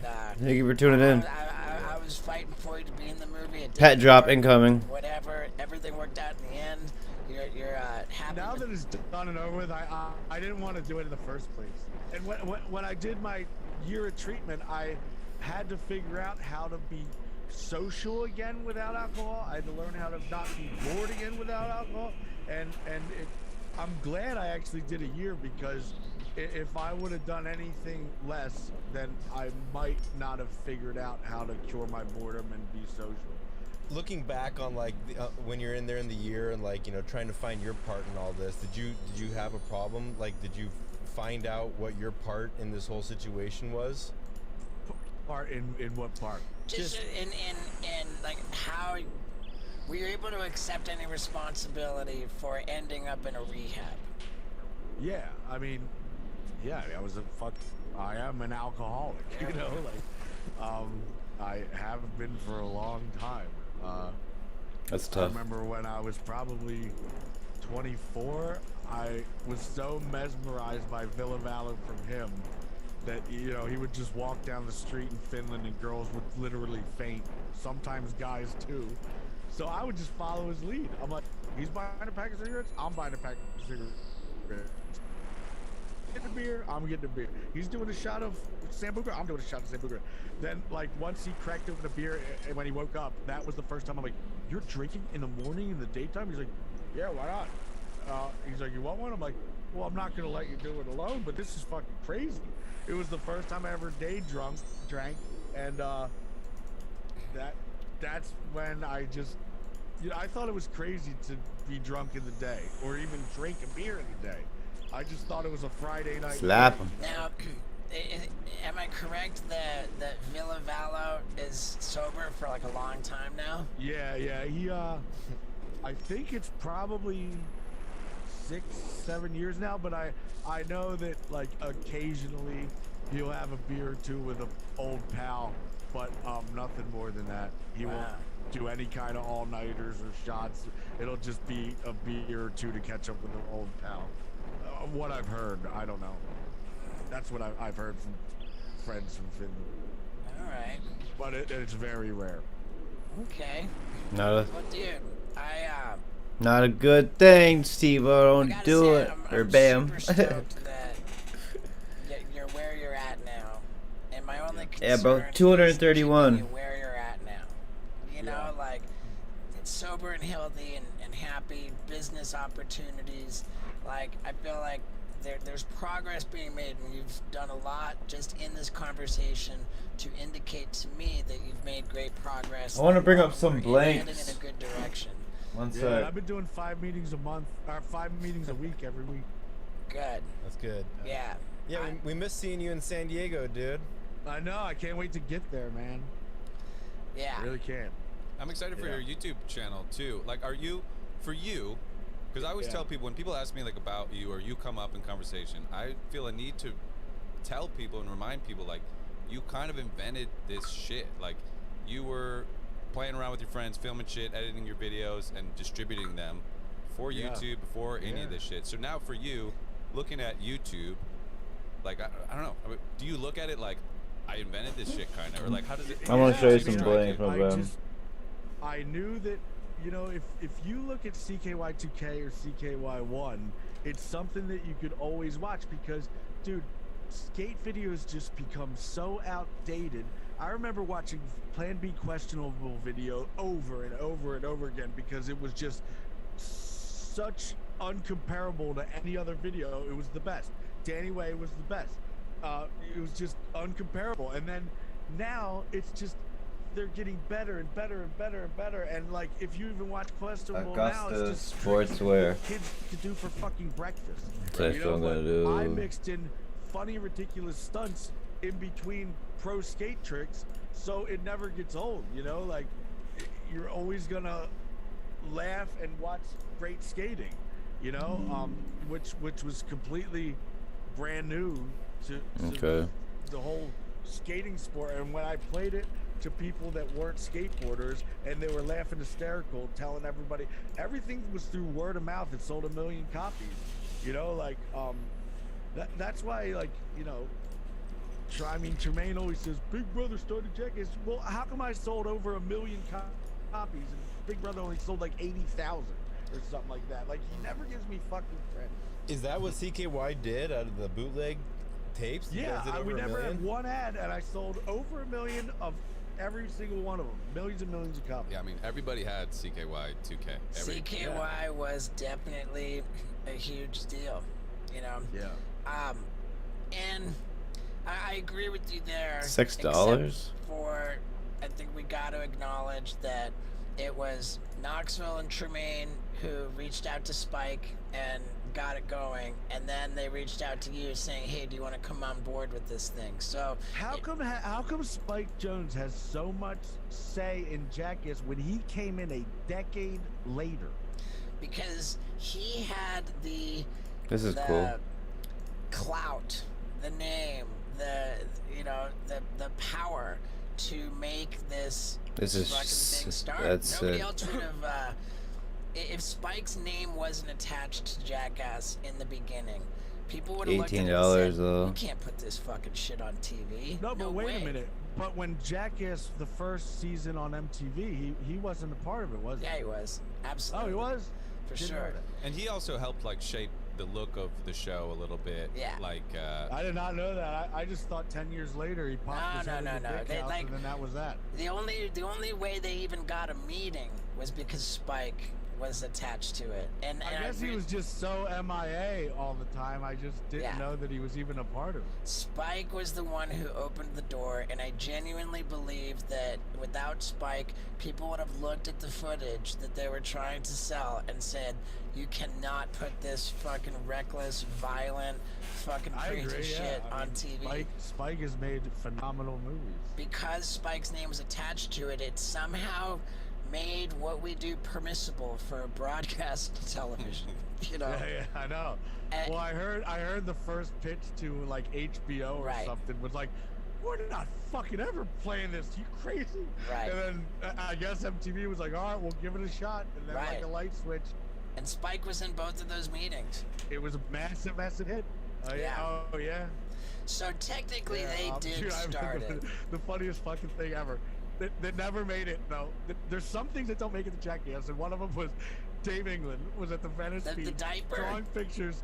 No, he was drawing pictures. This old ass All right, 80-year-old in lady France. was like, "I'll take my picture drawn by you for $5." You sit there like this, only to reveal her naked ass, saggy tit with a minging ass pussy, and it just says slut. She's like, "You need church." They're like, "We will never ever air." I was like, "This is the best fucking skit ever," but I agree, this should never be aired on television. Right. Yeah, dude. Hockey Minging jersey. ass pussy, saggy tits. I didn't know that didn't air. I thought it did, but either way, I remember it, and I remember it just about as fondly as you do. Oh, it was so funny, man. Yeah, man. Well, fuck, dude. Like, we've had a glorious history, man, and I'd like to think that we're gonna have a glorious future. And for that to be the case, I really, really want you to take seriously what they're telling you in these fucking classes that you still have to go to. Trying to Because find that's a I want to do life-saving thing paisley for me.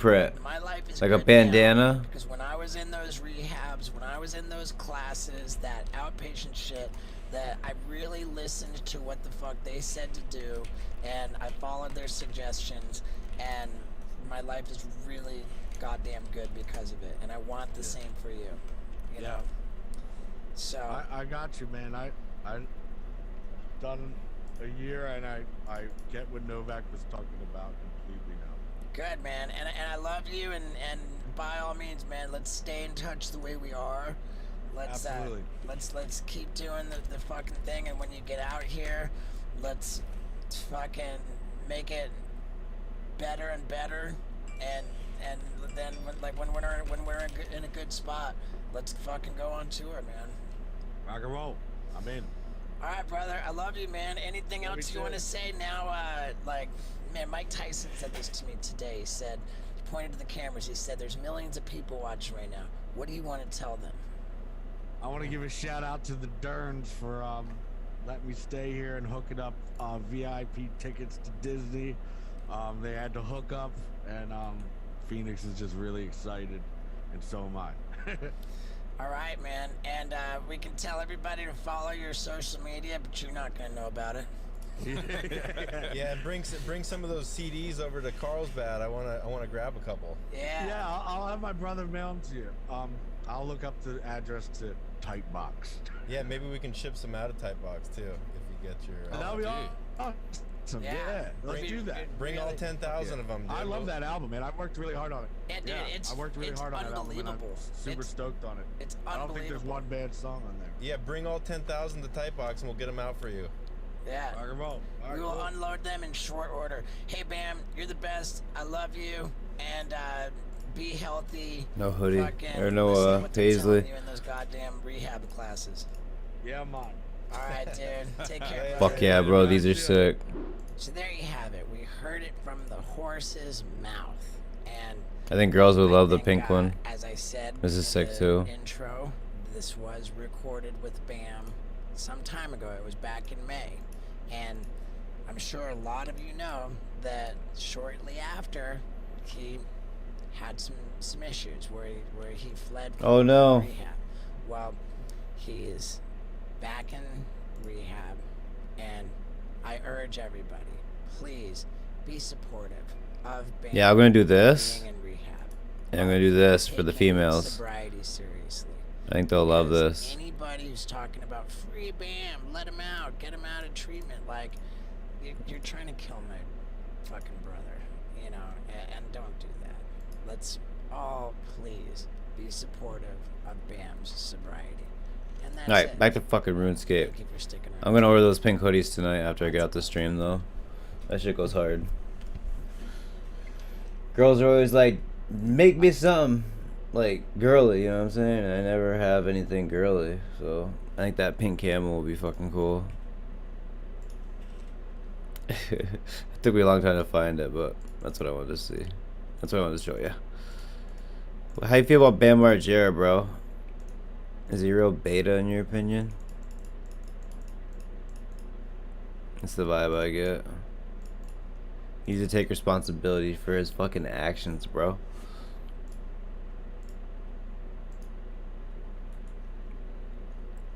Also, that new guy in the clan, Apocalypse, slid him a little 50k to gear up some range XP, you know what I'm saying? Trying to help out the newbies. Them there newbies.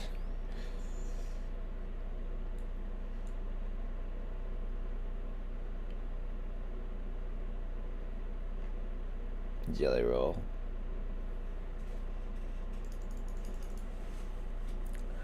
With a clue, with a clue, with a clue.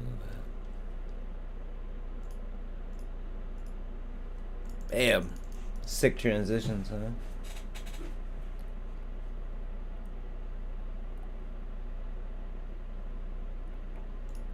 Today's guest is a really is a unique man, they would say, if you saw something.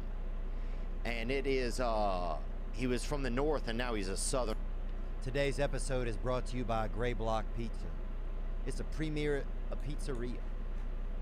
You know, you don't even know what's going on sometimes, and then bam, you're eating pizza. You can do that at Gray Block, 1811 Pico Boulevard, on the way to the beach in Los Angeles.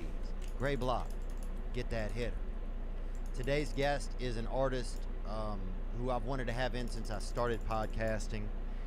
He's from Baton Rouge, Louisiana, and currently I said, yeah. This man does music, but this man does so much more. Ladies and gentlemen, Mr. Boosie, Badass.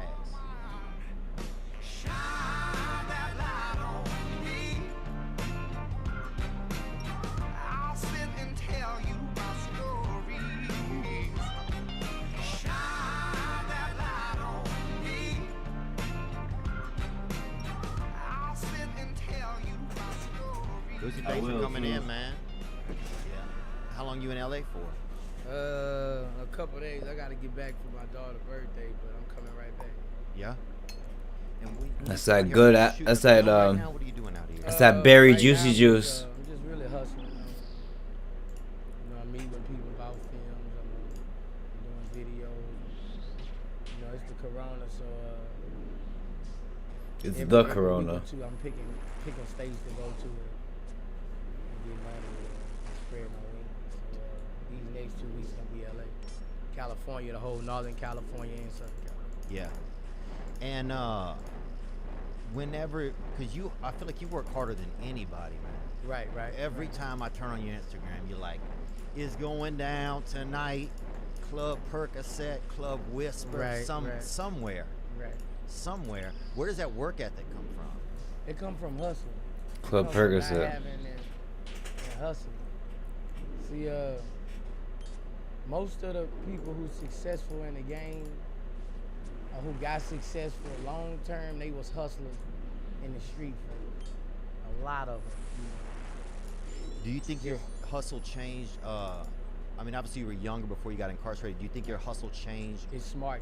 It's smart. I always was a hustler like a dog hustler, run myself to death. You know, I was 22 with a, you know, living cars, mansion, things like that. So Diamond prison Bolt made switch. me smarter.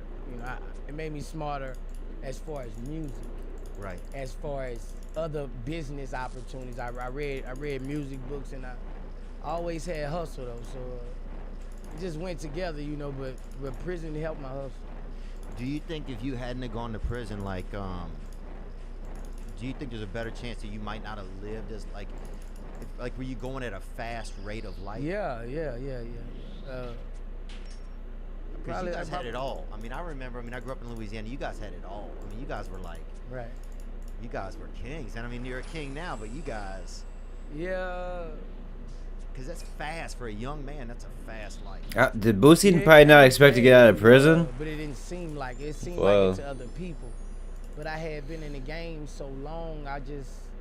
Bro, I Zora. Peaked. I just peaked. I was everywhere, but Zora would be awesome, bro. But I hear it has very fast switches, so I'm not sure. I'm not confident that I would stomp him the way I want to. I'm getting very good at Vorkath.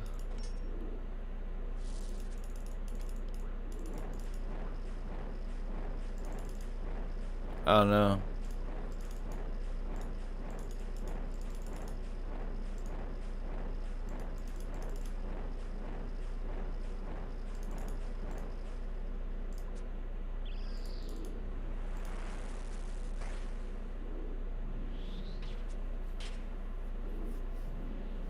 Bang. There it is. Another one. That's 232 kills. 28 mil and drops on the dot. Heck yeah.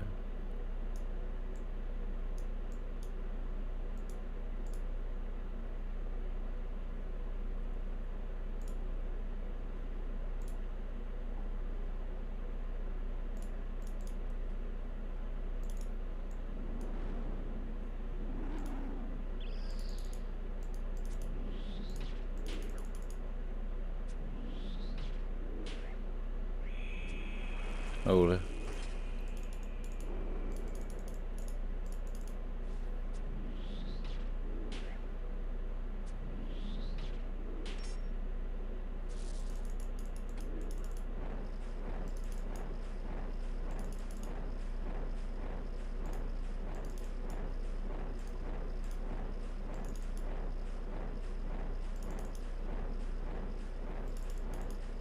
Zora.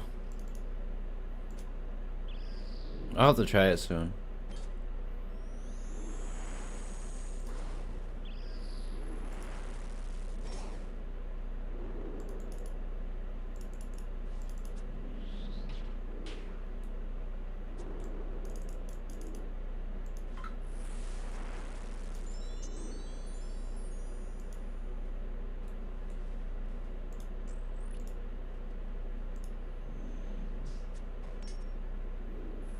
Switch to the diamond bolts.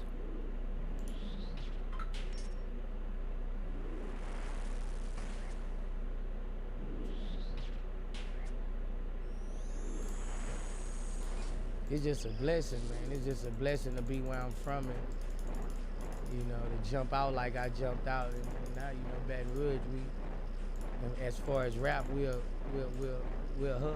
Yeah. When you were in prison, because you were in Angola, right? Right. Did you ever get to go to the rodeo there? Yeah, I went to the rodeo. Did you really? Yeah, I went to the rodeo. I went Chaotic to the rodeo is a good word. My last year there, I went to the rodeo. They went crazy.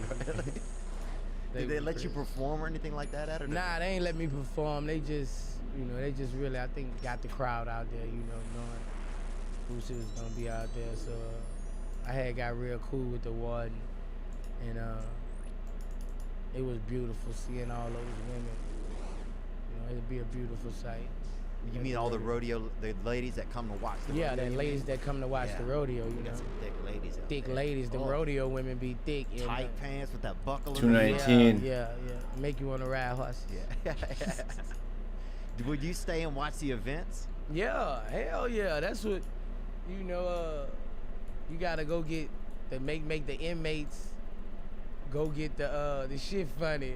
They make the inmates go get the thing off the top of the wildest bull. And you might win $500 to $1,000. So, you know, inmates who don't have shit, they going up there and they don't give a damn what that bull do to him. That was one of my favorite things, when they grab a bull thing off the head. Like capture the flag, kind of? Yeah, yeah. Did you ever get out there or no? I enjoy watching. Did they have bull riding too, or was it just kind of like this sort of thing? Yeah, nah, they have Bull bull riding. riding. Yeah. To where whoever stay Bull on riding. the longest win. Yeah. Yeah, they got all that. Yeah, we had a young guy in here who's like the world champion of bull riders. Oh, okay. And just seeing his body type, he's like his body kind of bends right in the middle. Some people longer up top Yeah. or longer legs, but his body bends right in the middle. He's kind of perfect size for the way he rides on the bull. Is there anything that you miss about being in jail? Yeah. I miss you, murder. Yeah. I miss you. Because all of his appeals are up now too. Yeah, but God is God powerful. You never know how this gonna work. Yeah. Okay, I need They some might house free- teleport. The evidence they've been finding, he should just be let go. Yeah, two of the guys I think I read, two of the people that testified against him took back their testimonies. Right. So it's a bad situation, but it's God working. That's what I miss the most, just my friends in there, bro, that I wish could come home. You know, that's what I miss the most. You know, I don't. You know, I miss my friends. Yeah. That's what I miss, man. Did you guys? Was there times in there? I mean, obviously, I've never been to jail. Prison. But, I Crazy. wouldn't mind maybe doing a couple months or something, but I don't want to do like a long time, you know.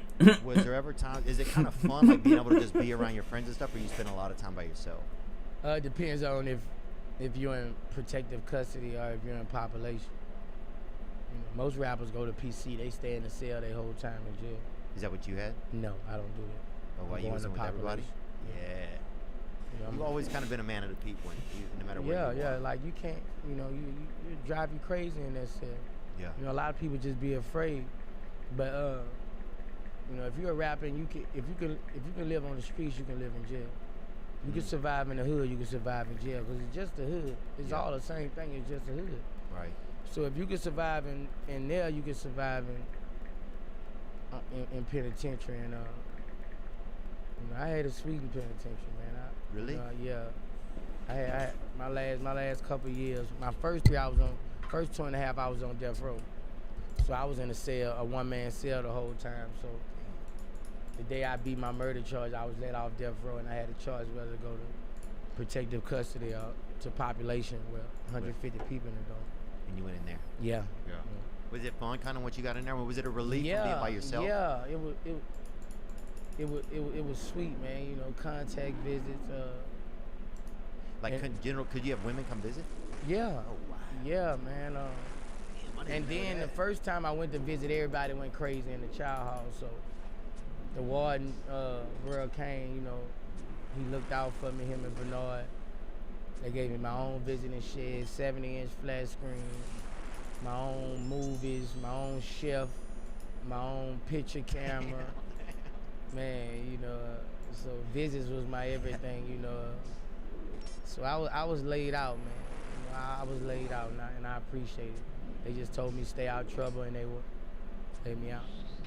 Yeah, I remember when you came out, man. I was really excited. Actually, I've been a big fan for a long time, and I remember I put a tweet on because it was right before Easter, and I remember I put a tweet on Twitter. Damn, I keep fucking going to this acid. I can't Easter's not touch come it. Early, he has risen. That's what I put. Yeah. And how do you feel like social media? I feel like a lot of us were conditioned on social media. Like we got it as it was coming out. You know, we learned, like it became slowly a part of our lives. You kind of have this unique way about you on social media that is just, sometimes it's too real. Like it's so real. It's realer than, like a lot of people, everything is very, it's organized, it's planned. You know, they talk to somebody, do I do this, what do I do? But you fucking live, you come from like a different place with it. Like it's such a real slice of what your life is like. Do you feel like that's because you came into social media, like you missed that whole conditioning where we all got slowly conditioned to it? You suddenly had it. Does that make sense? Kind Basically, you know, I've been like this a long time, like just Boosie, just doing what Boosie do, saying what Boosie say, acting the ass on all my DVDs. If you look back, I've been a clown. It's a platform where I can show it. And you know, cause everybody, if you don't see that side of me, you just think Boosie is the worst shooting motherfucker. He done did all this shit. If you just listen to the music. Hey, if you know, you got, you know, if you let other people, not the music, if you let other people judge it. Yeah. If you let other people judge it, you gonna take from it as Boosie badass, woo. Yeah, he a kill, he a murder. Right. But a lot of people don't get to see that I'm a father, I'm a friend, you know. A regular guy. So that helps me in some ways. Yeah, it gives people a different edge to you, because if you hear Boosie badass, you see some of the pictures, you think, oh man, this guy. Like, I was nervous. Big Baby was in here and he said, oh, Boosie, a gangster. You know, and he's a real gangster. Like, Is he really? Like, he's a real gangster. That's the thing that people don't realize about Boosie. Like, that's what he said, and I was like, huh? He's like, yeah, Boosie is one of the last gangsters. Yeah. But if you look through all history, every gangster had a personality. Yeah. From all the gangsters, the biggest gangsters. Al Capone. Every gangster had a personality. It just came out with around the people he loved. Yeah. You know what I'm saying? And that's just basically it with me. Like, when you see me on an interview, like, I'm myself. Right. I'm myself. But you know how I was raised, when I go places, when I go to clubs, when I'm around the public, you know, I was taught not to smile with niggas. Right. You know, my dad, when you go places, nigga, don't smile with niggas. You know, that's the nigga, that shows a form of somebody might want to try you. Right. You know, it's not that I'm practice looking hard. No, It's just a habit. Yeah. It's you know, it's habit when it's no fear. Yeah. You know, and I'm gonna bring that same kind of violence if it go that way. So I can't be in public all, you know, me clowning. That's when I'm at home. Yeah. But nah, in public it's not like that, because I don't want people to just come try me like that. So in public it's like, yeah, come on, I got a gun. Let's do it. Yeah. You know. So. Is it I've heard you talk about moving out of Baton Rouge, and you know, I know that I got a gun. Like the district attorneys there and stuff trying to attach charges to you, and you know, there was a lot of what seemed like, from what I've heard, uncomfortableness between you and the law enforcement there. Right. Maybe not exactly the cops, but the overseers of them. Right. What is it about Atlanta that makes life more comfortable, do you think? Atlanta respects superstars. You know, I don't stick out like a sore thumb. Yeah. You got 20 superstars. You know, yeah, the biggest thing in Baton Rouge, they had you, they had C-Murder, Silk the Shocker, Master P, and they had that tiger that's in the cage outside of the PMAX Center. Right. And most of them from New Orleans. Yeah.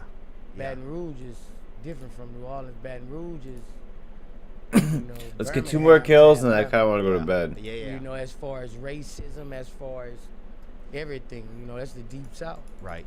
So, in Atlanta, it's different, though. In Atlanta, it's different. You know, it's Black Power. Yeah. Dude, I was on stage there a couple months ago. I said, damn, it seemed like Black History Month started a city. Yeah. That's what it seemed like. Yeah, it's Black Power. You know, Black people own things. Black people have wealth. You know, we have wealth. You see a lot of Black policemen. You see a lot of, you know, and the police show me love, man. It's crazy, man. It's like they want to help you. You know, I can't say that for everybody in Atlanta. Right. But as far as the officers I done ran into, they want to see me prosper, man. Right. I was in my Rolls Royce one day. I'm slipping. I'm at the light. I'm smoking. I'm high as fuck. I'm slipping. Man, I look to the side, clear windows. Police looking at me. He say, Boosie. He telling me to roll out the window. You heard? I know if he telling me to roll down the window and not pull off, right. I got it. Right. You say. I roll down the window. What up, man? Man, put that shit out, man. Go ahead, man. That's what he told me. Put the shit out, man, and go ahead, man. Take care of your damn family. Smoking weed out here like this. Man, that shit was, man, my heart just dropped, you know? So that was, you know, they always see me and be like, they just give it up to me, bro. And There's more understanding. they understand, bro. They understand that, you know, I didn't come to this city to be a problem. They understand that I'm a businessman. Right. Whoops. You know, I'm tripping. I gotta go to And bed. wealth too changes things, man. I noticed even just growing up in, like, we would go to Atlanta sometimes to see the Sugar Bowl or to visit an aunt that I had that lived there. Occasionally we would drive up to Atlanta, and it's for me, just as a, you know, I mean, just a regular white person pretty much, but it was the first city that I saw that had like black wealth in it, you know, like in like a lot of, I'm talking a lot of money. Like a car would pull up to a place and you'd be like, damn, and black people would get out. You'd be like, what the fuck? Yeah. You know, it was different. It was something that, you know, I grew up in a small town. It was black, and half white, and we didn't have any wealth by us, but you had just never seen that before. Yeah. You know, like when I was growing up, the only wealthy black Americans that I knew were like Dallas Cowboys. You know what I'm saying? Like there was a couple people, but you didn't see it. You never saw it in your face, I don't feel like, until Atlanta. Right. They're right. They set a stage for a lot of shit. Cause when I went down there, and I'm a season ticket holder, a couple I know you seats. So you know, I've been going to NBA games a minute. And the first time I saw, you know, with a AAA floor seats, 70% black, you know, and that made me smile, you know. Yeah. You know, black women, you know, successful, you know, and we in these big boy seats, and that's a change of culture. Yeah. You know, it's not like that in Louisiana. You know, it's not like that. You know, it's not like that in other places. It's, you know, the stuff I see with the black people out here, it makes me proud. Yeah. Proud to be black. Yeah. No, that's Imagine 2:35. it's totally different. I mean, I'll just have my own. I'm tired. But there is something. I'm gonna go to bed. Appreciate you guys for tuning in, like always, big time. It's getting late though, and I gotta get some sleep. I gotta be up super duper early. I have an appointment at 8:30. But appreciate you guys. Have a good night. Thank you.